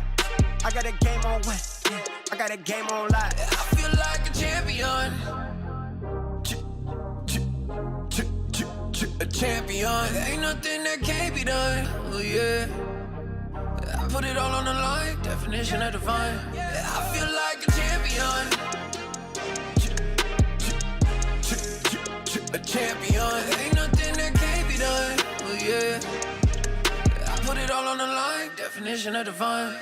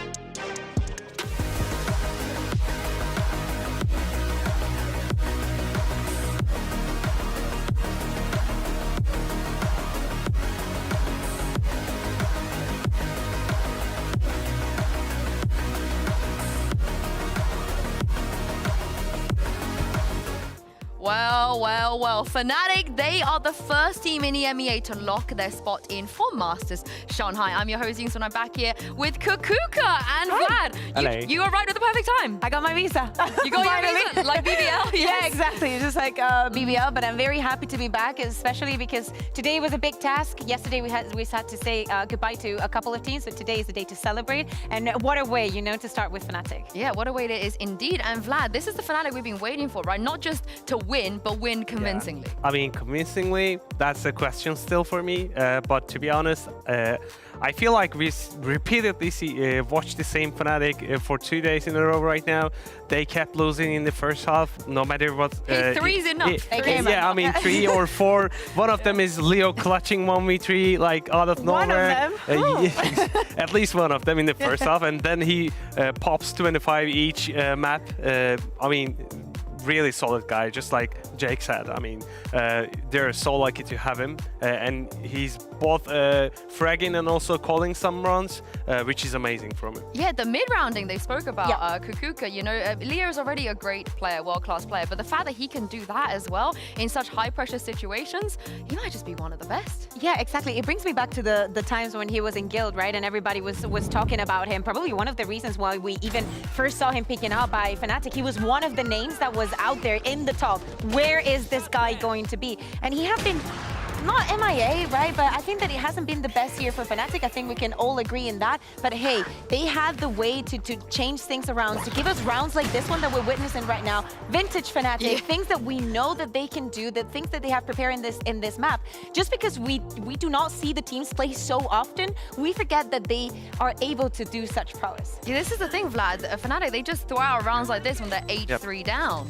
Yeah, I mean, like, I did an interview with Leo the other day in Turkish. He's Turkish? How is his Turkish? I mean, like in Turkish casting. No, but he spends a lot of time with Alpha, so I mean, feel like I asked about that as well. Like, he likes to play football with Alpha and etc. Whether it's Valorant or not. So he told me like we needed to adapt to a new era of Valorant where youngsters take over, and they did some. I mean, teams like Karmine Corp has been playing so risky and individually perfect. So I think the evolve from Fnatic from kickoff to here is like super good. Yeah, it is great indeed, but this is the thing. There's 2 more slots left, and it comes down to 3 teams still, but we are going to see a Team Heretics versus FUT coming up, and for me, not just because I'm biased, because there's also 2 Turkish players on the side of Heretics, but FUT, I feel like they're just the favorite in this playoffs bracket in general. I've not kind of felt a single moment where I thought they won good. I think that it was complicated because at the beginning of the year, we could not see like the full potential of FUT. If you think about how everything started, how they were in that group A, and both KC and Team Heretics end up winning that group, right? And they were the teams that we ended up sending to Madrid. But now when we come to stage 1 and everything is unraveling bit by bit, we see a FUT that is bringing in new compositions. Some of them work, some of them don't. It doesn't matter. They're adapting to how everything is moving and following along. And now we see them getting the first seed on their group. I mean, I was almost like gonna point out the exact same thing. They're trying out new stuff with their agent comp as well, because they have the credibility from the last year top 8 of the champions, and even if that doesn't work, they're not getting a bad vibe, they're not getting a bad mood, they're just taking it over again. Like, it's amazing. They just look so dominant. I feel like that's the word, right? Yeah. We talk about teams winning convincingly, team looking good when they win, and Vlad, the FUT feels like just one of those teams that I personally think will be a huge upset if they don't make it to Shanghai. Oh, definitely. I mean, I'm completely agree with you. Right now, FUT is my favorite as well in this playoffs. Right now, on League, they compete against Fnatic, Liquid, and beat everyone. Literally everyone. And they have to make it into Shanghai as well as Fnatic. It's so complicated, right? Because the teams that we have left, right? There's KC that just lost, Heretics and FUT. Only 2 out of those 3 are going to make it with Fnatic being through. And we have to think, are we going to say, you know, take some time off for KC and Heretics after they went to Madrid? Because definitely FUT has surprised us a lot, right? I think that they've also adapted to the circumstances of how the stage works and working week by week, changing and adapting a lot super well to your opponent. But now, when we go back to this kind of tournament, this kind of format where you're playing in playoffs, you do not have that much time to prepare opponent to opponent. You have to have a set plan, not only because of playoffs, but if you make it to Shanghai, things are going to be very different. Honestly, I wouldn't be surprised if they make it and then play close. Hear me out. Just This could be 2023 all over again. One of the teams that we sent to Tokyo was Fnatic and FUT. That would be amazing. But this is the thing. You mentioned some of the things they've tried, some of the comps they've done, and I've seen kind of discourse that the teams that have lost to their Lotus comp are bad. They don't know what they're doing. They're trolling. But maybe FUT can just play this comp. Maybe they're just good. Are we ever on that side of the conversation?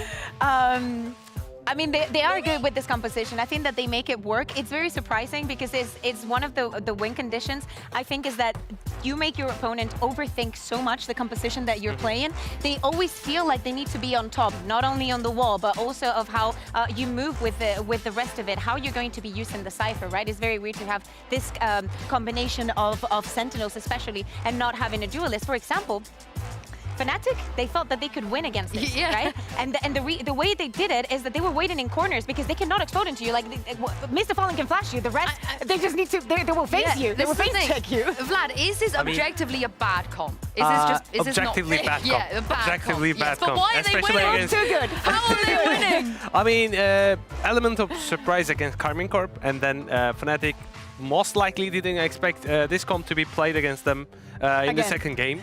But the win condition had to be at least 3 or 4 rounds in the attacking side when FUT was playing attacking side. And then they struggle a lot, but in some conditions such as 3 versus 3, Fnatic did individual decision making, which was, I gotta say, bad. So FUT actually took really advantage of that. So they won it, but I got some intel about this. Oh. Like, I don't think this is going to be played today. You know it's not going to be played? I mean, as far as I know, the second one, second game against Fnatic was not supposed to play with this comp as well. Oh, but they forgot when they locked in agents. Please tell me that's the, tell me that's the lore. I mean, I'm not just joking, but this is like my estimation rather than a solid info. But I don't think, I would be surprised if this comp would be played today. Wow. Okay, well, we'll see if we even get Lotus. Yeah, even if we get Lotus. But before all of that, there's also some Turkish players on the other side. You know, we got Rians, we got VALORANT, and we had VALORANT with us last night at Postplan, where he was talking about how, you know, I actually, first of all, cannot believe a Turkish player said this. I was kind of like, okay, are you sure about this? He was like, the reason that, you know, we're so good at the team is like, I don't really need to frag. I don't really need to perform. Our macro is good. We kind of prioritize the macro, which he's right, but it just sounds weird coming from a Turkish player. That's like, I don't need to aim. It's all good. So I thought we play a little game because, you know, we've got CNET on Cracks on the other side. They're the OG Turks versus the young bloods, the new up-and-comers, the ones that are not even prioritize their aim, apparently. So I've got a few questions for you guys, and I do believe you have some props as well. And I want you guys to just choose the answers, and there will be Rians, CNET, Cracks, and VUT as well. Let's just bring up question number 1. I actually don't have them Where's the written down in front of Captain? me. Question number 1. Which duo, so I want you to pick the Heretics duo or the FUT duo has better aim?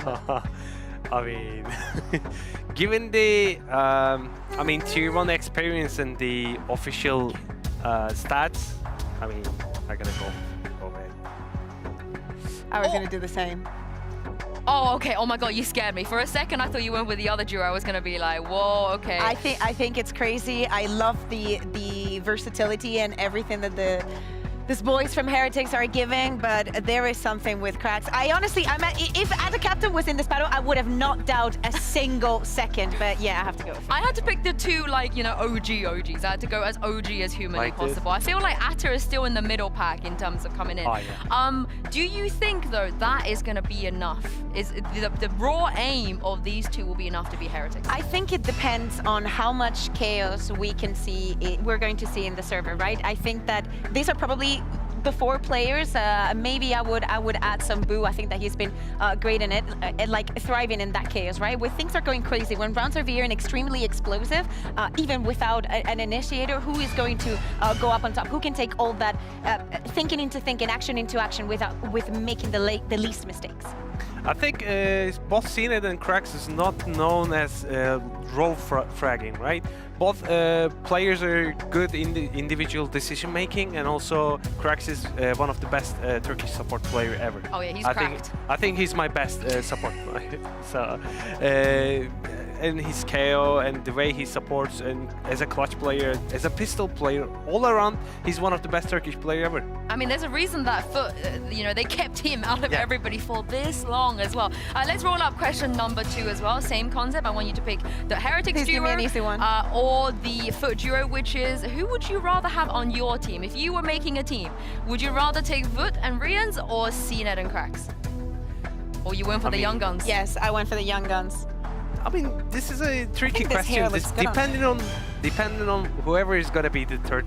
So I will go with these two. No, whoa, wait, so you're combining them. Yeah, I will go with these You two. can't combine them. You gotta pick a I duo. can't do that. No, I gotta cheat this You one. can't combine them. You can't combine them. I'm going with the youngsters. I yeah, think that I want to they... go with the youngsters this time Yeah. as well. I think it's crazy. Like Wood, for example, is extremely flexible. There is no agent that he can play. Last year when he was in Fireflux, it was the same. It was brilliant to see him play. And I think that there is so much that it could be teach to him. Like I still remember the first time that we ever had Alpha and the way that he thrived with Fnatic, everything that he was learning game by game. I see this too, being able to do that. All right, one last question to see where you guys gonna go for this. I guess this is the tiebreaker because you went with Heretics one and FUT the other as well. Here it comes in just a second. Here we go. Which duo has title winning potential? Who can win it all? I feel like track record, right? Yeah. I mean, these two... I just want to disagree then. Okay. I love disagreeing. I mean, these two youngsters are one of the best potential for Turkish scene as well, but they have to move their way into more international events and more official records. Yeah. I mean, potential, CNET has already won. That's right? what I mean, track record. Yeah. Right, so I'm just going to go with them because probably they will be in the game longer. Wow, CNET's only like 23 or something. He's not Yeah, even but that he's been here old. forever, He has been here forever. He has. And he's going to become talent. He just loves coming here, so. We'll see who has the most potential on the server today because the winner will be advancing to Masters Shanghai, and it's time to bring out the second match. It is FUT and Team Heretics. Let's take it up a notch. Running out the clock. I shoot my shot. I cannot be stopped. Let's take it up a notch. Let's take it up a notch. Let's take it up a notch. Running out the clock. I shoot my shot. I cannot be stopped. Let's take it up a notch. Let's take it up a notch.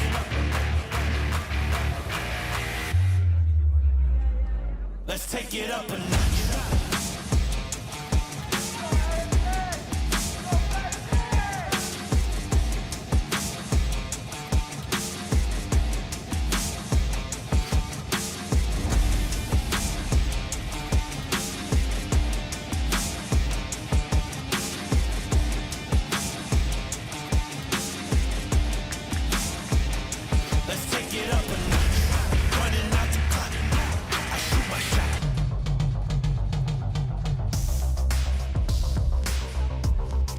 This will be a rematch from earlier in the year, but the stakes are also very, very high. And not to mention, VUT will be going up against his ex-teammate Yutajay today, and he said last night, I'm waiting for him, I'm gonna wait for him, and I'm gonna beat him. So this is gonna be a very important map pool in their rivalry.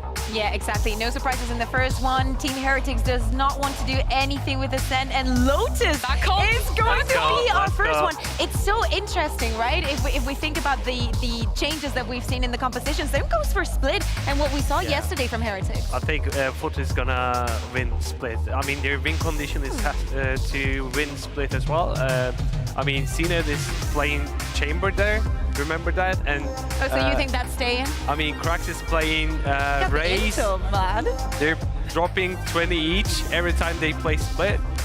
And Decider is Sunset as well. I mean, do you think that Lotus could be a trap?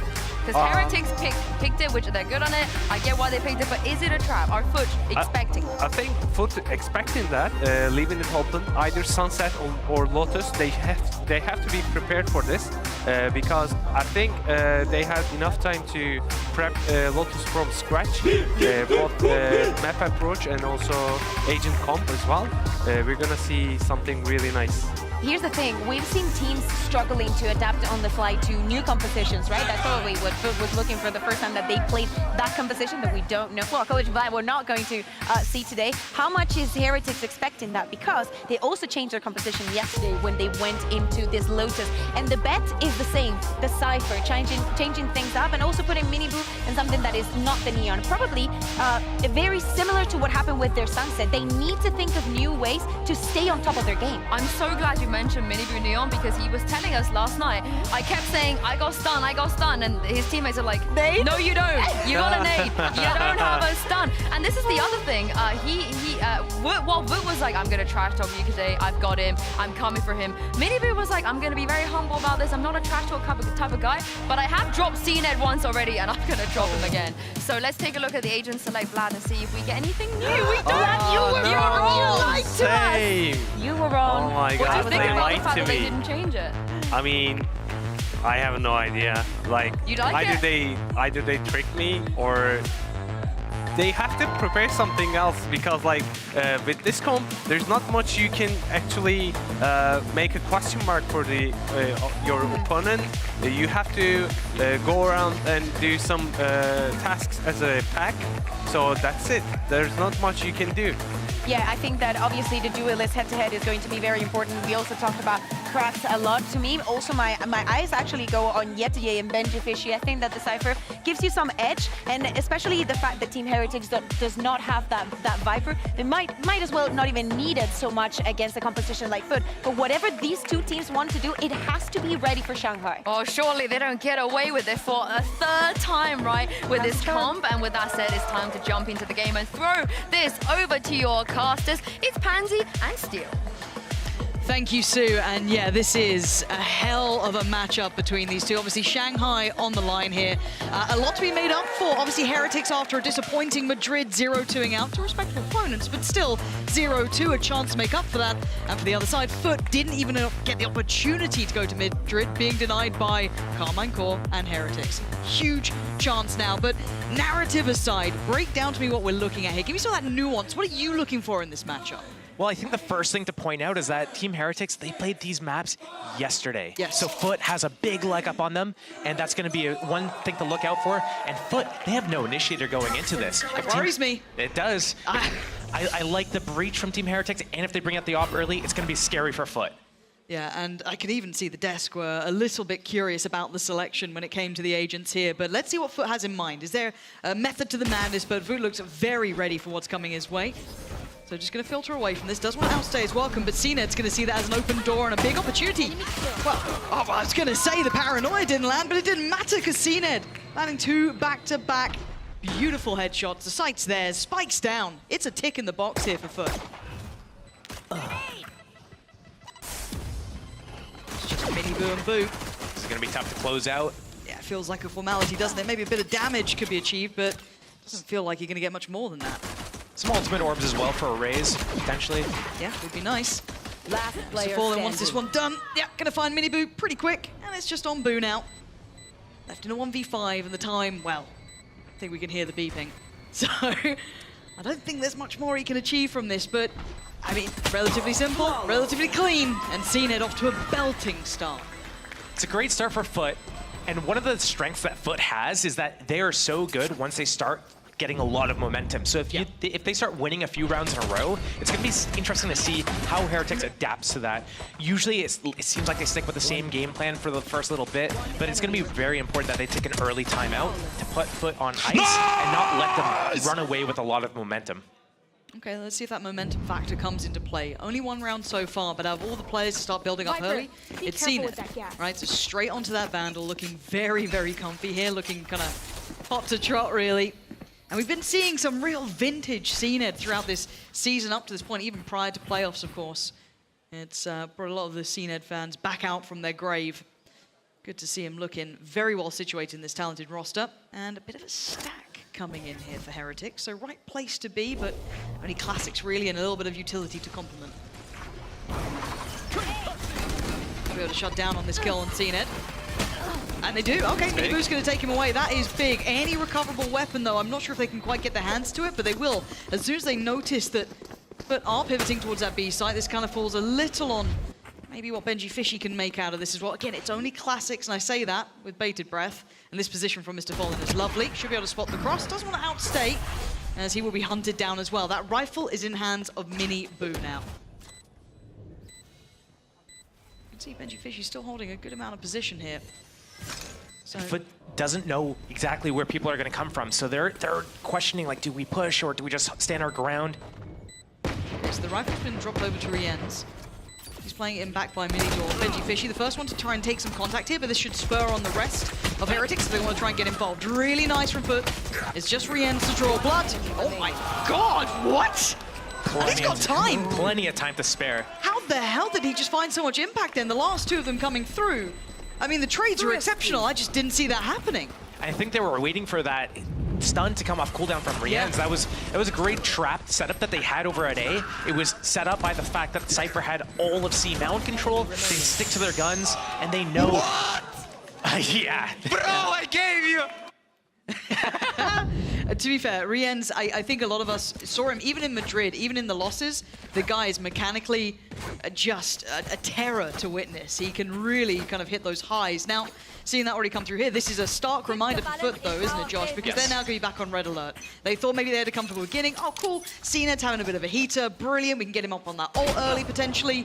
Not to be the case. Benji Fishy going to get that first bit of contact. See a Guardian and an Outlaw, but CNED leading the pack with just a classic. Oh. Benji. Absolute cinema for Benji. You can't get enough of it. Look at him, just easy work. And I've got to say, Benji Fishy is quickly becoming one of my more favored players to watch. Absolute talent. Yeah, it's Jay though. Again, speaking of talent. So it's on the other side to keep a note towards. But this so far has mitigated a lot of the threat, right? They've had everything they've needed. No real big problems in this round, but there is still Mr. Fallen and Ada Captain who could potentially do a bit of damage. But beyond that, I'd imagine Heretics can find some stability here. And Heretics is good on their defense as well. Boo probably going to line this up. Got the info.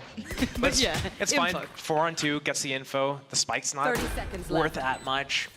300 credits. Shadows traveling. We're going to need something mental from Mr. Fallen in this. Maybe Ada Captain gets one, you know, does a bit of damage, buys a bit of time.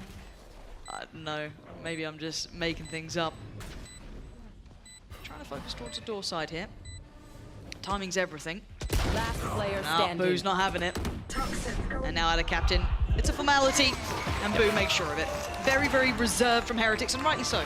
Yeah, the main goal for Heretics there to close out that round isn't to stop a spike from being planted, it's to make sure that they win the round with all 4 players alive, because those Vandals are going to be huge going to this next round. FUT, they really need to, you know, get their foot in the door. They need to pick up this round, and I wonder if they're going to do something reminiscent of what Na'Vi was doing yesterday. And, you know, we've seen it from FUT before, where CNED walks around alone, and maybe we see that from Yedajay or Ada Captain as well. We need to see them walking around, because if they do what they did on round 2, they're just going to run into a trap. It's breach stun, raise nade. It's not going to be good for them.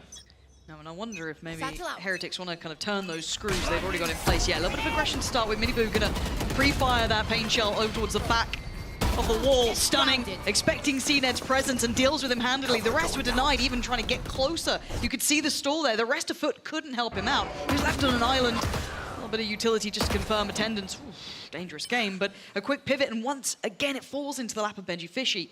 Does he find value for the second time around? Forced away here. And again, this guy I don't know where it is. It's just like, bloody hell, he gets to see it all happening. Very comfortable in the call for support now. Everyone from Heretics can make it over here. And they're going to have to try and deal with this utility flood coming in. Already the flash, every bit of pressure. Yedajay tries to play it forward, but FUT actually getting an effective trade, a 2-for-1.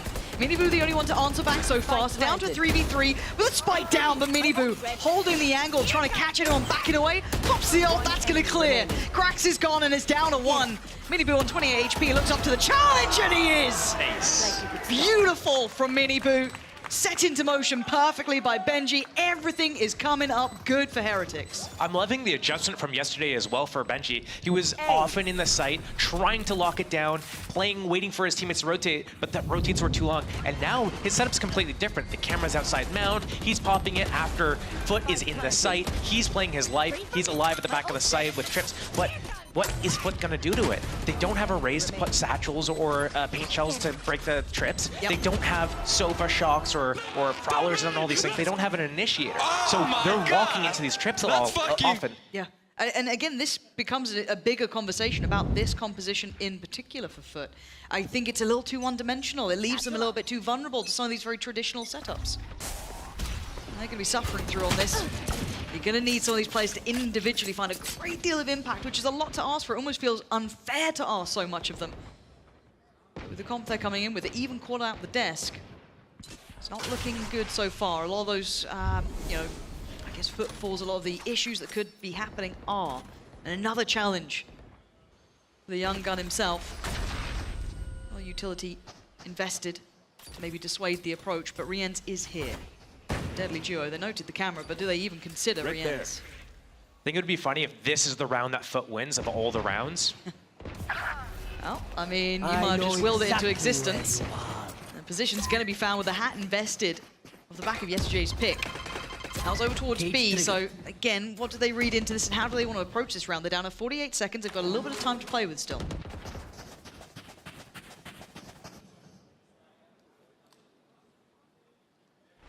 Free A site. FUT doesn't know this yet. Resin play and Team Heretics, they're playing for the full retake. They know that if they spread apart, that's their worst chance. Minibu's got to be careful. Oh, he's feeling himself though, feeling confident enough. Minibu took most of the damage there. Wait and see if Yellowjay's lurk does come in. It did, but he got spotted.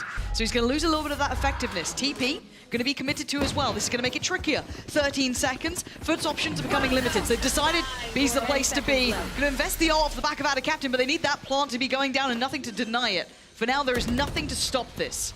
Actually, CNED might... No, he's... Ooh, took a little bit of damage, but keeps his life. Recovered rifle with cracks. Heal. Heal's going to come in. That should be CNED back in fighting form. And a brutal retake here for Heretics.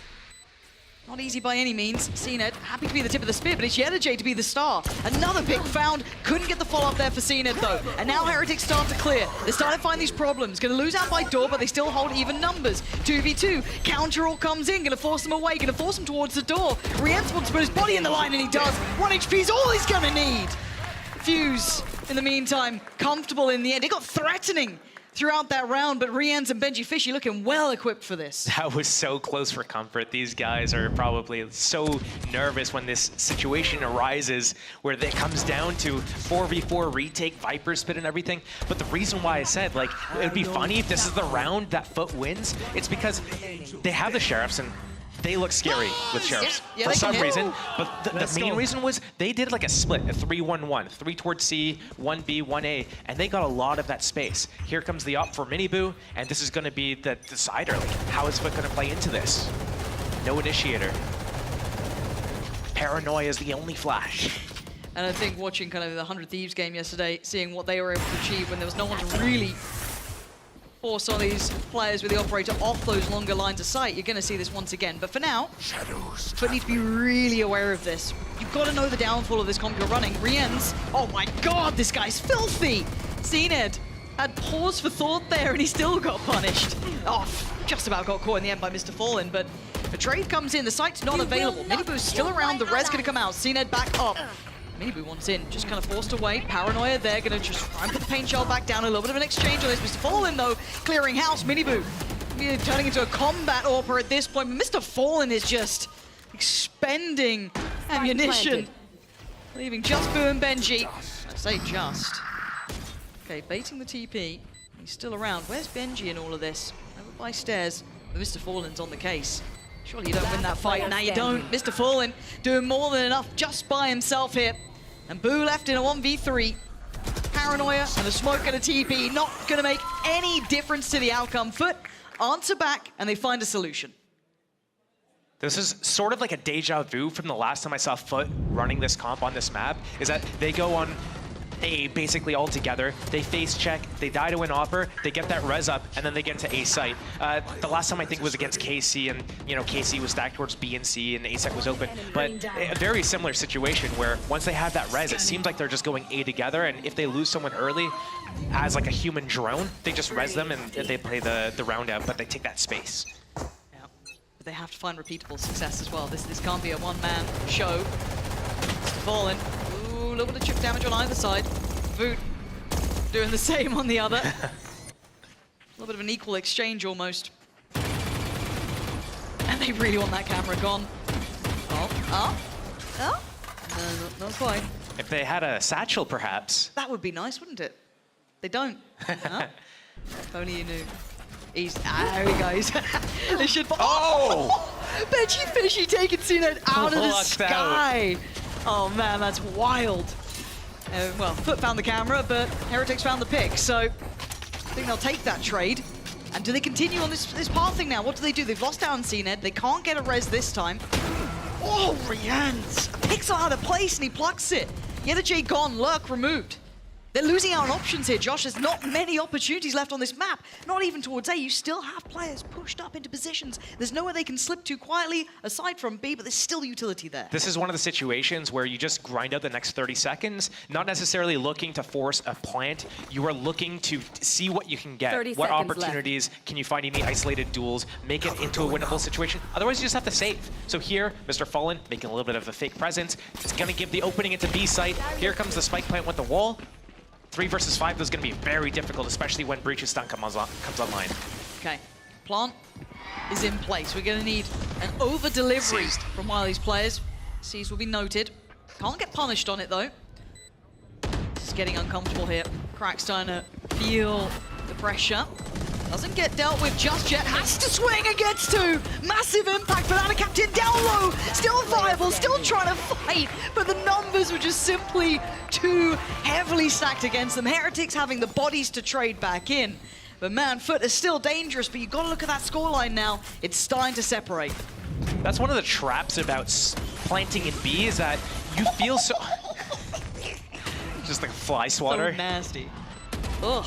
One of the traps is that there's 4 places that the defenders can come out. They can come out Waterfall, Heaven, they can come out Link, they can come out B main Flank. There's so many angles that they can come from. FUT need to stabilize. Once they get that Sage wall down on Waterfall, maybe they have to take control of something. And it got a little scary for Team Heretics. They dumped their utility a little bit early. We saw that yesterday as well. You drop the Siege, then you drop the Haunt, but you're not going out with any of it, and you almost lose that advantage. Looking for adjustments here. CNED going to pop the ult. See if they play the classic game of avoid CNED. And hard to avoid him now. Oh, I think he just ate the paranoia himself a little, unfortunately, there. May have been mistaken. No, it just got sent from the other side. Miniboo going to find him. Again, CNED just being really, really manhandled in these couple of rounds. Yeah, a little unfortunate, or I guess depending on which side you're on, Benji Fishy able to just like one-tap him out of the sky, basically. But outside of that, here, they are so well equipped, and they disengage. Heretics aren't playing the game that FUT want them to play at all. Spike planted. That wall is going to break on its own in about 20 seconds. These guys are going to pop it. We see Boo actually expecting a late flanker coming in. He's going super late on this retake. This is difficult, though. There is a lack of utility for Heretics, right? They don't have anything available now, so they might have to go a little bit ahead of this. And FUT, well, they've got the positioning. Crack's there, going to see the barrel. And FUT doing well. It's an effective trade until then. Boom and Benji Fishy tipping the scales. J's got to go nuclear in this. He knows who's on the spike. He knows the kill that he's got to get, which is on VOOT. And he's seeing everything. Oh, he's playing this like an absolute master. 6 bullets. He's toying with him. He's done enough. J, excellence on display. Keeping Heretics quiet. He knew what was at hand and he knew what he had to do. That was so close in the end there. Great play by the Cypher. Just having the camera and just like literally not even having to peek at all. Just sit there. But another B play for FUT. I wonder if there's going to be a block from Team Heretics on it. They don't have to worry so much about C. I think they've been shutting it down so handedly. And also, I've seen them set up with a breach for the stun line in the back at C main. So I wonder if we're going to see a little bit of a heavier defense towards B. We've only seen Rians there by himself. Maybe he gets back up now. But I mean, FUT did find a little way into the game there with these B plays, but I don't think it's going to keep working for them. When does the buck stop, right? And you're already seeing the money starting to be humble, though. Heretics haven't found stability. These rounds have been very, very precarious. They do have the res again. So I do wonder if they're going to go and search out A at some point on the timing. Leverage that a little bit.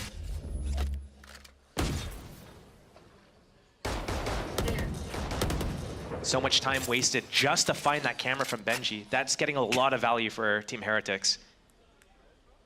We just got to be really careful here on this replenishment of the smoke. Do they challenge on this? Shadows traveling. No, but he's going to feel the pressure. Respecting enough to try and slip further away. TP close enough by. It's clear. How do they want to use this? Is it going to be another B piece? Looks like it. That's what they're Worried gearing about up the for. TP. But they do have the Viper outside C mount, so I don't know if that's a late flank or if they're going to do... Yeah, just... Here comes the Sage Wall, the plant. They took link control. This is really good. That Omen TP allowed them to know A is looking a little light. Maybe it's a C-stack. Yeah, this was good fact finding. We do have the fight on the extremity. That was over towards Mound. That's Benji Fishy gone. FUT. Gotta hold it back this time. Yeah, really nice from Seeded. Not forced away from the fight. Finds a new corner to play from. Cracks there by his side. This is looking clean. FUT. And something they needed. A clean, concise round. Keep that money building. Everything looking much better for them here. And that B site is a problem. Heretics need to find a way around this or something to deal with it, because FUT are finding comfort, and that feels like a bit of a mad statement after the first couple of rounds, but still, boo, not much more to do here but die. And now the captain's gonna gift him that. And Andalusia flawless in this round. None of those potential threats being exploited by Heretics, none of that naughtiness, and 5-4, it's game back on. Sage has been out of the meta on this map for so long. I think when the map first came out, a lot of teams ran her, but really she hasn't really been played by that many teams. So once you are in a situation where you're playing against a Sage and you're not used to it, and then these slows come in, they last about 7 seconds, huge area of effect, and it completely like stops you from moving in. Team Heretics, their whole bread and butter are the retakes. If they can't even move up for 7 seconds, and if you stagger a second slow onto it after that, that's basically half the spike time ticking away. You can't even move through the choke point, and this is really just a thorn in their side. So figuring out a way around that, they're gonna have to adjust to maybe do what they were doing yesterday against Na'Vi, which was taking these fights a little bit earlier. Well, before FUT's able to get into a site and situate, they need to take these fights to FUT a little bit. And I think they have the agents, the composition to do it, and I don't think FUT has the agent composition to be able to go head to head with it early and fast. Well, we haven't seen an actual tactical timeout. This is obviously glowing red. It's a tech pause. Of course. You're welcome. You thought Mitch and Tom were going to steal my tech pause time? No, this is for me. So neither team have actually pumped the brakes to have any coach influence yet. Seemingly happy enough, but I am wondering if maybe Heretics or FUT at some point. I feel like FUT have found a little bit of something that's working for them, so maybe don't feel the need to yet. But for Heretics, do they decide, okay, maybe we'd like a little check-in here? Are we equipped with what's going on? Have we identified what we need to, kind of maybe in alignment with what you're considering there? But the problem is their money's not going to be great in the upcoming rounds as well. So it's not like they can instantly come up with that fix. Speaking of a fix, hopefully we find out what the issue is. It looks like it's potentially FUT's side. I'm not sure. We could theory craft. What, spilt water again, maybe, perhaps? No, it doesn't look like spilled water. Because normally you can see, like, shame and panic on their faces when that happens. I don't see that here. And I'm always curious when they, like, leave, like, bottles or, cans of beverages, like, on the right side by the mouse. By the mouse, yeah. I'm like, you're an animal. What's going on? That is a risky play. It truly is. It scares the life out of me. They seem happy enough. Everyone seems in good spirits still, so hopefully it's a quick solution. We haven't been informed what the problem is yet. Maybe it was the same thing as the first series, which, might take some time. They're having a nice time in game, though. They're having a little jump around, just looking at stuff. So, as I said, no one seems upset yet. Well, as you say that, that's one of the win conditions for FUT, right? Is it like when they are happy, when they are it does kind of work. I mean, yeah. Oh, Cena not looking too happy. Yeah. Charles Neddington having a serious chat there. Well, he's also been like first at a lot of time, just dashing in, getting like stun naded, really no chance to play. But I mean, that's the fault of their game plan there. But I mean, because as much as maybe, let's say people only tune in, we're all good. No idea what happened, but we're good now. So there you go, that's all you need. And of course, Heretics do decide then to go for the tactical. I think it's a good time for them to go for it because one of the things that I noticed from them yesterday, and something that I'm going to look forward to as the game progresses through their attack side and then also next map, is around kind of like midway through the first half, that's when they start adjusting their game plan a little bit, and we're already at round 9. So I do wonder if this is going to be like a trend that we're going to be looking out for, that Team Heretics, they do a major shift in just the entire approach. So we do see them having to probably do an eco. What they should look to do here is make sure that they can afford to buy a really good buy for the next 2 rounds here. So I don't think we're going to see much of an investment at all here at all, even though they do have the Nightfall, but I think they should just do a full save. I'm with you on that. I mean, if Rien's as well then can maybe work towards his ult, even in just a small way, get that ready to go, which he should have regardless, but kind of build towards it. Same for Miniboo. If there's any sort of silver linings they could try and grab, that'd be fantastic, because then they've got more to play with. But I am seeing their investment coming in here, Josh, and it looks like they're actually going in for kind of light shields and sheriffs. Yeah, I don't know if they're going to commit yet, because we haven't started the round, but that's what it's looking like. It's one of the traps that you get into as a team, is like, you have 3 rounds left. If you can get 2 full buys, that's great. If you do like a weird light buy, a full buy, and then another kind of mixed buy, that's not the most like high EV situation to be in. It's crazy that you hate the Shiko, Sheriff Eco. Is that what it's called these days? It's what I've called it. Okay. Which is... Are you trying to make a trend? We already did this. Stop trying to make Shiko happen. It's not going to happen, okay? It's already happened. All right, you're late to the party. My Yeah, bad. you're in my burn book. Relax. You can't start quoting Mean Girls after being on our show this much. Hey, I wore pink yesterday, right? It's true. You were on brand, which is wild. You have to find a pink item to adopt, but I'm sure we can work on that. As it stands, though, caution being displayed by FUT. Maybe trying to figure out what they're up against. Is it this sort of stack? Are they trying to feel out where these players are? And it's quite a widespread approach, kind of 3-2 split here. And there is no resilience towards that C side of the map, so they might start drifting back from this. I'm surprised Krax was the one to kind of go and lean in first point of contact. He's got the res available. Yeah. I know CNET's not been having a great one, but you still, in that role, have to be the guy that just has to face check in these situations when your Sage has a res.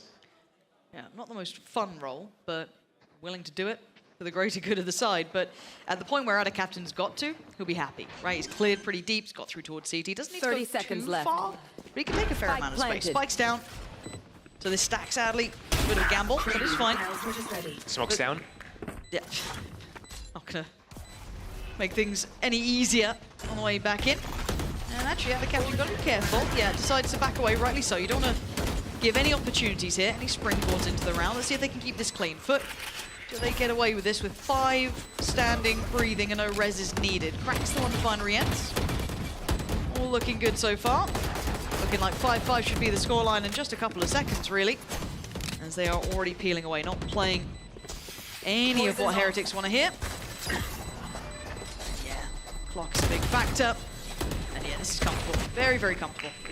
Yeah, I'm looking to see what that adaptation that Heretics kind of talked about in the timeout. Obviously here, they're just eco. They're going to do a gamble stack. We've seen this time and time again from them. But this is where they took that timeout to talk about this round here.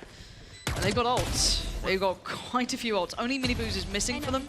On the other side, TP was taken by Mr. Fallen, and CNET utilized his not long ago. The rest have theirs ready to invest as well. So actually, a massive swing round between these two, potentially to take the scoreline obviously in their favor and maybe tip the scales for that secondary half. So what do we have coming into this? Already looking like, well, quite straightforward for FUT here. B-play used the Viper's Pit to secure the round at the post. But the Rolling Thunder. Rien's right place, but is it the right time? He's got someone to take contact this time. On the other side here, Boot's going to call for support here, and it's Rien's this time to just destroy CNET and looking for the follow-up, but there's no layers. The smoke already in towards this. B-main denied. They can't make it through. They can't capitalize on what CNET tried to achieve there. Yes, they've still got the res, but they don't have the space to invest it. That was deep invested in towards that B site. Rolling Thunder going to come through. Yedajay unaffected by this, so could have a chance, but they're still checking on him. Still going to try and keep him humble. Boo barely alive, going to back away. But they've sent them away from this now. This is difficult. A double phase through by Door. They're taking no prisoners in this. And Krax, yeah, he was drifting this way, maybe hoping to get that res. Maybe hoping to get a second. Spike down, B. Yedajay now in a 1v5, and Heretics finding stability. Good adjustment from Heretics there to block B with 2. We've seen Rien's there by himself before and just a trapwire. And this time he had someone to take first contact. And the two of them together were able to just dismantle CNED. Yeah. Yetterjay, nothing to do here.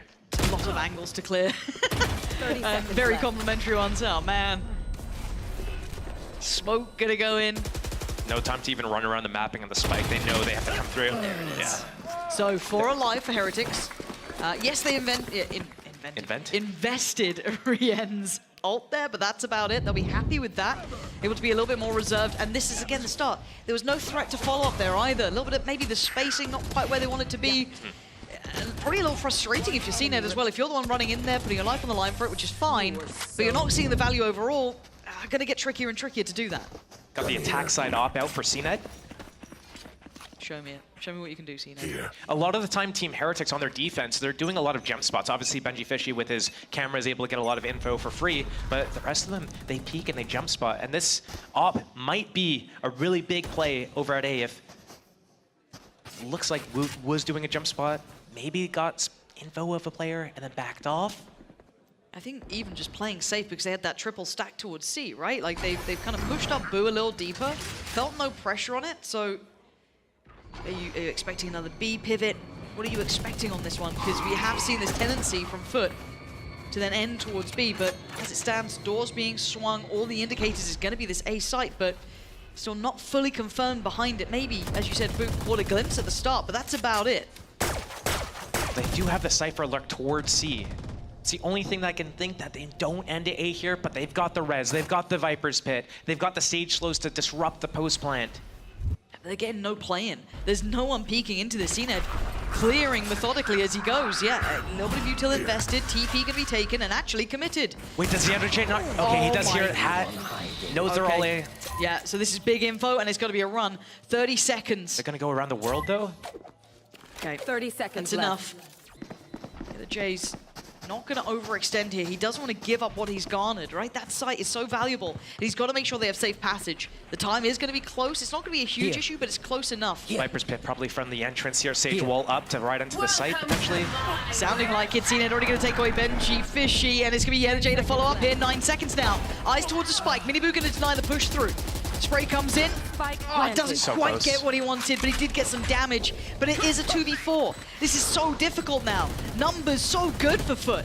They can just kind of sit back a little bit. They've still got that Viper's Pit. They've still got so much working on their side. And a captain. Oh my god, the timing, no! He just sit back a little bit too deep. Cracks with a great trade though, as Miniboo waiting for his very limited amount of HP. It's making no difference now. Tied up all even, 6-6.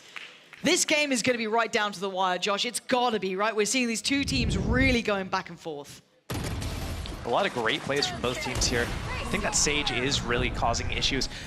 Boo with his teleports. I've seen this a couple times from him, where he'll have his Omen ulti and he'll go across the map at such an inopportune moment. And right here, Yetterjay was able to slip through into C site, hear that he came back, canceled the ultimate, and once that was done, C site's open for business. Hat on the body, gets all the information, and then that's a 6-6.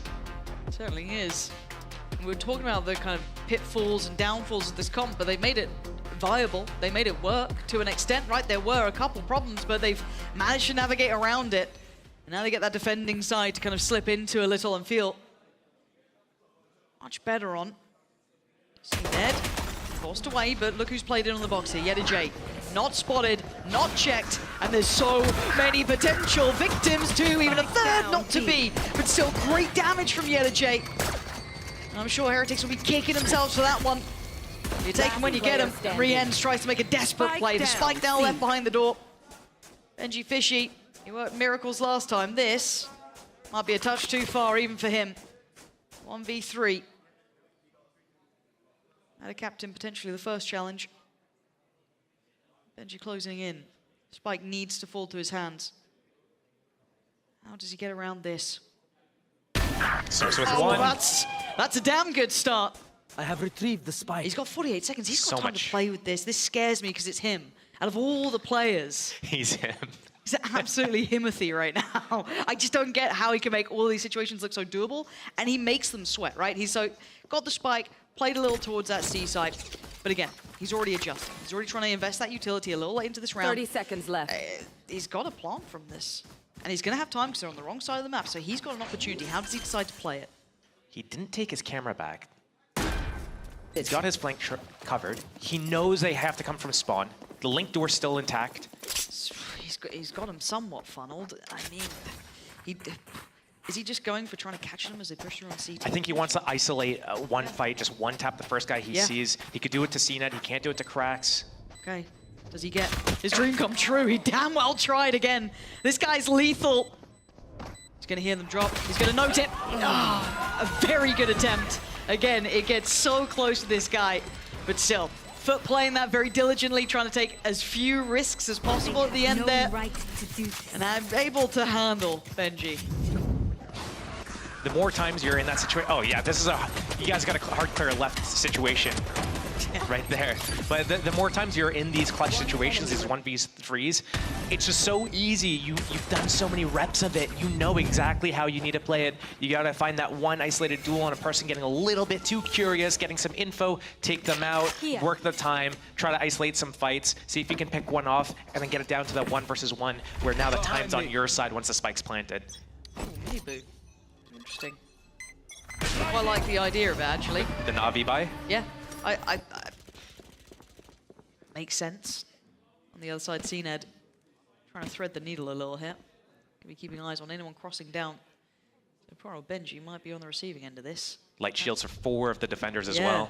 There's a real opportunity for Mini Boo. That's a good find. CNED going to take away Benji Fishy, so that removes the deeper backline. Where are they off to? Krax going to deny an easy point of access. He's waiting on the other side here. And it's really on Mini Boo to make impact happen, right? But I'm looking at the way FUT are playing. They seem very aware that someone could have slipped through this side. And Mr. Fallen, probably one of the players you didn't want to be finding, considering he does have the heavier armor there. This is all just a kind of push and pull opportunity for Heretics. They just want to try and find that pick, do a bit of damage, but aren't really allowing them to play to that tune.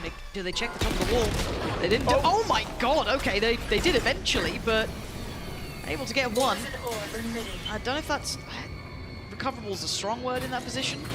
I don't know if you'd want to try and go for it. But if maybe they could work out 30 or something, left. that'd be fine, but it's going to be seen a challenged. One enemy Oh, come on! He was probably ready for that third as well. CNED, clean as ever. Clean in house hit. Not bad work from him. Taking that scoreline a little further away now. We're starting to see much better progress from FUT. You gotta love the lineups. Lineups are so nice to get. They're so satisfying. Yeah. These outlaw buys on round 2, attack side. They are really kind of like scary to look down the barrel of, just because, how do you decide if you're gonna go for, you know, a Spectre or Stinger? It's something to think about now, right? It's kind of changed that whole perspective. It's not such a gimme anymore.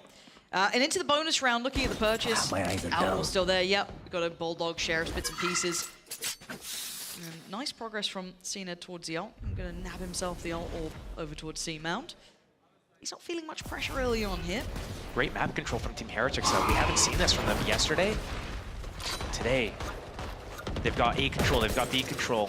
They're retaking C-Mount, they're putting the pressure on FUT. It's going to cause an overreaction.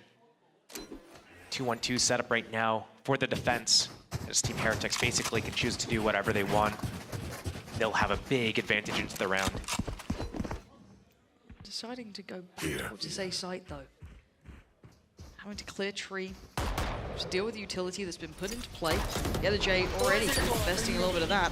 This is going to be a signal to see if there's an audible back towards B. Yeah, looking like they want to try and pivot. Yellow J, though. Oh my god, the drive-by. Mini Boo just pre-fires it. Very aware, CNED.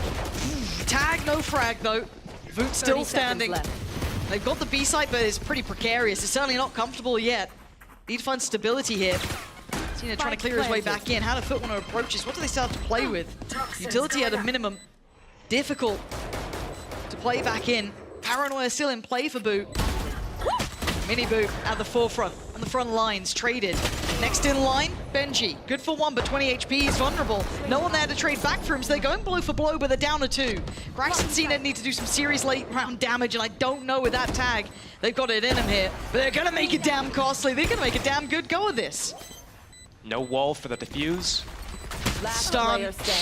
Just forcing Krax out of that position he was favoring, and CNED's gonna fall. Okay, 2 left alive for Heretics. Not clean by any means. That's not what you're dreaming of, but you've got a round back.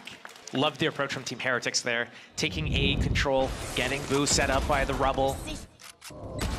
Benji stealing from B, re-clearing C, going back to A, pivoting back into B.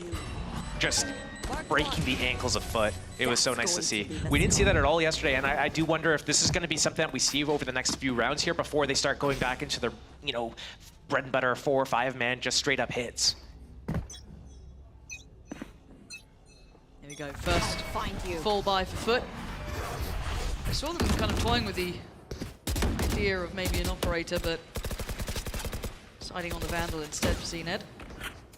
Gonna be checked early, but look at this from YellaJ. He's gonna push himself up here. He's gonna have a little bit of a battle on the other side. Does Benji read this though? There is pressure coming towards the A site at the same time. Just next to each other. Benji seems to have no idea. Oh, very diligent to shoulder check it, but YellaJ, this guy's aim is nasty. What a horrific battle, because look who's on the other side as well. You still have support coming around on the other side. Boo's found YellaJ, and now it's on Cena to try and bail him out. Oh my god! Sprung back into actually still got Benji! Just on a slingshot! Boo took him down, but it's still a 4v3. It's not out of the realms of reality here for FUT, but it's difficult. Rien's not quite on a platter. Crack's gonna take him down the trades. Cracks is desperate. He's trying so badly to make it work, but Miniboo and Boo still standing, still alive, but what a volatile round. Whenever I see Benji has his ultimate on, like, just available, I'm always thinking, oh man, if he gets this kill, it's just over. Team Heretics is converting these rounds. I feel like they might have like a 100% success rate every time he's able to use that, but this slingshot back in, that rubber band, oh man, that was like a good kill. Hard to get that kill on CNED, actually. Just whips across your screen. I see the smile. A rare treat. I think CNED realizes it's too hard to get an off up against this. With the prowlers, the flashes, there's so much, and then like the double satchels in his face, there's so much stuff that just takes him out of the game. Stealing B again. He's doubled down. He's not happy with how the last round he went. You know, just go back to it again. And if you give him that freedom, why not? Lots of info could be gathered from it. And all they've really seen so far, confirmed, is Benji. That's it. They put stock behind that, faith behind that? Not yet. He's taken a little bit of damage, though. Just spam martial shot through the smoke. Yeah, must have. This is all a ruse. It's all backline pressure. We can see where Heretics are, but do they continue to commit? There's 3 players here. They can pivot back into B through the door if they need to once they spot. Ult's gonna come in though, and on a platter is FUT. Can they close down the kills in time? It looks like they can. Miniboo does well to find out a captain, but there are still 2 towards CT, and the danger man CNED is there. Plant safe from his challenge. Careful now. Boo does get to keep his life. Oh, that's why you're careful. Giving out haircuts for free, Boo. And Mr. Fallen's called Benji. Okay, game back on here. We got an upgrade in hand for Mr. Fallen. YellaJ. The body, seeing if they can get a res, but... What a shot! And yeah, they got a body now. And now they know Cena gets let off the leash. He can close that gap if he can.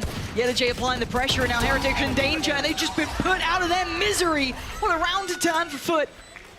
Beautiful shot from CNED. Catch on the lurk, and the answer back. Everything lining up for them.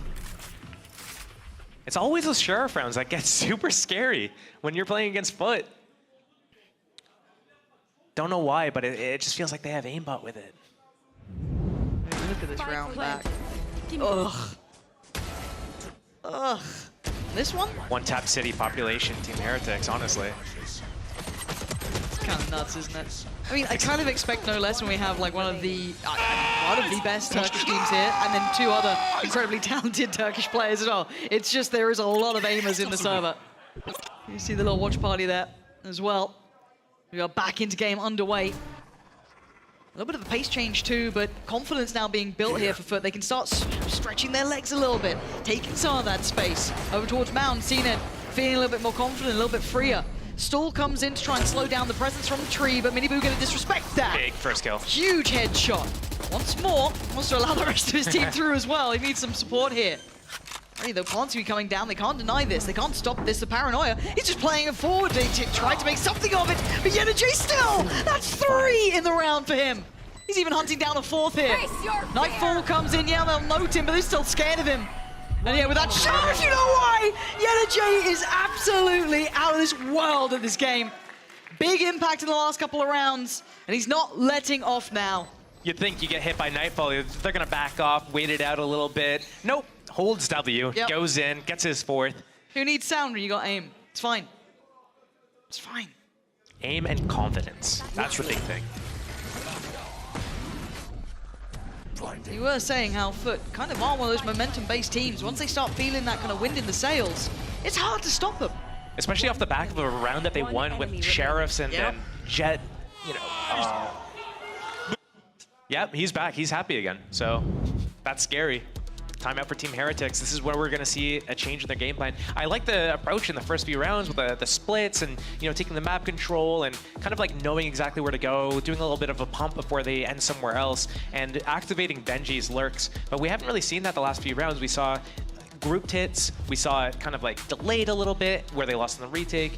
Or the post plan, and we just saw it again here with like a fast approach. But again, I mean, they just had like, they had a Guardian, a couple Sheriffs, a couple Classics, nothing great to work with. So this is going to be a big round for Team Heretics. They don't really have any ults to work with. Yep. 2 away for Miniboos. Not close for Rienz. Not close for Voot. Not close for Benji. I mean, well, Benji's is easier to get, I guess, but still on the other side, they still have that res. It just sits there looming, right, in the back pocket of Krax. And not far off the Viper's pit either for Ada Captain, so they've got that option on the horizon. Operator is out as well for Cena. I'd love to see this here. Retake B, wall and camera. I wonder if they're just going to leave this wide open, get CNET on that A line, stack towards C. He's going to have a whole lot of challenges, though. Do we get vintage Charles Neddington? Flashed off first, but he's not really respecting this at all. Spots the player. He's been seen. Forced away. He has to respect it now. They've got themselves that first step towards rubble, but that's about it. But they're not coming behind this. This is one of the situations where Heretics might watch this back and think, why didn't we just go into CNET at the end of here? As they gear up for the C hit. Double tripwire. Away we go. They're all in on this one. Oh, Miniboo, big pick on Yenergy. There's a lot of bodies here, right? We spotted that early on, putting a lot of faith behind Cena to putting everyone else on the other side of the map. This is a very tricky path to walk. So many players now. Utility dealt with, and Mr. Fallen watching for that cross. Doesn't quite get it, but Cena does. Benji goes down, and now Fallen looks for another angle. Boost found him. So now Numbers actually sitting with Heretics here, but Cenet's still alive. There's always still a chance. Krax has res too, but he's far. This is not comfy. They're about to double swing. Proactive work from Heretics. Try and find themselves safety in the post plant. Krax with just that res. He's got all his utility though. How'd you dice this up? Tricky to separate. To overcome, to conquer. Not gonna happen. Boot there. Want to tilt it, and Heretics stay within touching distance now. Grabbing that round is going to be big for Team Heretics. They got the showstopper online now as well. Big opening kill here. Slipping their gap on that tripwire. The Prowler just triggered the second one. That would have caught Miniboo there. Once Yenergy falls, the whole round kind of falls apart behind it. But getting another op-out is going to be pretty important, but still so many abilities that take him off the line. The HOD, the Prowlers, the flashes, the stuns. It's hard to get some value. Yep. Similar scenes at the beginning here for Heretics, kind of painting a similar picture. A little bit more commitment of utility, but maybe just trying to identify, has CNED pushed up? Now we can see where he has. And that's a little bit scary considering where they're coming back to. CNED is waiting. 3 players, 3 potential victims. This man Great gonna get what he wants. Very diligent work from Heretics, maybe noting the lack of not rattling off shots on the other side of the map. Deciding now's the time. Pressure from door. What does he do with this? Pops dash, feels it, gets it, beautiful! Benji removed. And Heretics now, do they continue on this pathing? So they try and back away. TP, hello. Did you see him? One. Yeah, he's definitely saw him below the wall. How long does he stick to this? How long does he wait? We know. They have stun, they have flash. And they're waiting to just pop into this one. Ooh, gets invested on the other side. He's really trying to sell this attention over here. Zened flashed off the angle, but Heretics are pivoting. To be. Yeah, right in. Miniboo needs some help here. Gets left to rot. Yedaji's gonna find him.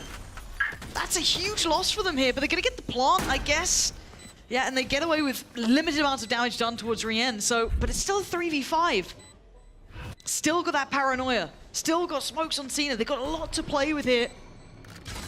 We're gonna need almost one of these players to go above and beyond. Good timing on the paranoia. Repositions. Who trying to play with Rien's here? Gets caught by the paranoia on the way back through. Anyone got vision still? Oh, apparently Rien's a boo! Absolutely do! Rien setting up Vu to close out at least that player coming through, which was Mr. Fallen. And now out of captain, what are you going to do with this one? Jump spot swings, Boo is there. Heretics right back in this one, 10-10 now. Not letting this game slip, but it is getting so damn close. But the money, Josh, it's starting to run down for FUT. This is getting scary for FUT because I think Team Heretics is starting to crack that code a little bit when it comes to their approach on their attack side, losing Benji as a first man, but having a really good just like idea of what they want to do and how they're going to react to once they see CNET's up, how they kind of make these plans around it. And I love the usage of the doors, of the splits. Let's through go! B. I think they discovered that towards the end of the game against Navi yesterday, and they're just abusing that right now. I'm really liking how they're using these doors to just open the doors for them on this map. Sorry. Nice. Yeah. Nice. I always hate I had to cast on like big and everything. I was like, oh, it's a big round, big shot there. You know what I mean? Yeah. It's just like, it's in your head. It's awful. It's rough. I did it with Cloud9 as well. And I feel like it's bad when I do it, yeah. Yeah. Tough. Tough. And speaking of tough, this is now for FUT, right? 10-10. And the tide started to turn against them at potentially one of the worst spots, that little B. It's also tough for FUT because they have so many ults that can't really be used proactively. No, they're reactive and stuff like that. The but how you meant to... someone has to die. Yep. The hat, someone else has to die, but from the other team. Man, how do they get back in this? Because it just feels so silly though, because like on this half, it felt like FUT had the upper hand, but that timeout, whatever Niels and Weber are up to, it's been working. They've got the right reads on this. I'm looking at Heretics as well. Those ults are going to start coming back in at the right time. Past this round, they could build up a couple more points towards it. Miniboost isn't there, but still, they've got a lot to play with. So we've got a hero rifle for Mr. Fallen. Early C fight, Sheriffs. Benji's going to be really careful not to get caught out here because it looks like they're trying to find him. Oh my god, Benji.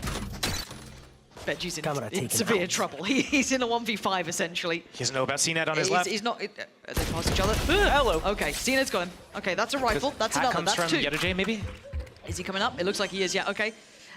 They're going to be pretty aware, but it's going to give them the full picture, right? This is huge. So now 2 rifles.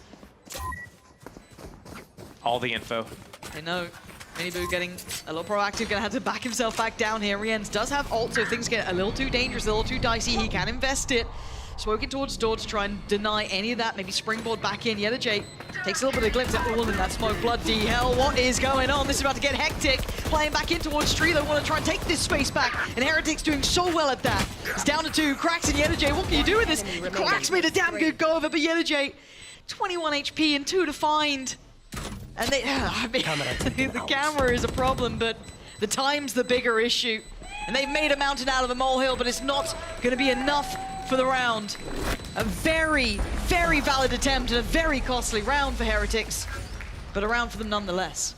That's great. They only had to invest really a Cypher hat to get all that damage onto Team Heretics. And that might be the difference maker to swing this back in their favor. If FUT's able to pick up this round, Team Heretics is going to be broke. They had to use Showstopper, they had to use Rolling Thunder, and they lose 4 players. That's 4 repurchases fully that they have to do. So FUT could make something happen here. They haven't had a chance to get the res off. Maybe they figure out a plan to use that, but right now we're just seeing them spread across the map.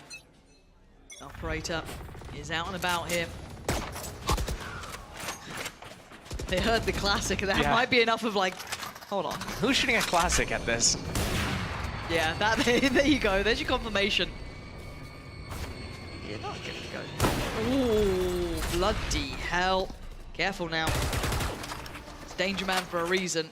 Wait, are they doing the play where they're gonna go through Waterfall with the Rays? Maybe use the Nightfall to make it happen. Split into B. That'd be nice. They have to wait for the stun to come online for the breach again, so we might be seeing this about like maybe 48 seconds. I wasn't paying attention to the clock, to be honest. Probably in the next 15 seconds or so, though, we're going to see that type of play. Smoke coming in, Rays going in, Nightfall. I'd love to see it. They've clearly got something in mind, right? Because they've just paused. They are fully paused here. Then that clock tick down, getting closer towards Mount now. Rien's getting ready, but Zenit's already found Miniboo. If this was the plan, then they're starting to falter. 35 seconds, got to get a move on, and they don't really know about Anna Captain. Now they might do, as he's going to shift across a little closer. And yeah, Benji's got him on the way in. And this is just a very late round here. Oh my god, Rien's! That doesn't even look fair. How the hell did you just find CNED? CNED did not look happy about that death either. He was putting his hands up in the air. I'm pissed seeing it. And now it's 3v4. Yelige, Krax does still have res. I keep feeling like I keep saying this, but he does have it. Is this the time to go for it? Are they going to wait and punish this, though? It's the smoke to try and keep it safe. Best opportunity for it. See? He's back down again, Rien's! A glutton for punishment here for CNED. Dead twice in a matter of moments. Krax and Mr. Fallen trying to do something with this, but there's so many players against them. And Heretics pushing themselves up to 12. FUT left on 10. A key round, and they left that late. I like the idea from Team Heretics, waiting until they have all their abilities off of cooldown so that they can go in. They know that CNED's off is going to be a problem, and yeah, just getting spammed there. Not again. Be hopping around. Oh, he did it twice. Yeah. One enemy remaining. Did I get... Nice! After you're having a bad game, the whole game, basically, you're just like dying first on attack, jumping in because you have... Nice. I just like the little clap there from Niels. You're just like, very fast. We can get that back at the end. golf clap? Yeah. He was very excited. I think he knows that was quite important to get to 12. Funny that. You know what I mean? Clinching, yeah. Okay, so what the hell does FUT have for a buy, Josh? Because it's not pretty. Well, CNED's got his Jet ultimate. Those daggers can make dangerous things happen. And we saw him getting a little bit active on his defense. Towards C especially, just getting that deep line. But it's so hard to keep yourself motivated when you've just been backhanded twice in a row in one round. He's been the sacrificial lamb in the last one. Like, I know it's his role, but as an individual, it's got to be hard to be like, cool, time to, I guess, do it again. I hate the, like, you need to set him up thing because it's like, you should be able to do things. But the fact is, there are so many abilities from Team Heretics to get him off of lines that he can't really deal with these things on his own. Yeah. So once he does need a teammate at least to break the Haunt, break the Prowler, so that if he gets like counter flash, he's able to like get a kill, or maybe even like have someone do bait setup, right? So CNED baits him in. Oh, I'm here alone, and then Team Heretics tries to chase him down. But the fact of the matter is, I feel like Team Heretics until that round were avoiding him. Once they found him, they went to the opposite side. I've heard that's a great strategy. A classic, some might say. 12 to 10 though. We go back in. Let's see what you got for us. No one's in a position to listen for this either. Benji's usually towards C or B and would have heard this, seen the paranoia, heard the dash, all that stuff. I don't think Team Heretics has a clue. And this full gamble stack from FUT might break these guys. Heretics. This path is paved with danger, but Miniboo just hops over the top, still gonna find Yelige. Good trade from Anna Captain though, and there's a lot of players nearby, more than maybe they'd expect, but Rien's up for the challenge, he's up for the fight. A 4v3 now. CNED didn't continue on that pathing, he didn't continue on the flank, but he's still nearby. The Bulldog with Mr. Fallen and Crack's still there. They've got to find impact in this one or it's over on map 1. Plant coming down, he tries to look for a victim, CNED can't close on it. This Rien's takeaway Cracks, and now just Mr. Fallen brought to his knees. 13 to 10. Map 1 in the books for Heretics. Another good look for them here. Coming out strong, a close affair, as expected between these two heavyweights. But a fantastic start for them. And FUT need to get themselves ready for map 2. This is not going to be an easy series now. Heretics looking like they want to make up for Madrid, have another chance at that international stage. And well, they're now one map away. We'll find out how it looks on Split after this.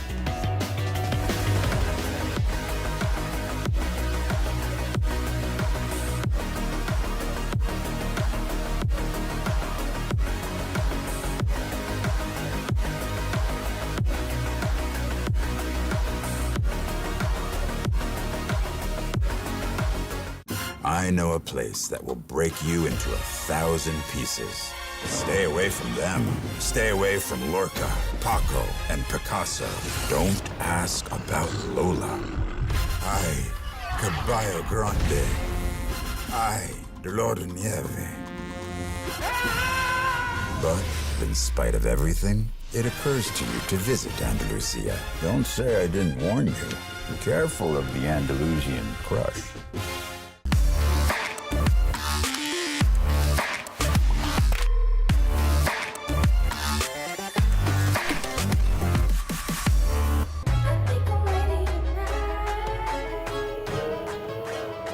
Hey guys, it's Jimmy Lin.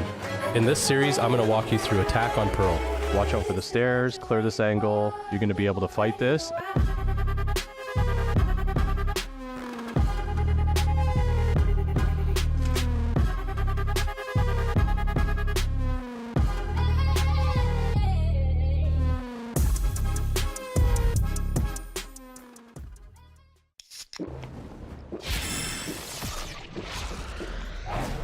Red Bull gives you wings.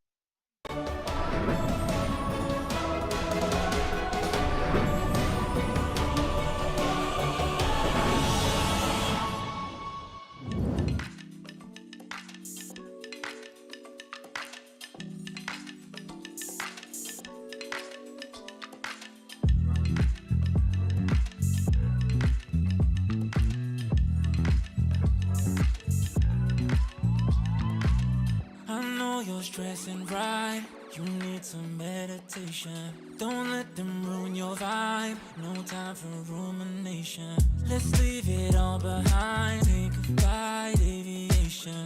Want you, girl, by my side, let me show my appreciation. I want you here with me, I'll miss your body, baby. No, I cannot believe that you're still single, lady. Wishing I could retreat. I want you here with me. Be my lover, be my trophy, be my woman, be my lover, be my trophy, be my,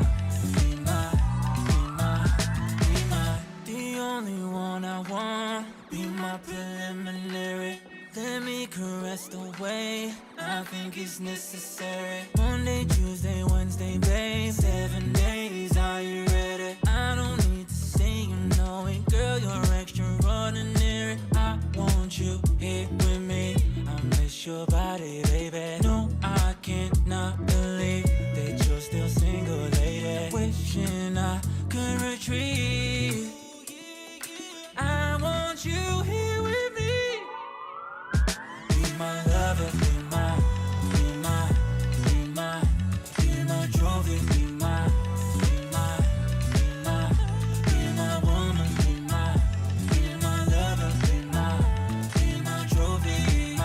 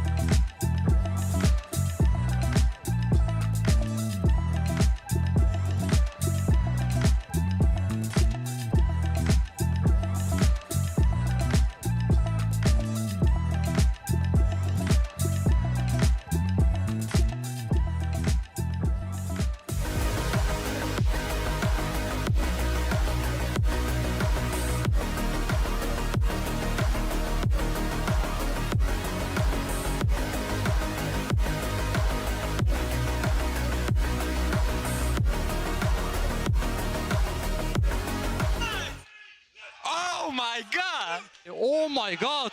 I'm the GOAT. I'm the GOAT. Nice! Let's go! Let's go! What a fantastic start that was from Team Heretics, and a nice bonus that we got that, a handshake on camera at last. I am your hosting, so I'm back here with Kakuka and Ash. You know, at some point I thought maybe FUT could take it, but third time is not the charm. It looks like maybe the comp has to change. Yeah, I think it's a bit difficult there, Kakuka, because when you're looking at this comp, you're looking at a lot of gimmicks as far as how FUT are going to look to contact up on towards site. And then once you see the weaknesses there, it leaves very little flexibility for them to work off of. Yeah, but I'm still surprised on how they keep surprising teams with some of these things, right? Yeah. You think that it looks so easy on paper, right? But we have to give props where is needed. And actually, Team Heretics being able to win this map, FUT winning ecos, also winning both of the pistols, even though they didn't manage to translate the first one into a second round win. It's very surprising. It is indeed, but I think it goes to show some of the stuff that Heretics were talking about last night from Miniboo and VUT. Sometimes their macro is just better. Yeah, exactly. There was a couple of rounds that I wanted to show that actually speak a lot about what FUT can do in this map and how they do it. First example is round 9, okay? We see a lot of this B executes because for them, getting onto the side was being very easy. Team Heretics wanted to play for these retakes, but actually they were finding a lot of space, and especially having that Sage wall, things got very complicated from Team Heretics to have an easy retake because also of the way that FUT keep control of the map even after planting the spike. There is not a safe entry for them because of all the utility that they're able to save. This, a flawless round. Now, what does Team Heretics do to adapt to this? 3 players playing onto side. CNED dashes in, but Team Heretics is waiting on them already. And the moment that FUT thinks about the next step, Heretics is ready for it. We see the pings, we see Boot giving the info, the flashes, and everything falls into place. It really does. And when you also look at it, though, FUT really didn't have many options other than going over towards B. We saw them getting stalled out consistently on that C site. Benji Fishy had really great setups with the Cypher trips, prepared for CNED looking to dash in, and then with the lack of information on the side of FUT in their composition, it leaves a lot to be desired and little to work with when you're actually looking over towards A and C. And then you also have the fact that Heretics did really well, I think, to funnel them by reacting over on that A side and actually taking that rebel control, because it's so hard to fight for it when you don't have an initiator. I just can't believe they still maybe could have nearly won this map again on this comp again. And maybe not so much the comp, but Yutajay, if we take a look at him at the AIM Labs warm-up, he couldn't miss a single shot with that Sheriff. It was nasty. Yeah, exactly. Not only on the ecos, as you were mentioning, he also gets the 1v3. I think we also got a 4K for him. As you're saying, he wasn't going to go down easily. And if we think about Split, we need him to keep up with that performance. We really do. I mean, we even heard it in the post-plant, though, yesterday with Wood on the couch with us. The fact that he was looking to go toe-to-toe with Yutajay, I feel like Yutajay probably heard that back and he was just like, okay, I have a point to prove. Oh, 100%, 100%. But this is the thing. Let's talk about the next map, because if we didn't see Heretics play this against Na'Vi, I would have been extremely worried. I probably would have been like, we're going to map 3. But Ash, they looked good. The changes worked yesterday, and Na'Vi didn't really have an answer for a lot of the things that Heretics are doing. Yeah, and it's crazy because, again, in the post-plant, the fact that Wit and Miniboo were talking about how their macro has just been so strong, even when they're not able to individually consistently frag out. We've seen a lot of great mid-round pivots coming out from this team, a lot of that assisted by Benji Fishy's secondary calling there as well on those lurks and whatnot. So I think that Team Heretics had the opportunity to take this 2-0. Oh, but will we get that chain? But we will. Yeah, we will. No surprises so far. Narn and Lotus and not here. I love, Ashley, you were mentioning Benji because he needs to step up. During that first map, he's been a little bit quiet. But now when we think about this one, when we think about cracks, and he's very crisp aim, playing on that raise, Benji has to be on the other side, especially starting on the defense, to shut him down and get creative with the setups, just as he has in the past. I think it's difficult, though, too, because when you're looking at CNED here on the attacking side for FUT to start on first, he does opt more for that mid control. Meanwhile, you usually see Benji setting up over towards that A site. So I'd be looking actually more towards, I think, the likes of Wood to be that, the Viper to be able to shut down, keep that mid control, and deny that line of sight over towards CNED. Yeah, exactly. And not only that, we need to also talk about the info kind of game that we're going to see right off the bat. Well, Team Heretics, they are one map away from making back-to-back appearances at an international event, Pansy and Steel. This is exciting for them. Well, I think it's exciting for all of us, if I'm honest. I can't wait for this one now. After what was quite an explosive map 1, a lot of kind of expectations met and a lot of issues shown. We come into map 2, and as you rightly highlighted, even at the start of the day, we've seen these two maps very recently, especially with Heretics. But what do you make it, you know, really standing out to you here for FUT? Like, where are your eyes going? Is it the CNED choice? Is this something that you think could be valuable against Heretics after what we've seen recently? I hope to see a lot of value from this chamber pick, because what we see from, you know, Team Heretics, Woot jump spotting vents a lot, that's an easy pick for CNED to get. And then I like how CNED's able to walk around with his teleport and just get really deep into lines. I mean, last map, he was just getting picked off, diving into places with Jet. He had no escape, but now he will have a bit of an escape. Let's see what you've got for us, CNED. Another, you know, tall task. Boot, though, gotta be careful, because that Headhunter, yeah, it's not the tour de force, it's not an operator, but it's certainly still dangerous, and respecting it enough. The utility, a clear-cut indicator that they are taking mid-space, and they've already taken it. Look at Krax's position. Doesn't matter, Team Heretics has all of B right now. But Boot just turned around. He's got no idea how close he was to death. And they've got so much space on this map here. This is really uncomfortable for Heretics, and CNED still looking for that pick, but no one's giving him those options. They're sitting deep towards the A side. They've got Boot trying to play safe towards CT. They don't want to give up these opportunities or this amount of space. They'll swing to confirm that they're still there towards heaven, and it should be the go signal now. 2 players on the site, though. This they don't know about. There's already starting to drop down. Benji one, Minibu the other. He's going to play forward to this one. They're coming through towards elbow. Stunning work from Benji. 2 back-to-back. Voot now dives in on the site, clears it. That's the spike loss. Now Yellow Jay and Captain, a lot to do, and Boo's not allowing it. Nice try, Captain. Put the knife away. Almost had it, almost had it.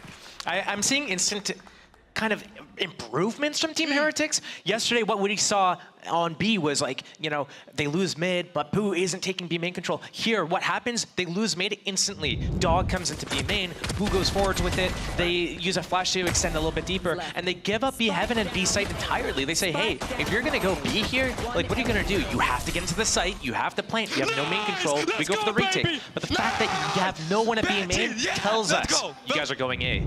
And Team Heretics is able to stack A, Benji getting 2 perfect kills on that entry. On that opening, I guess. Yeah, it feels wild that it was that late into the round, but yeah. And again, Voot is going to be tested constantly, right? This is going to be a consistent factor he's going to have to be up for the challenge to, which isn't easy. Yeah, he is up against pistols in this round. The Headhunter's still going to be a factor, still going to have a little bit of util to play with as well. Rienza needs to keep him safe. Make sure he doesn't get shot down on. A little bit of adjustment already. Again, doesn't want to outstay his welcome. You can see they're targeting this. CNED not getting what he wanted so far, and they're going to pivot. Spike is in sewers, however. So that's going to be a long time before it's picked up, and that's going to be around to Yellow Jay, if anyone. Destroyed. And Rienz. Again, I quite like the... I don't say patience, really, but it's the discipline that Heretics are playing with. They're not taking too many risks here. They're not overstaying their welcome. They're happy to fall back a little bit deeper, make them work for their dinner. It's only classics against you. Say that. There is a Headhunter as well. And yeah, those classics can be a little dangerous. All right, we've realized this. But they aren't playing into what FUT want. Great reads here from Team Heretics, and they're repositioning here. Boo getting to the back of the site at B. It's just Mini Boo on A site, but it doesn't matter. FUT is coming into B site, into the setup, into the stack. Everything is just, it's coming up good for him. 13 seconds. They're gonna have to force a plant, but Mini Boo in the back of the site 10 here. 10 seconds left. Yeah, this is tricky. It is only a ghost though, so yeah, okay, they're gonna get the plant for this. Classics. Yeah, hey, the classic can go toe to toe, as we've already noted. Krax gets a little heal here as well. CNED still here, Headhunter. Locked and loaded. Oh, ends. Cheeky little pre-fire. Yeah, not bad. No kindness in this. Classic, still good, but not quite good enough. Heretics 3 alive. Take back the site, and they're just composed, keeping it clean enough. Okay damage, but Mini Boo just had a ghost there.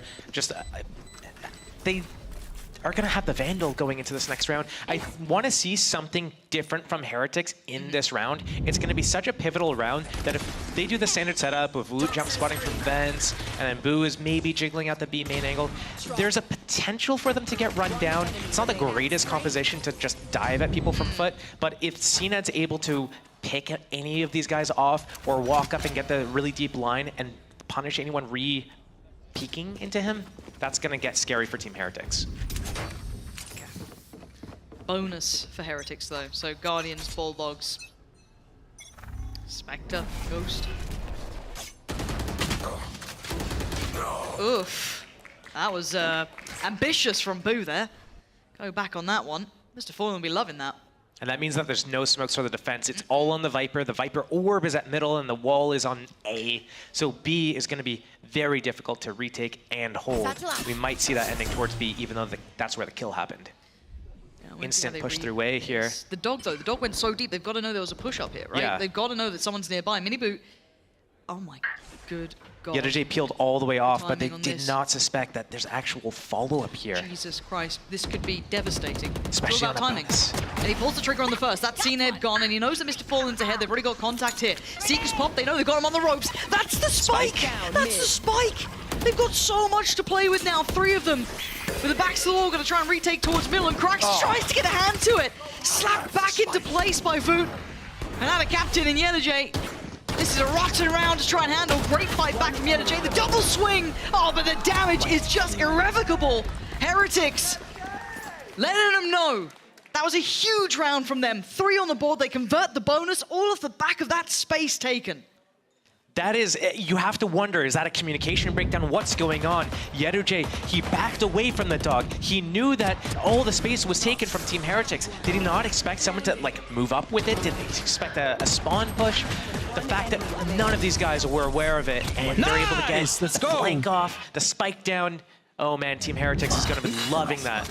Oh yeah, you couldn't ask for a better outcome.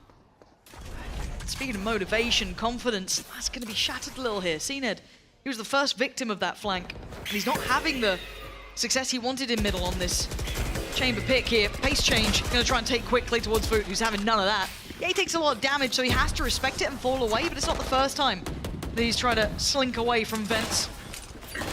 C-Ned trying to take the space that was given, but still stall.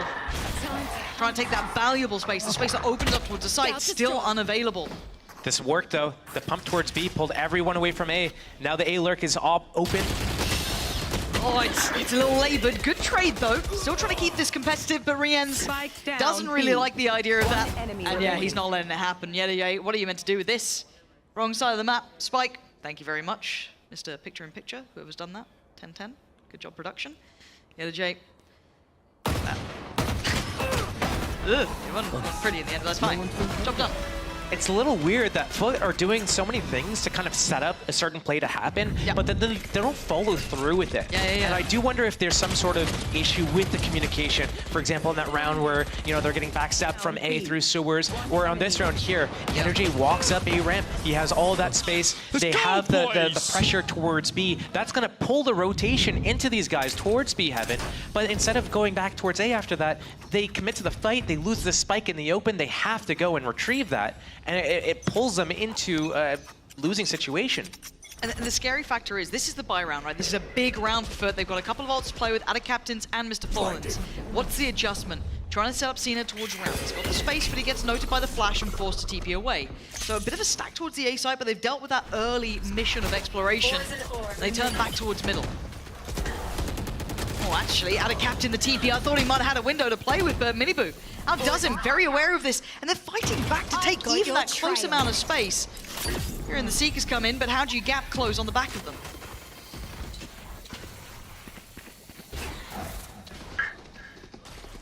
Team Heretics just one step ahead of FUT. FUT just so indecisive, disjointed. This is heartbreaking because you've got to keep into context the season that FUT had. These guys looked fantastic, but they had it all. And Heretics were still, you know, trying to bring us back in line after what was a disappointing Madrid and a couple of losses here and there. Nothing too detrimental, but enough that it caused us a second of doubt, and they're losing on players left and right here. Yeah, they've got at least an open A side, but you've got to get past this guy. They found my wow. He's already seen him. The camera's told you enough. What are you meant to do with this FUT? 25 seconds, you might be able to get a plant. Can you hold it on the retake? 5 versus 3. And they're expecting it. Look at them. Look at where Heretics are sat. They know what they want here. If you're in a 3v5, you want to pick. I like these off angles, though. This is a great decision for FUT to just hold this position instead of going all the way through. Two of them focused towards CT, towards screens. Miniboot clearing quickly towards ramp. There's one Good player on the site. It's going to be Mr. Fallen. And Xena trying to almost play the pendulum, swinging back towards supporting the site. Stunning from Cracks. Secured CT, and now they can focus on the site. Maybe Heretics won't be able to make that cross so easily, but they made it on the site now. Mr. Fallen, there! He's the backbone of this! Holding on to it. Incredible work between Cracks and Mr. Fallen in that round. If you want an example of a round of a team doing a post plant really well and another team doing a retake really well, that was a good example of it. Even though Team Heretics lost in a 5 versus 3, I really like how they re-cleared. First, they waited for the push. Then they went and re-cleared through heaven, through ramps, cleared all of lower, knew exactly where FUT was. They weren't able to convert on the kills because FUT had a great bait setup. Chamber TPs away. You know, they set up the play. They don't push all the way through. But I wonder if that smoke from Boo on the top of the map there made it difficult for them to clear out the site. Cracks. I thought he got actually ahead of this. I didn't know if they'd even check on it, but they're very diligent here. And Heretics responding substantially. 3 players towards heaven. Cracks. I want to be real careful. See it, they're waiting. Getting proactive on both sides. Trade comes in, Cracks gets sent and running. Actually, tell a lie. They stand and face their maker at that point. Bit of a trade out, but it leaves the numbers still in the hands of Heretics. Mr. Fallen. Oh no. Can't get away. Mini boot. Puts him to bed. The spike gets left. And the other J again. 1v3. I can tell you what he's saying right now as well. If I did a rocket like that, that would be 1 damage. Rien's noted his position here. And they're just swarming the spike. They don't need to challenge him. They can leave him to rot. Hold all the angles. There's enough time, just barely, for Yedu to be able to do this slowly. Difficult, but possible. 30 seconds left. Has to make a committed move, and it's Rien's. And yeah, he was perfectly positioned. I liked how safely they played that. The second the spike goes down, they're taking no risks. And I think this is where FUT is going to have a really tough time getting back into the game. They should probably call a timeout right around here. Because if they... What's basically happening is they are a momentum-based team, and it sounds cheesy to say this, and I hate to like bring it up again. But it's a momentum-based game. It is a momentum-based game, and you can snowball really easily. But part of it is whenever they start stringing a few rounds in a row, that's when they start snowballing really hard. And it's not really a thing about like what abilities they have or anything. It's just their confidence. These guys are confidence players, and if they start losing a few rounds in a row, they lose that confidence, and it's so hard to regain that confidence once it's lost. So this is the struggle that they're going to have. It's not about strategy necessarily. It's not about game plan. It's going to be about mental. Speaking of mental as well, this is going to be a very hard road for someone like CNED now, who's had a fabulous season. One of the statistically better players there has been during this run. Currently still on 0-6, not finding what he needs here. I know he'll want to be able to try and deliver something for his side. He's been on point, but it's not just on his shoulders. I mean, we speak about the young talent as well. Yedajay, the guy has been hailed as, you know, I don't want to say another Alpha, but I mean, when Alpha first came onto the scene, it was like, who's this young Turkish talent? And Yedajay was in the same sort of breath, kind of brought through as one of those real high potential players. We're going to need some of them to start really activating here. We've got to see it, because on the other side, Heretics look like they have that single goal in mind. Get to Shanghai. And we're already not far away from it. We're already at round 7 in the attack, and we haven't seen CNED. Since he has no kills, he can't even get his ultimate off out, right? And having that operator is going to be a big difference maker. Getting Boo at B, getting Wood at mid. There's no opportunities. Keeps going into the sky, getting flashed off the angles, getting Dog to re-clear. Heretics reading the expectations, it looks like. But taking over towards ramp. Not the first time they've tried this, but not getting the success on the information behind this. Pop flash and an actual swing from Rien's. That seems a little audacious. Too ambitious. Walking into the unknown like that, I think went a little too far. That's recovery on weapons too. Boo's got to be cautious though. Feels like he's in a tricky spot here. TP committed and now he's pinched. Boo, yeah, you're not making it out of that alive, but gonna take any opportunity you give them. If you open that door, they'll walk through it. Benji, yeah, you can clutch up sometimes. You're not gonna do it now, right? You're not gonna do it now, right, Benji? A 1v4 made to a 1v3? It's a lot even for you. With this man alive, with what I've seen the last week or two, I don't know, man. Okay. Hey, I'm not counting him out just yet. If he gets past cracks, game on. Position compromised. yeah. Oh my god! Oh my god! Stop it! It made me nervous. I can only imagine what FUT's like. Then it's like, cool, we got to. It's fine. He's dead. It's. What the hell is in? I don't know. In the water. Benji's nuts. But again, FUT, sheriffs. What's going on? Just use sheriffs in a gun round. But it did feel like an overcommitment from Heretics. That pop flash through the wall. I mean, you are leading, and maybe you want to try and establish that authority, make him have to waste all that utility early again. I get the concept, but it is a bit much when you're coming up against someone who'd love to pick up that rifle. You leave it on an island that you can't defend. It just felt too high risk and too low reward. Yeah, this is a perfect example of where, you know, having a lead and keeping that advantage is so important. And like when you start winning, and you just keep that confidence and keep going forwards again and again. Yeah, this is getting punishing. Out here. This time it feels a little bit better balanced, right? They get the pick, they back away. But that felt like, you know, further intent behind it. 3 players, utility sent in, information off the dog, everything was right for them there. We look on the rest of the map, and now they're going to have to do this without Yellow Jay. Mr. Fallen trying to find the information for himself, spots him towards CT, but spam. Oh boy. Careful, Riens. And actually, Crack slipping ahead could be pretty good here. Yeah, the flash and the pain shell, he can't make enough of it. It's Mr. Fallen, I think that was probably blind, Seekers. I imagine. And yeah, the Seekers. Not a great position to pop them from. Maybe paranoid about the flank here, but Ada Captain is the one to try and make this one work. Straight up through middle, and apply the pressure till they pivot. And it's being read by Boo. Boo is reading this. He's going to get in a position in time. He can't make a step here, but the paranoia is good. He's going to catch one on the other side too. Does he keep his life? He's made it behind Pillar. He's buying time here. 30 seconds. Big flank on the way as well, coming in from Benji Fishy. So Mini Boo and Boo need to combine, and it looks like they're already on the road towards that. Going to take down Cracks. Gets another fair fight. Boo on the swing. Nice attempt. And now, out of all the players, it's going to be this man. A 1v2, far more feasible. They have no idea.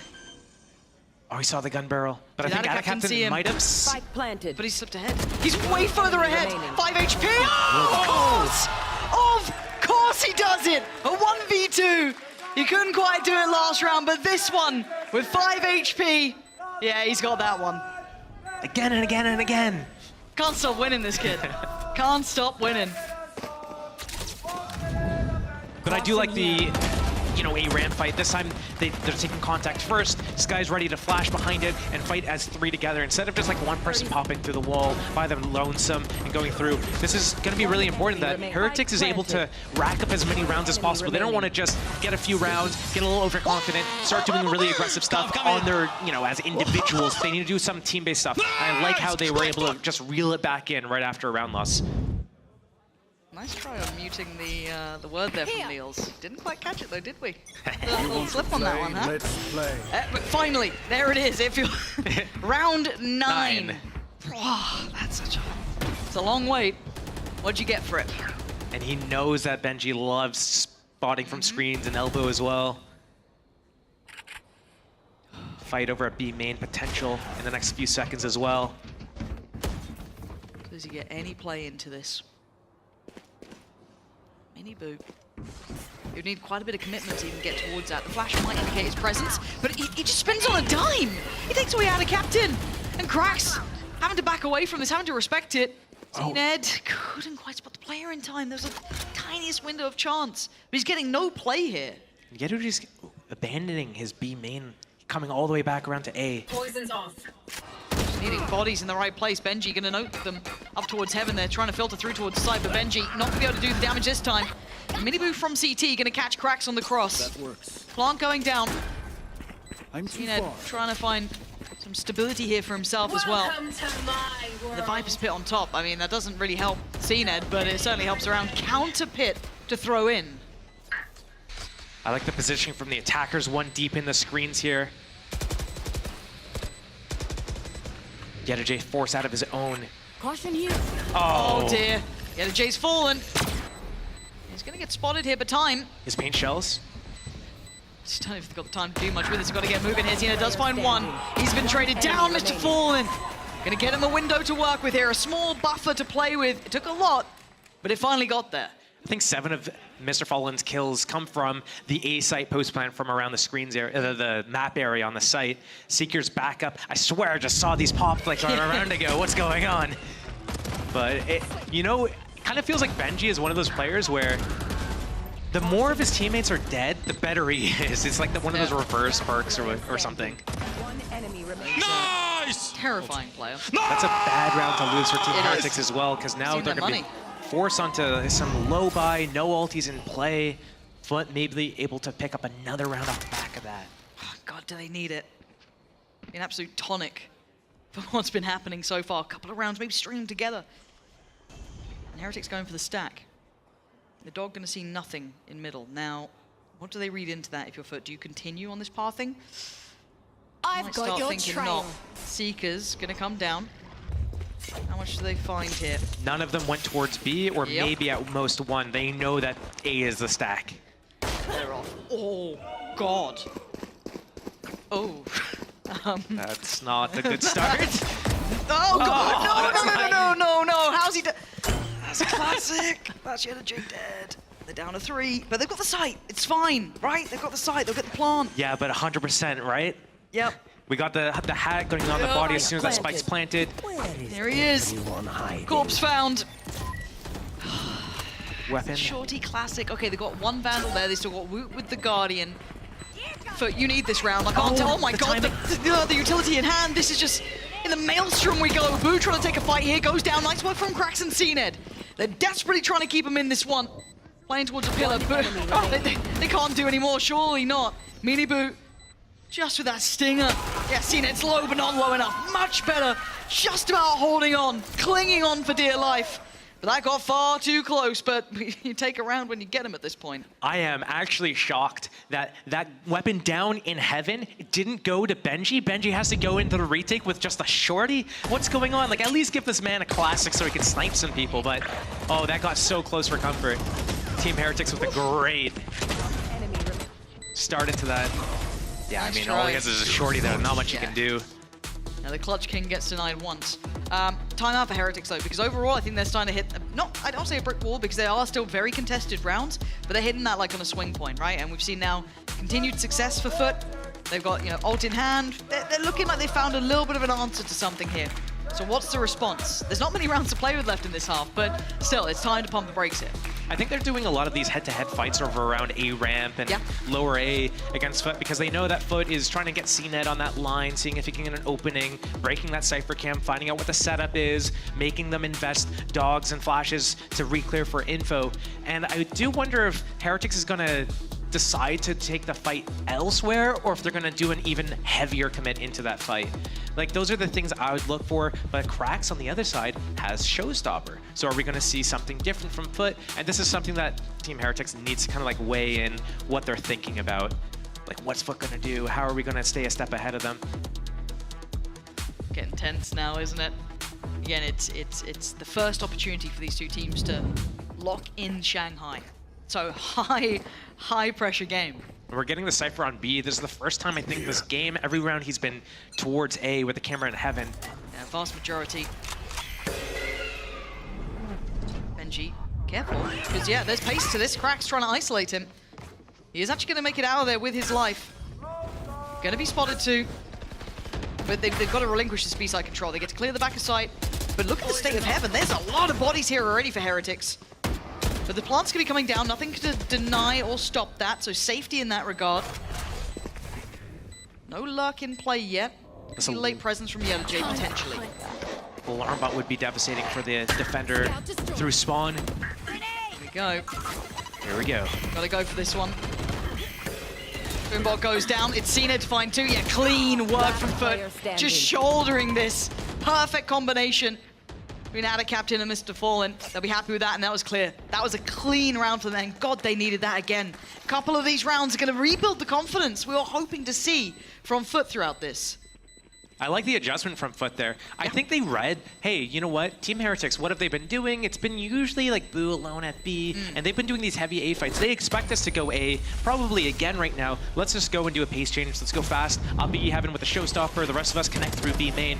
And I think Team Heretics was trying to be like, well, these guys have gone A every round. Let's stay and do this A fight. They were heavily postured towards A. They have Cypher towards B Heaven. They have Viper and Vents, and everyone else is towards A. So they have a really big pivot to fight either A or mid, and they lost they they covered basically 66% of the map. But FUT went to the 33. Yeah, 6-5. Do we get a tied score on the half, or maybe a little tilt of the scales? Boo, after a proactive beginning, gonna take space. Free up the other two players to hit an early rotate. Because I feel like, considering that last round, if you're FUT, you're probably fancying that B side again, right? And Heretic's gonna read into that. They should know that there is a man here. And they just walk into that almost lackadaisically. Crack's gonna be punished very quickly. Not almost. Very quite. I'm trying to be nice here, you know what I mean? I'm the nice one, you can be Yeah, bad good cop. cop, back up. That's the one. Still have 2 flashes for Mr. Fallen. Paranoia. What do they do now, though? They've hit that wall, right? It's like, do we continue this way? What do we do? Well, FUT also knows that they've lost this A space. Team Heretics took that like immediately in the round. That's why they were able to shift everyone over to B, is because they took such deep space towards A with all the info. They know exactly where FUT is and where they can be. Very late attempt towards middle here. And they haven't really dismantled the pack of players. They're going to smoke up towards Vent. Maybe look to isolate the fight towards maybe Mailroom or Heaven, but still players here, and they're going to start running low on time here, 30 seconds. Boo cannot use this and misposition himself again. Benji's got to be careful, though. There is pressure. Going to force him off the angle. Paranoia gets sent in. I don't know if it caught Miniboo. It doesn't seem to matter because Benji Fishy's still watching the angle. Catches out a captain. Miniboo waiting patiently for the timing on the swing, and yeah, he's got it right about, not pretty, but oh god, even for the second time of asking, that was rotten. As Woot now is in a bit of trouble here, but do they know about Boo still playing off the back of this? Yeah, the Paranoia goes in, and time is everything. Woot's denied it, that's what, Liv, all he's got to do is live! He even takes down Mr. Fallen with him. A lead on the half is what they get. Hard fought for, as FUT did find answers towards the end of that first half. These rounds are coming down to the wire. It's almost like we're watching Na'Vi, but some really good positioning from Team Heretics. I like their proactivity. Massive change from yesterday's game where we saw them having the information about where their opponents were around the map, and they just didn't do anything with it. Now they're so proactive. They're getting the deep blinds, they're getting the space, they're getting rotates in front of where the enemy is going, and they're there to receive them. The fights are getting so close and scrappy in the mid rounds, though. FUT coming out on top with a lot of these trades, but with just great positioning and info, Team Heretics is able to close these out. But FUT aren't disparaged yet. They started to fire up towards the end of that half. There's still life in them.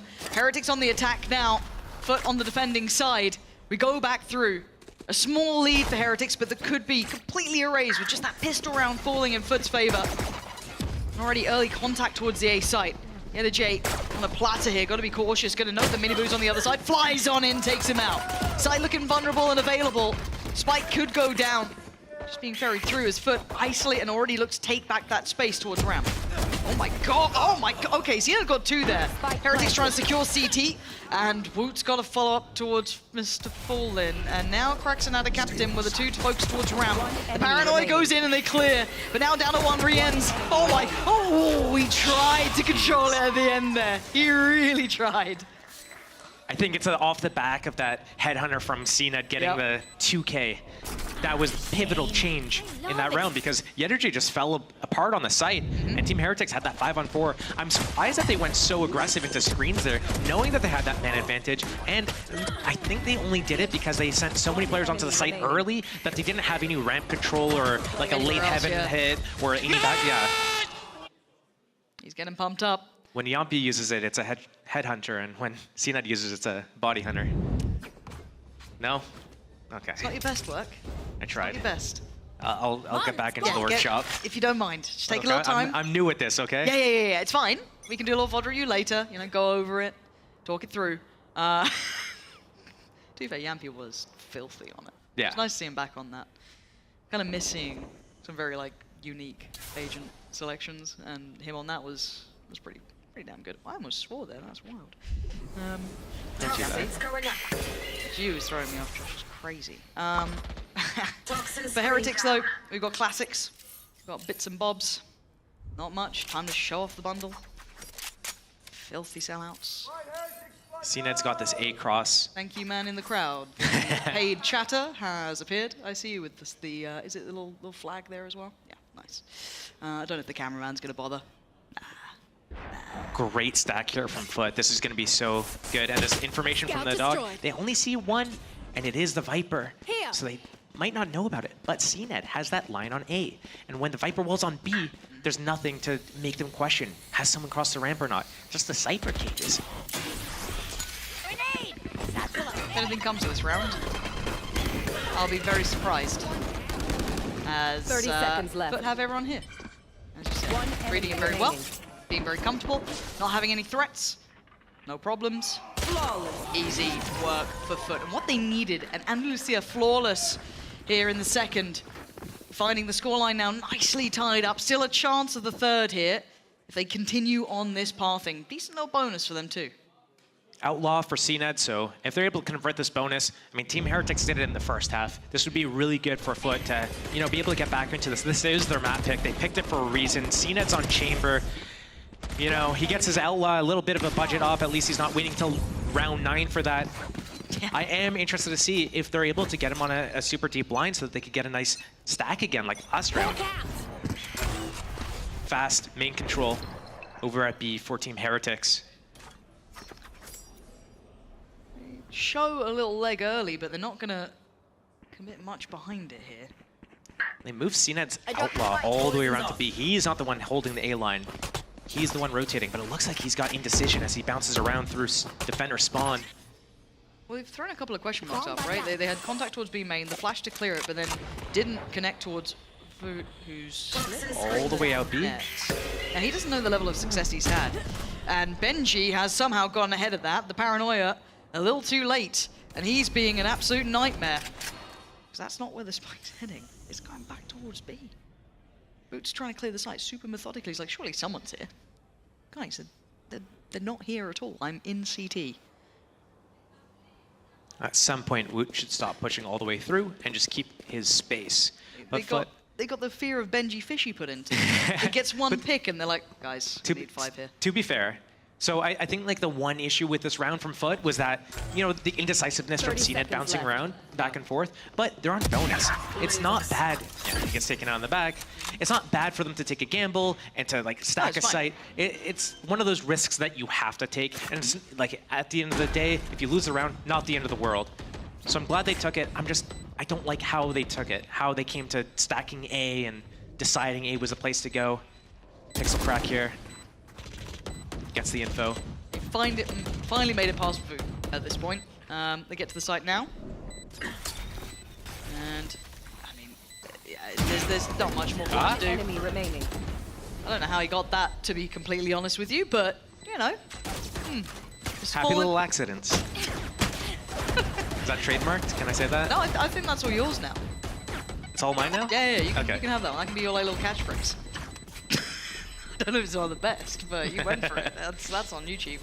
Yeah, it was a gamble, right? It was a risk, and I think what you were kind of highlighting, the logic of getting there didn't feel great, but again, yeah, it's a gamble. You got to put some weight behind it, maybe just hoping it worked out. I'd have liked to maybe, bloody hell, yeah, I'd have hoped they'd maybe pursue the idea of trying to get a little bit more information first, but it's fine. This is the round that really matters, right? We got this coming out. I was about to say the big green. I don't think it is anymore. Probably not his skin. Who knows? You know, maybe we'll see it soon. Yeah. Beyond that, though, this is a pretty important round, Josh. This kind of shows us everything we need to see. Where is he going to be playing this from? Orb lineup to do the same lurk setup that he had last round. Benji on A to throw the cages to, you know, shroud the information a little bit. All of mid is just open for Team Heretics for the taking. 1-3-1. But here's the op on B Heaven. It's such an uncomfy split, though, right? Like, if you're playing on A, you have no vent control. Yeah, I guess no one can push you too easily without being noted, but... They're going to wait for the reclear dog or flash here. And then they're going to make a decision where they want to go after. But this is a great insert. 2 players. Usually you'd see like 1 player inserted and regroup with 4. But here they've got 2. And with this, you can just pinch towards Heaven, right? You got Benji creeping up here. They probably have some utility to keep it safe for a player. The alarm bot is going to basically be the only thing alerting these guys. Yeah, they just used the dog to clear that deep space towards B, so they're already going to kind of bring over one of the additional players. I think Mr. Fallen's on to quick rotate. and then maybe seen it late, waits around a little later just in case, because they could always double pump back through. But as it stands, Heretics get the red carpet rolled out if they can clear sight. Cracks goes down in a blink of an eye. And now we've got out of Captain Mr. Fallen on site. Fallen was the first rotation. He got to be cheated over early off the back of the dog clearing through. What is going on here? Guys, a fumble! Now I know how Henry G feels. An absolute blunder made in that moment. CNED luckily bailed him out for a little here, but it's a 2v2 still. The time's on their side. The other J makes it over here. How do they clear this back in? That retake with the operator, not ideal. Big perp. But finding Voot out in the open, drifting over, hey, that'll help things. Rienz, it's all on you. It's a rough position, and he's been cleared. The J makes up for what was a mess on the site, and they get things back in hand and in touching distance, and 8-8 scoreline. It's one of the rounds in VOD review. You go back and you're kicking yourself that you let that round slip. Great retake from FUT. CNED catching Woot, repositioning on the site. That a beautiful opening for Miniboo as well. It's so tragic how that happened. Benji getting the 2 and elbow. Sky healing mid-battle. Love this reposition here, getting caught in the open. That just opened the round up for FUT. Yeah, nothing more to be done with that, but a really big opportunity for FUT to finally take that lead, right? This has been a good half for them. Yeah. Buy still in place though for Heretics now. But CNED gets to keep his off. That's a very key point, and very close to the ult too. So he's got a little bit of, buffer to this now. This is excellent. This could be the tick in the box we were waiting for. And for Heretics, how do they approach this? Looking patient. FUT going for a very large presence towards B main. Deep flash, no info off the back, so they explore a little further. This alarm bot towards A heaven here is going to protect them from vents. And they only need to spot over towards B heaven for info on the defense side of things, especially with B main control. But they opt to give up B main, so they have to shift into a new setup here soon. Here. Into the minute mark now. Very little progress made by Heretics. This reclear into B main from Heretics might... Oh, wow. This dog is a little... Just see the Viper just again. And we've seen Woot just hanging around B main by himself on A hits. But the problem is there's still so many bodies behind this. Even though I'd say that Heretics have tried to exploit that a little bit, that maybe they're reading into this. But there's still 3 players here from FUT. They still have presence. Cracks is one of them. An unknown quantity that delivers in droves. Finds 2 and looks for a little more. He's on an island, but he's looking rather composed there. Rienz does clear him in the end, but it's down to just Benji Fishy. Trying to play it up through heaven. 20 seconds. And that spike is not to hand. What do you do with this? I don't think there's much to do. This one's chalked. I mean, he could try to take away the op from CNED if he's able to find him, but it's probably not going to happen. Maybe explore a little bit, see if he can find out what's going on. Yeah, get one. If he's able to see the alarm bot here, might get a little bit of information about what FUT's setups are, where CNED's playing, where he's putting his alarm bot and utility. But, I mean, realistically, what we're seeing right now from FUT is Team Heretics keeps putting the Viper wall over towards B with the orb. And the only way to figure out if there's someone walking through is to have B main control, or to have someone kind of on the left side of the site, backside, or under these shroud boxes. That's the only way, unless you put an alarm bot there instead. So FUT has to put 3 bodies to defend towards B unless CNED's there. And I think, yeah, it's tough, man. They Cracks coming through the wall and getting the backstab. They just have so many bodies to deal with that. It ain't easy. And I think that's why we're seeing the timeout now.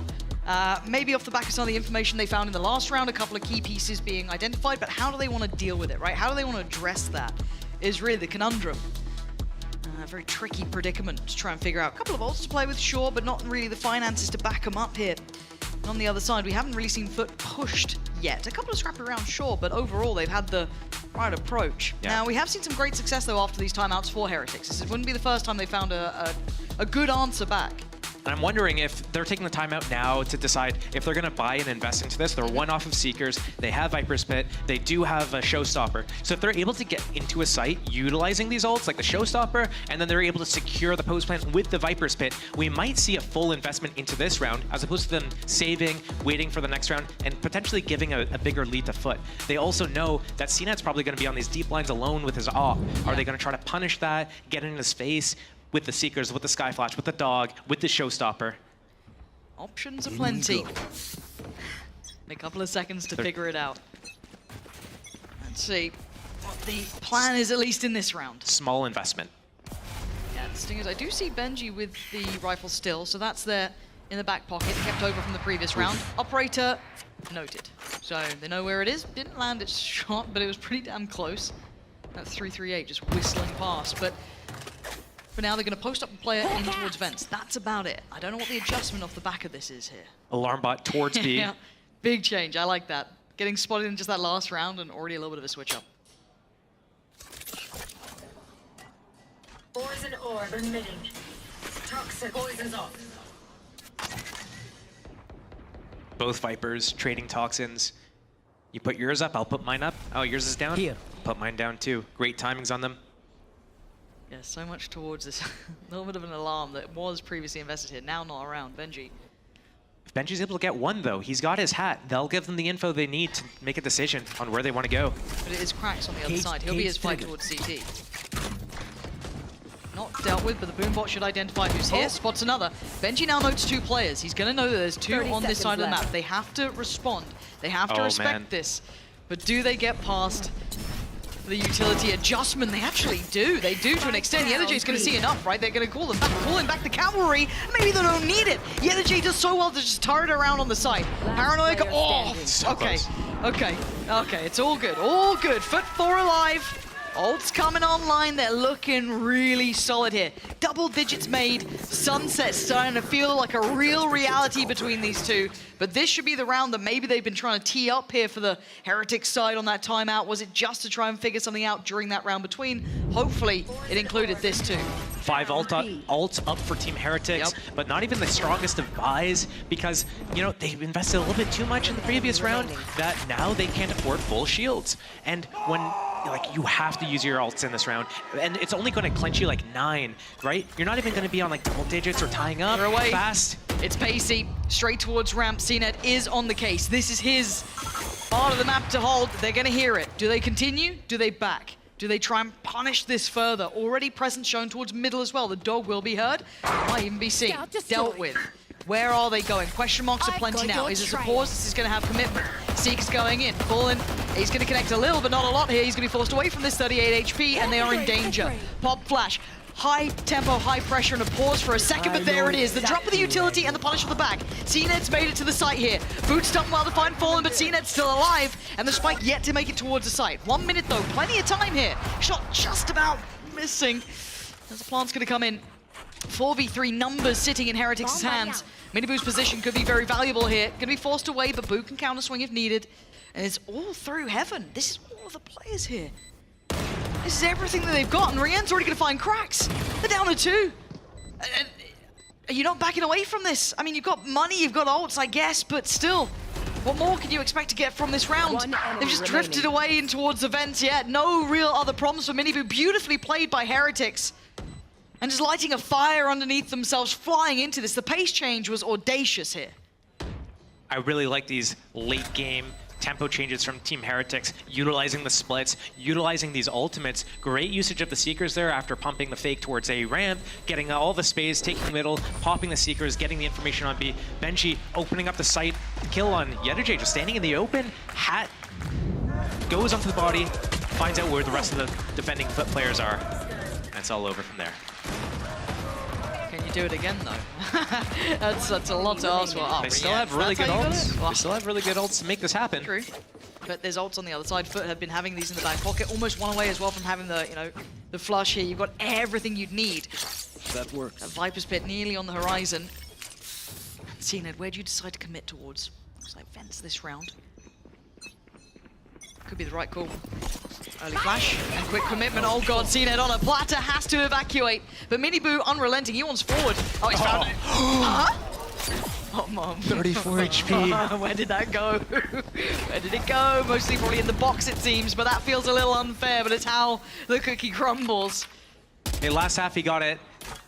Got a kill that shouldn't have happened. This time, doesn't get a kill that maybe could have. Would need a replay for that one to see the launcher passed or... So what you're saying is karma's a bitch, right? As Jojo Siwa once told us, the modern day prophet, of course. I don't know what else to say about this round, because that looks like it's just stumped them, right? They're like, well, this is the plan, and it felt really good at the time. Now we're down to 4. We've burnt a lot of our utility. Where do we go with this? I was thinking, is he going to use Viper's Pit as like a fake on B? But no, it looks like he's just holding for the regress or the reclear. So much split up. That's like a perfect opportunity for CNET to work his op, get his pick on Boo. Then that smoke's gone again from Team Heretics. Just the Viper wall to work with. 30 seconds. Gonna need an over-delivery. That spike is still on the A side of the map. VOOT's made pretty good progress here, but there's no favorable numbers on any side of the map yet, and that might have just shut the door, but the spike's on the way, they've got to commit. 17 seconds. Gotta save. Gotta save. 4 ults up still for FUT. This is gonna be 11. This is a really close game between these guys. 11 found FUT. That start, I felt like an all-in play from Heretics, and the second it just didn't work out, they had nothing to fall back on. I think Team Heretics is falling into a trap right now where they're walking around a little bit too much in the mid-rounds. And that's so dangerous and risky when you're going up against CNET's op and you don't know where it is. Oh yeah, I went a little bit past. It went past him and hit the wall behind. That's what happened. But like, yeah, you walk around in these mid-rounds, you're gonna walk into CNET's op if you don't know where it is. And that's opportunities you cannot give CNET. Their game plan was good. I like the pace of it. I like the splits that they were doing. It looks like they kind of like left their foot off the gas a little bit. Yeah, they're running on empty here. My camera is destroyed. Early info there. Not as telling as they'd like, but still. New looks coming out here, new adjustments. CNED, this time found early, but he finds himself a victim. That's Benji down. Heretics are just hitting their heads against a brick wall here. FUT want this 12th round. They want a chance at that third map. And they've stalled out middle. Op shows himself at A, instantly rotates over to B. I'd like him to take that angle on B main instead of B heaven here. Oh, he's got a lot to handle up towards heaven, doesn't he? He can get easily forced off, flashed off. Yep, there it is. So first step open, second flash to confirm they've made it further. CNET, Mr. Fallen, beautiful work between each other. FUT got there, but I don't know how much one man can achieve from this. There's still no support coming from heaven. As Boo can't isolate the kill towards CNET, the paranoia is going to catch him too. And CNET's feeling confident now, heated up a little bit. VOOT overwhelmed and FUT make it to 12, making Sunset a reality for themselves and still a chance to lock their place in Shanghai in this game. They've got money galore, they've got ults everywhere, and Heretics have no solution. They've not found an answer to this. CNET, the thorn in their side, didn't get his op up until like really deep into the game. No! But now, it's reaping its dividends. Woot still has his Viper's Pit, but no opening into sights for Team Heretics. They're trying to take the space and the map control, but once they have it, once they've inserted someone, the only time that they can really insert someone that is able to be effective is at middle. These A inserts and B inserts, they're not doing anything because CNET's op is right there to receive them. Okay, a 3-man slip up towards ramp. One player here dedicated, that's going to be out of captain. It's still the alarm though for CNED as well, so that there is that to keep in mind. They've started to pull over the player. YettaJ want to respond. Yeah, noting that, but can they then find CNED? What can they do off the back of this? Benji Fishy going to be denied, but there has been a player slipping ahead. That's going to be Miniboo. And CNED's on the wiser. They have found him. Okay, it's the first time. Good. An assassination on his life. CNED's gone down. So they can pause a little here. They've got 55 seconds still, a lot to work with. Can they find these final couple of players? But I love this response as well. Straight away, they lose that information. They lose an idea of what's going on. They take map space and they take the info back. But by now, there's a lot of progress being made on the other side. Viper's Pit for YettaJ. Wonder if he's going to pop it this round. This could secure the victory, potentially, right? That's. I think Ada Captain's going to bait for him. Make it seem like, hey, I'm alone on the site. Don't clear Yedu. Yeah, potentially. Utility going in, re-ends with the flash here. YettaJ, the one to swing it. And he's gone down in a heartbeat. Ada Captain with 2. But there's plenty of time for the plant here. 15 seconds. Miniboo's got that operator to hand as well. He's locking down that line of sight from CT, but they need to get a grip on towards heaven too. Crack's still there, has his ult. Mr. Fallen, no flashes here though. Ooh, Miniboo. Second time of asking, gonna deliver it. And his Crack's left in a 1v3. There we go. Okay, 10 found from Heretics, and it does feel like that game of find CNED and maybe we get a chance. I really like the adjustment from Team Heretics there. Normally what they're doing is Benji's going towards A, he has Riens to set him up, dog flash, whatever, but this time they shroud it a little bit. They have Miniboo going up as well. Miniboo slips the gap, gets into vents here, while Benji is like, hey, I'm over here, and he gets spotted. Nice, Tommy, Foot nice! thinks, oh, we've dealt with this. Benji's still not able to get into heaven, he's not able to flank you. He's still like on ramp, you're chill. CNED getting stabbed from the back a little bit. Like dominoes, they just all fall right after. Yeah. 2 cages on the ramp this time, instead of 1 ramp in, sorry, on lower, instead of 1 lower, 1 ramp. Okay, here comes the first challenge. Crossed over. Alarm still here. Boombot can be invested. Can't hit the shot on the cross. Gonna spot out 1. And a captain. Gotta be careful. It's really left in no man's land, so gonna sit a little bit deeper towards CT. Play safe. But look at where the spike is. Look at where the rest of the team is as well here. That late exploration towards main does get noted. And CNED, he's going to get a chance to get some picks now. Doesn't? Does get caught by the flash. So they've managed to back away, but there's still a couple of question marks, and one of them actually is a player behind it. That's still going to be Benji. And do they even consider it? Do they think about him being here late? That flash caught Woot in B main. This late into the round, 50 seconds left. FUT can't move around. They know A ramp is exposed. They know B main is exposed. They don't know which side Team Heretics is going to go to. Mid's just been locked down, though. Look at that. How are you meant to get through that? 30 seconds Spike's left. just not finding any point of access. They're down 25 seconds. The word melon starts to spring to mind, but Benji strikes from the back. That's the ult now gone, and B looking a little bit more vulnerable on this pinch. 18 seconds. They still need to get past Mr. Fallen. The paranoia doesn't land, so he's still got to do leaks of life. Miniboo, they're going to find cracks. That's devastating timing! 10 seconds. Spike can come on in. Nothing can deny that now. He was down to the wire, but it's worked. CNED, planted. The chance to be the hero here. This is a lot to ask. Oh, flank on the way. 5 to find. Already look at that positioning coming out from Miniboo. Nasty Miniboo. You're so goddamn nasty and you've worked it so well. At a captain, it's time to back away from this round. And another step closer for Heretics. This is when you get those sweaty palms for FUT here, because things are getting a little bit too dangerous. They're starting to get a rhythm to this. They're working out what you're doing. They still, I think, have a decent enough buy going forward, but still, you're getting nervous if you're FUT here. CNED got to be kicking himself at the start of the round, missing that op shot. Yep. Onto Miniboo at lower A. That one shot, that one kill could have changed everything, but instead, 5 alive. 5 standing. Key ultimates there. Miniboo's, Voots, the TP for Boo as well. Not a million miles away from the Seekers. This is watching it back here. Oof. Where did Krax's ult go in that one? Not where he wanted, obviously, but... the watch party out there. For the Heretics fans, I'm sure the smiles are coming back on the faces, but for FUT, it's panic stations. You get one more chance to close out in regulation. Now, hopefully Sliggy's got the pen out, he's writing, you know, how many chances there are.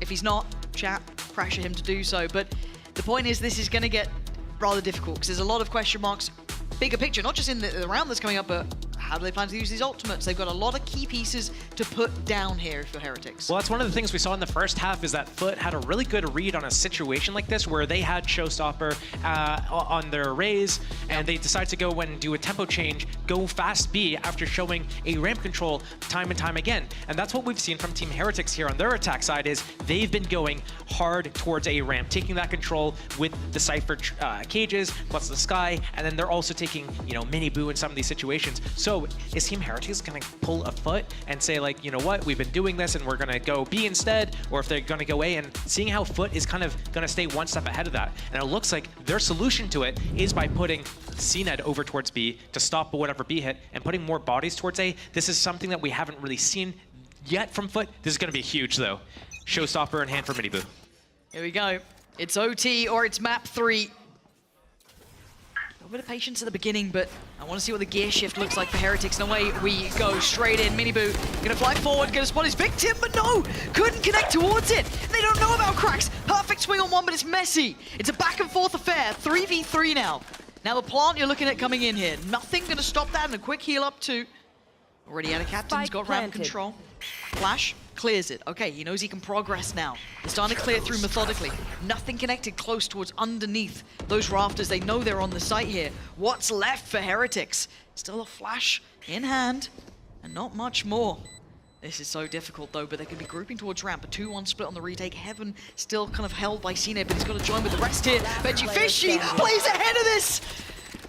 Refusing to lose, he wants OT, and CNED has to do it all now. A 1v3, the flash, oh, it's just not gonna happen. Heretics back in the game, back with a chance to close this out in map 2. Team Heretics deciding to go straight into A site there. Teleport behind the screens, get the backstab off, pull Yetajay away from fighting lower, breaks the setup with cracks. Clinches overtime. Just when FUT thought, hey, we're gonna go to map 3, we're gonna do sunset, we're gonna reset the scoreline, best of 1. Yes, this should do. Team Heretic says nah. Nah. What do you say to the God of Death? That goes there. Not today. Oh, this is a nice spot. Hey, look, I recently rewatched that too. Don't sweat, I got the quotes down pat. Okay. Oh, this is so up in the air. What an exciting game to decide who goes to Shanghai right here, right now. FUT now back on the attack. Heretics on the defending side. And a lot of intent put towards this early A presence from FUT. Cena trying to draw that attention towards middle. No punish, no catch towards Voot, who's playing quite passive this time. A little safer. Is Voot tempted? Cover going out. He's very nearby. Caution here. Ooh, right on a knife's edge between these guys. This is similar to one of the last setups of regulation that we saw from Team Heretics with a Cypher towards B and Boo over towards A. Great Cypher setup. Mini Boo with 1 flash left. Is he going to use that for info? Or is he going to use that to fight after the camera, after the trip, after Benji takes contact? The rotation as well. Team Heretics knows this is going to be a B hit. Boo getting the better of Yetajay as well. This is going to clinch and secure this information. And they're getting stalled out here. They can't progress forward. They've got 30 seconds. They've got to stick the landing.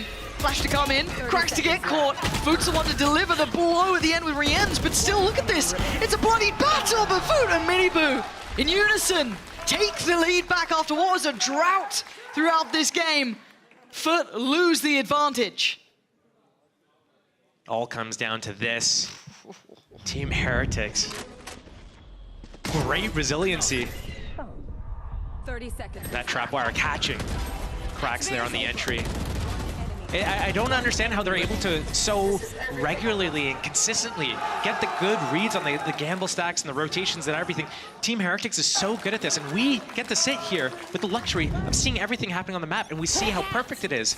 But they're doing this without that information. Oh, well, that's a good start if FUT want to be able to, you know, stay in this game a little bit. Miniboo, the scalp you claim. You're taking that every day of the week. They're trying to get a little closer here. Mr. Fall in. Ooh, they're so close though on the burst here. Yetajay doesn't get caught with paranoia as he comes back out swinging. A 1-for-1 trade still keeps an. Oh, the flash is filthy from Mr. Fallen. He's still holding ground here. 2 in this round alone. Where is Benji coming from? He's coming for the mid flank. Oh yeah, but the timing on that. Cracks gonna note him. That's perfect. Benji didn't fall for it, and they're pausing for a second. They want to try and find that pick, maybe even this back up to a 3v3. But for FUT, they've got to keep their composure as well. Trying to deal with this slippery. Oh wait, what? Cracks got caught like that. They had no idea. And a captain responds in kind, and now it's all down to 1. Benji, if there was a time to clutch, this might be it, but it feels like I've said this before. 40 seconds, and 1 man still alive. This is going to be more difficult than the other 1v3s that Benji traditionally finds himself in, because normally it's like one player alone that he's able to isolate first before he deals with the other 2. But now, across the map, he's going to be beat to this rotation as well. Oh my god, do you double swing that? Do you dare risk it? They do. FUT But life on the line to tie this one back, all even. 13-13, we go again. Blinded. What a round. These flashes. One enemy remaining. We're getting into these like super deep mind games, the mental warfare, figuring out which way, like how you're gonna like anti-strat and do this whole meta game against your enemy. Oh, we've shown this, so we're gonna do this, but they're gonna think that, so we're gonna do this other thing instead. We're just seeing it from both teams at the moment. OT just becomes mad. It always does. It just loses any touch of reality. And this time, what does FUT bring us here? Okay, well, presence in mid. Deep enough that it will note CNED. At least for a second. They back away from this. Has to respect the little even exchange, but they've chosen the challenge towards the A site, at least so it seems. A lot of pressure on their shoulders, so they do continue on this pathing. Heaven looking quite vulnerable. And it is a 4-1 stack here, Josh.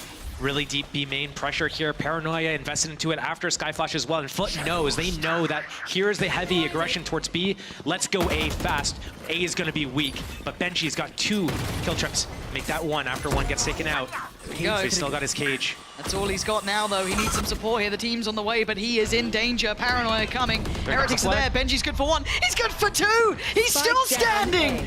Oh, this guy is just out of this world. He keeps going. He keeps fighting. Benji David Fish, the 20-year-old sensation, does not know how to lose. 14 rounds and another chance to close. Benji just saying, who's Fish 1, 2, 3? I'm Fish 1, 2, 3, 4 in this round. This guy is something else. They had everything there. If you were FUT, if you're a fan of FUT, it's like going, brilliant, cool. You know, we've read this correctly. Come. Yeah, that's fair. That's fair. I mean, it's just wild because, as I said, we get the luxury of being able to see it in front of us, right? They've chosen the correct site. They've made the right call on that, a little bit of a test towards middle. They hit maybe a little late because their rotations were there, but sure, they still had a good opportunity. And then it's like, oh, Benji's gone and... Yeah, I think FUT did miss the timing by just a few seconds there. As soon as they hear the Skyflash, Paranoia, all these things happening towards B main, I feel like that needs to be an instant reaction where they're just beelining it as fast as they can. Because the rotation from all the way in, like inside B main, all the way back up, through spawn, through heaven, and out to flood before you're able to get through sewers back into A, the attacker should be winning that by like a few seconds. So FUT, too much indecision there, leading to their downfall. And this is great from Team Heretics as well. We see them proactive, getting this info, getting the rotation, and by the time FUT is able to hit A, it's not just like the trickle lemming fest that we saw yesterday. Today, they're together. One's coming out to the left, one's coming out to the right. Benji's locking down his ground in the site. There was a timeout. They actually get the timeout to maybe address this side. There has been a problem. For FUT, they had a chance to talk as well. And it's a pacey start from Heretics. No subtlety to the show towards B, potentially a show of strength, but they're not going to commit directly behind it. Maybe just looking to try and tease a little bit of a response, tempt FUT to over-analyze and try and find information where it may not reside. And CNED, I think he spotted him there, because CNED's calling something. It's just that 1-3-1 again here from Heretics, but what's the end goal, the end destination? FUT need this round, or it's all for naught. This is everything that they've been eyeing up here to confirm, to lock in, to send themselves with a chance on Sunset to then potentially Shanghai. But Heretics now 1 round away. The spam, the flash, it's all pressure, it's all Benji! This kid just keeps winning. He keeps winning.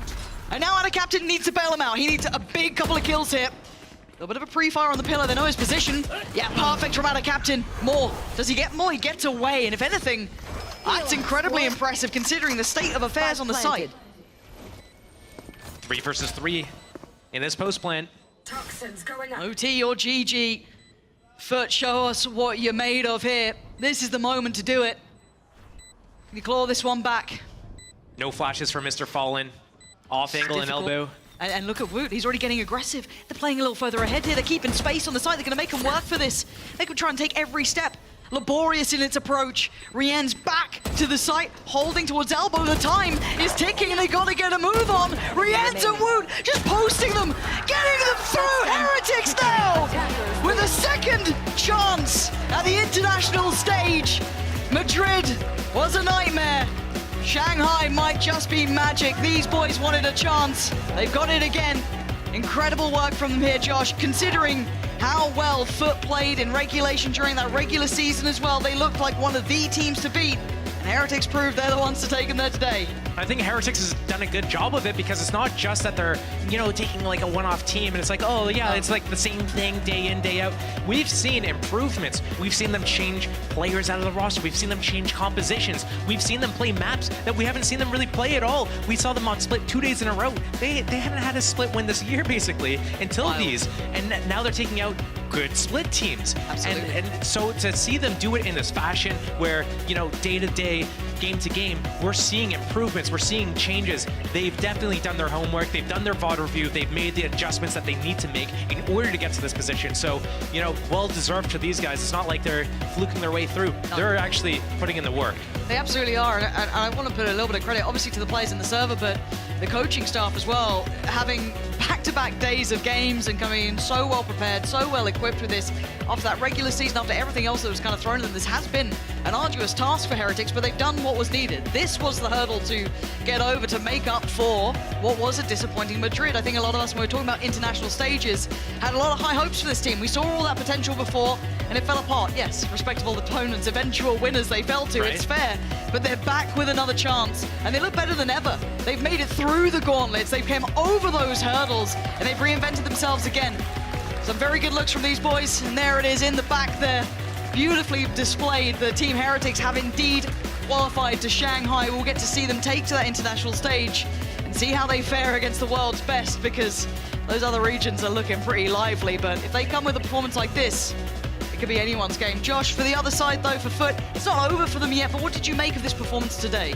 I thought that they had a lot of ideas downright. I don't think we saw CNED with a lot of opportunities to be able to, show himself. And I think because of that slow start, because of that Lotus, just dying constantly, not having a chance, I think that affected his confidence even going to that second map. We didn't really see him being able to hit his shots, even simple shots. So, not the worst showing at all. They did go the distance. They lost from what? They had 12-9 lead. Yeah. They were right there on the cusp of taking it to a third map. So it's not like they're just getting blown out of the waters. No. They're really close to it. But yeah, I mean, they need to find some of that regular season form a little bit here in the playoffs. Are you really getting Fortnite dances? Yeah, we're getting Fortnite dances. How dare you do this to I mean, we've got a Fortnite player, so it's only fair. Anyway, speaking of that, we've got Benji and Boo joining. I believe it's going to be Yinzu. Who knows? Who knows on the post-plant? But you guys don't want to miss it, so go check it out.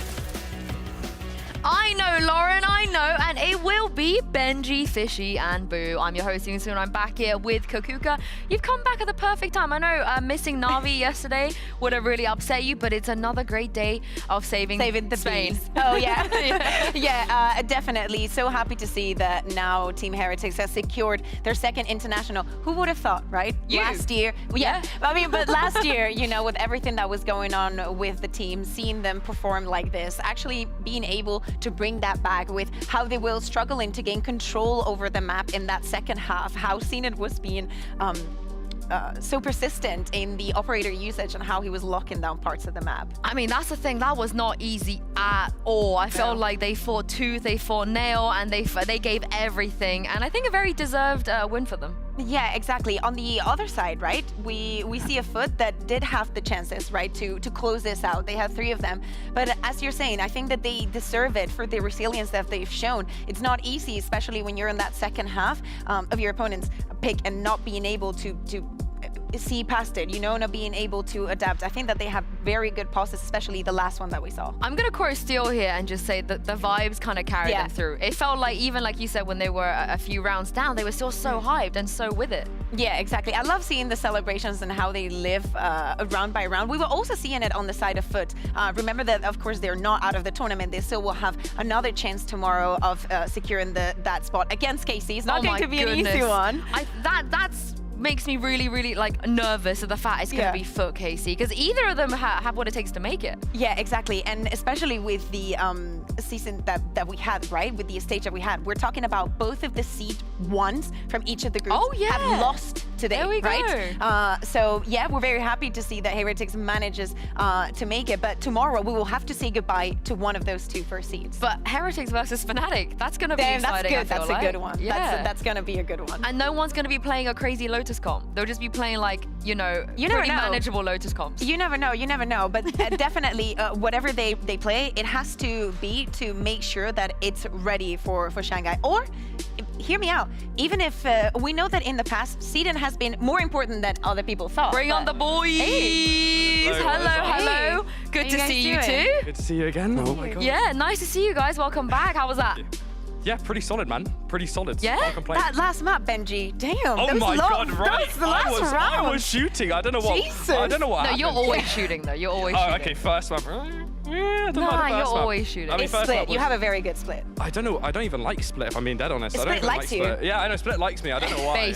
Based. Before we get into everything, who the hell taught Mini Boo that dance? Was that you? I feel like it could only be you. No, I didn't. He just knew it. Okay. Dommy, Mini Boo, he wanted to do like a slow-mo walk, right? He wanted to do like a slow-mo walk, and I was like, everyone was like, nah, that's not gonna be good. So then I think Ryan's made a suggestion of doing like take the L. So then it was Could have like, gone yeah, badly. Yeah, maybe. So yeah, we ended on that, but I don't know. Mini Boo wants to do some like weird walkouts, and we even did like one like two matches ago where we like copied Neil, our head coach's walkout. Oh, So yeah, he always goes like, he always goes like that, so we just copied him. But yeah, no, Mini Boo likes to do weird walkouts. Well, no shenanigans for you, Boo. I feel like you gotta keep it. I hate all the walkouts. Keep grounded. Keep it grounded. He gets a 4K. He's like, I call everybody. He's like, oh my god, you're insane. It's just like, yes. This guy doesn't react at all, bro. It's insane. But this is the thing, though.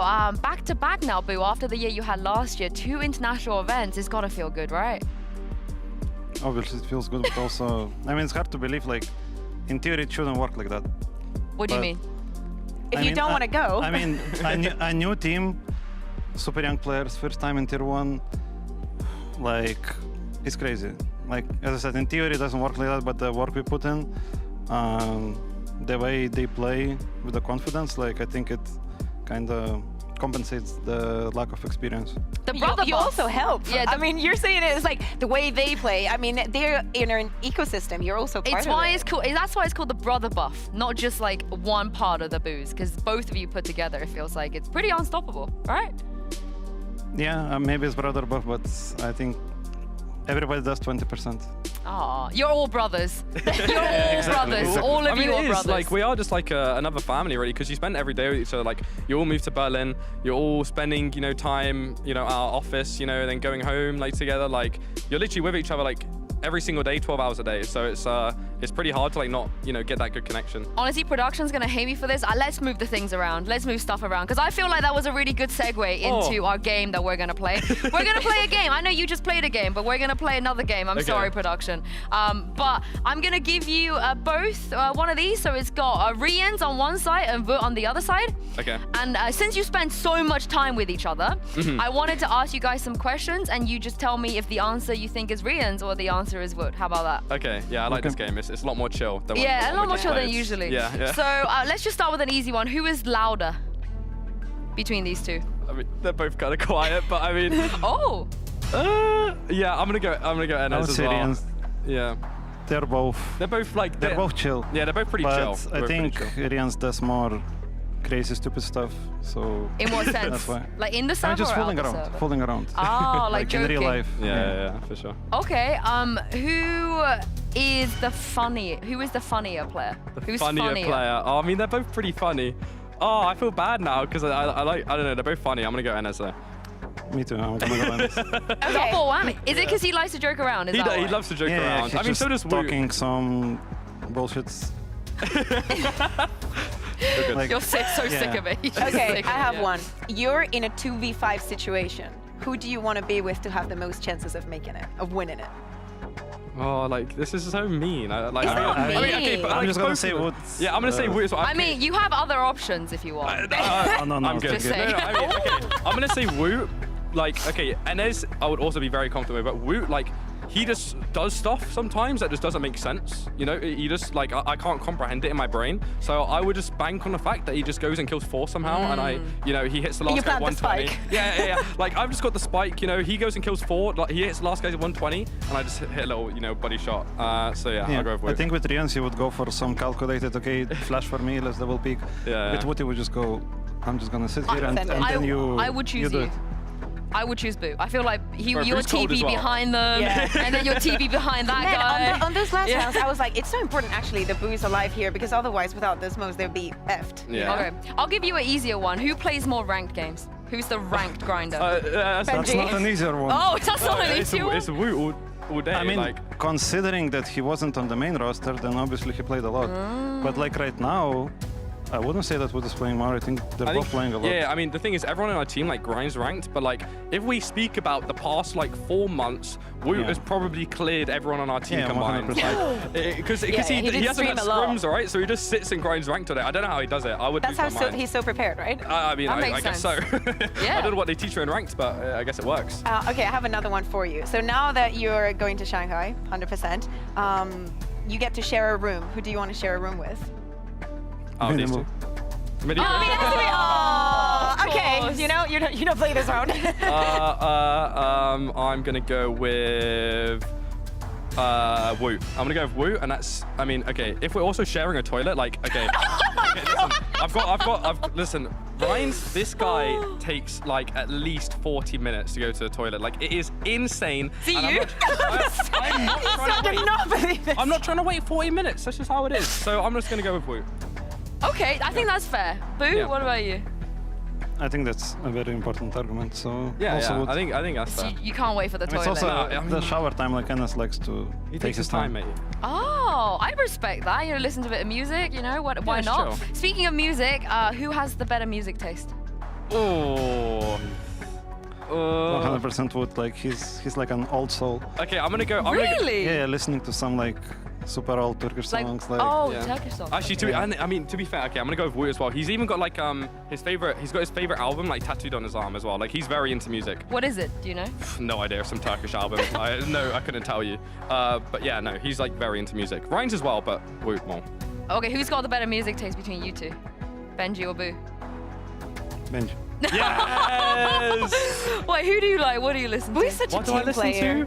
I don't know. I listen to a lot of stuff. I mean, everything you listen to is chill. I've got a lot of chill, like some Loyal Kana, some Bakar, some Biba Doobie if I want to be very chill. Just some, like English singers. Yeah, I respect that. You got another one, Kukuga, for these guys? I don't think I'm good for now. We'll do one more if you can think of one. Let me think of something. I cannot think of anything that is too embarrassing. I mean, we now know about toilet habits and stuff. I feel like nothing is off the limit. I will do one more just because it's semi-related to the question that we're going to get from Miniboo. Actually, Miniboo was here yesterday. He asked you guys a question. We'll get that in a second. Who's got the bigger appetite? Who likes to eat out of these two? I think Ryan's. Yeah, probably Ryan's, but it's not a big difference between them. I mean, the thing is, we've got a chef called Mo. This guy makes like banging meals. So it's like everybody like eats really good. Like, it's so nice, waking up. We have like, sometimes we'll have like an English breakfast. Sometimes we'll have like some Turkish food, and we always get like a smoothie. Like, you can't go wrong really. So everybody, we're all eating good. You're living your best life, amazing. Benji. Actually, best I mean, life. Okay. I can easily say that we're eating the best out of all. 100%. Yeah. Like no doubt. Why don't you invite us over? Yeah. We want to have some Enzo invited us over for tacos. We can for sure. Yeah. Like, tomorrow. He makes banging food. Tomorrow we're working and you're playing, but I'm not working. I'll go. I'll be there for breakfast. Okay, I have another one. Okay, imagine that Boo is sick one day, right? Someone has to be the IGL, right? He doesn't have a voice. He literally one of these two. cannot speak. Who's one of them has to take the lead? Who's taking the lead? You say that they're quiet, but I think Ryan's. I'm curious what Boo thinks. I mean, I would say Wood because I think Ryan's would try to lead in a traditional way, but Wood would have some crazy ideas like, I don't know, go A to B and then back to B and like all of this, which will, let's say it's for one game. I think it would be throwing enemies more, throwing them off more. Yeah, that's perfect. I think I like it. You know, it would be very different, but it would work. Yeah. And why did you say Rian? I mean, okay, I was just going more like traditional. I think Ryan's is could be more of a leader than Woot. I think Woot doesn't have like as much leadership as Ryan's would, so that's what I'm saying. I mean, they're both so young still. I mean, all of you are so young. All of you are so young. You still. too, Boo. You too. Yeah, that's why I said all of you. That's why I said all of you. But let's take a look at the bracket real quick. We had some other stuff to show you, but I think at this point we can just take a look at the bracket. It's looking kind of good for you guys. You qualified. Did you expect Fnatic to make it today? I did, actually. I was hoping Fnatic would qualify. I mean, you know, I'm a Fnatic such a fanboy. I'm a big fanboy. You know, I saw them taking a picture after this when we were walking back to do our walkout. I was like, yeah, let's go, let's go. I'm a big Fnatic fanboy, so I'm excited to play against them. And yeah, I think for me, the people that are going to make it, I think it's going to be, I mean, us, Fnatic, and I think out of those two, I'm going to go KC. I'm going to go KC will beat FUT. Boo, you agree? Yeah? I'm going to say FUT. Oh, KC fans. I mean, we won 2-0, right? But it was super close. It was so hard. Like, the whole game, I think it's always like that. When you play FUT, there is never an easy round. Even if it's like eco, even if it's like 5v2 or anything. Especially the ecos. Yeah, like they fight until the last bullet and the last HP, and I think they're so resilient. So I would put them over KC. Oh, I mean, also CNET, I just feel like he's back in like championship form. It's crazy. Yeah. Was it difficult to go against him on split? Were you? I mean, he did. He started like 0-8 though, no? Like, I mean, on our defense, we were chilling, but like when it swapped to them on defense, he's that was quite scary. Him just going on. He was everywhere. Yeah. I mean, our whole T side was how to push him off. Yeah. Like it was literally focused around him. I mean, it was. To be honest, it wasn't focused around CNET. It was focused around Chamber. We don't think as. You know, it's a chamber. I mean, people talk about like the double controller meta. Like, I'm glad we're back in the CNET meta where like people are trying to find CNET and then run away from him or deal with him. I love that. Before we close everything off, we have an updated bingo card. Thank you to Team Heretics today. We've managed to stamp a couple of things off of this. Yesterday, we managed to stamp off Reyna being picked. We managed to stamp off Death by Viper Say Bye, although Tom Mazzy did that like 8 times a day anyway. Mitch cursing Liquid is done now for this week. I have a sneaky feeling. No, we're not going to see Angel picking. Yeah, we're not going to see that. I have a sneaky feeling that N will wear the same sweater tomorrow as he did today. And a Fnatic player, 5 Fnatic players have qualified for Masters Shanghai. We potentially could see another ex-Fnatic player make it. But we also locked in a mystery pick from Ulysses, which is if Benji and Rians do their special trademark celebration at any point. Oh no, it's Woo. It's not me. No, sorry, you and Woo. You and Woo. My bad. And you did that a few times. I don't believe Tom's one has been stamped. I have a hot take. I think that tomorrow we get the agent combo we've never seen before is played. I'm telling you, FUT has some weapons ready. Clove. Bring out the Clove. Yeah, bring out the Clove. Why not? But yeah, so I hope you guys at home are playing along. We've got a few categories left. 13-0, I hope we don't see it. I really don't want to see it. But hey, that's the name of the game, bingo. And last but not least, you guys know this, you've been here before. You're going to answer a question from your teammates this time, Miniboo, and you'll leave a question for whoever's going to be playing tomorrow. So let's roll the clip of Miniboo's question first. It's coming. It's coming. It's on it. Let's go, Miniboo. We're waiting for you. Let's go. Okay, it's gonna come at some point. Yo guys, what's your favorite Chinese food? Did you hear it? No. What's your favorite Chinese food? What's your favorite Chinese foods? I think. Oh, I don't know. Can you get is duck Chinese? Like you get them from. It can be made that way. Like the duck with like the wraps, the pancakes. Oh Yeah, that's my a God, great shout. Bangs with like the sauce. I'll take you to a great place in Shanghai when we go. Oh my God, that would be unreal. Oh. All right, Boo, what's your favorite Chinese food? It's boring. It's same as Miniboo's, just like the chicken with sweet and sour sauce. Oh my God! Wait, how did you know he said that? Or were you watching yesterday? Of course. I was gonna say that's exactly what he said. Okay, so tomorrow you will be leaving a question for either KC or FUT because that's the second game. So it'll be the winner of whoever wins that game. So. You got a question in mind you want to ask them? Think about it. Like the winner is also going to Shanghai. Okay, I've got an idea. Okay, that's go guys, if we play split, would you rather come against me on A site as while I'm solo or run into 4 of my teammates on B?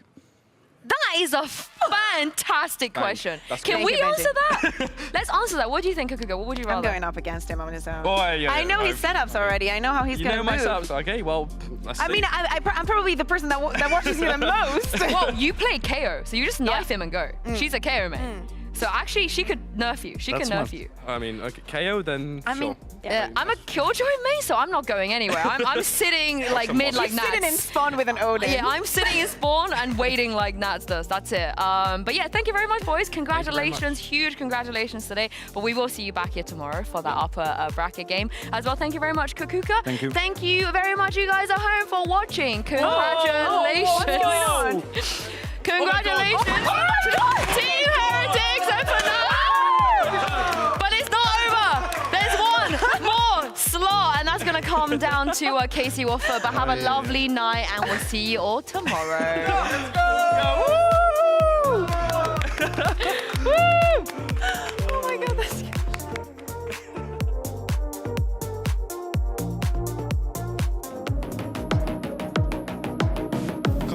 Let's go, Bonnie.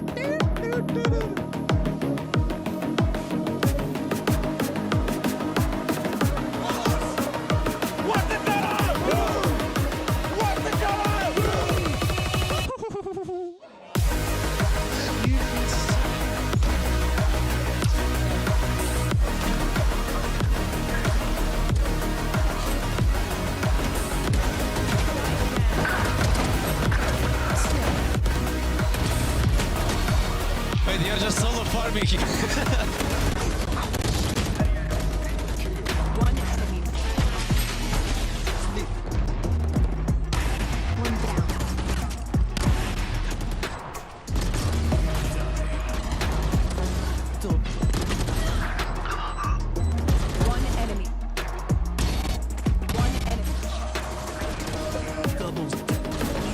KC, no OT after a 9-3 lead.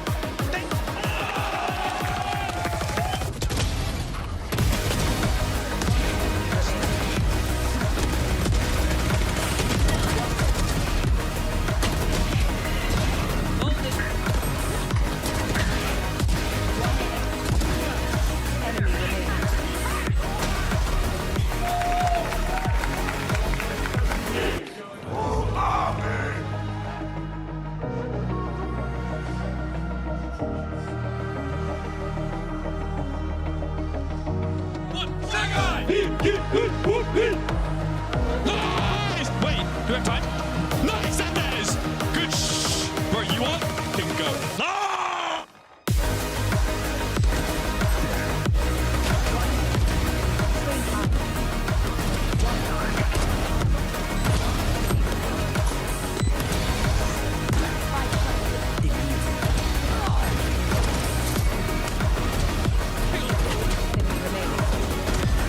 Map 1 in the books for Heretics.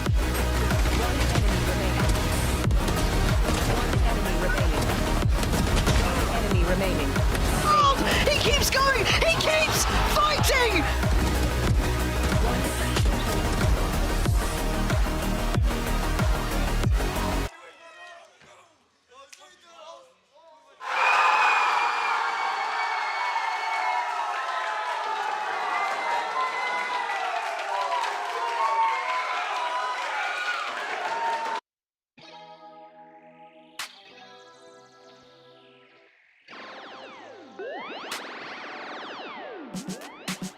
Feeling good, feeling great on my time. Won't let a hater block my shine. I'm just living my life. Too busy chasing good vibes.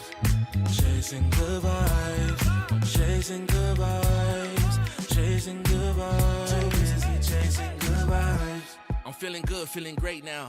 A hater can't play with my day now. Get that negativity out of my face now. In my city, I'm the man of my state now. Yeah, I'm living life to the fullest. Baby girl, you're talking to the realest. Energy and joy, you can't steal it. Good vibes all around. Baby, tell me, can you feel it? I woke up, so I'm blessed. Just another chapter in the test. I know I'm doing better than the rest. Got a smile on my face, showing teeth for the crest. It's no sweat, I'm a vibe in my own right. Go time in the sun, yes, I'm gon' shine. So fine, got Betty on my phone line, feeling good, feeling great, chasing these good vibes. Feeling good, feeling great on my time. Won't let a hater block my shine. I'm just living my life, too busy chasing good vibes. Chasing good vibes, chasing good vibes, chasing good vibes. Too busy chasing good vibes.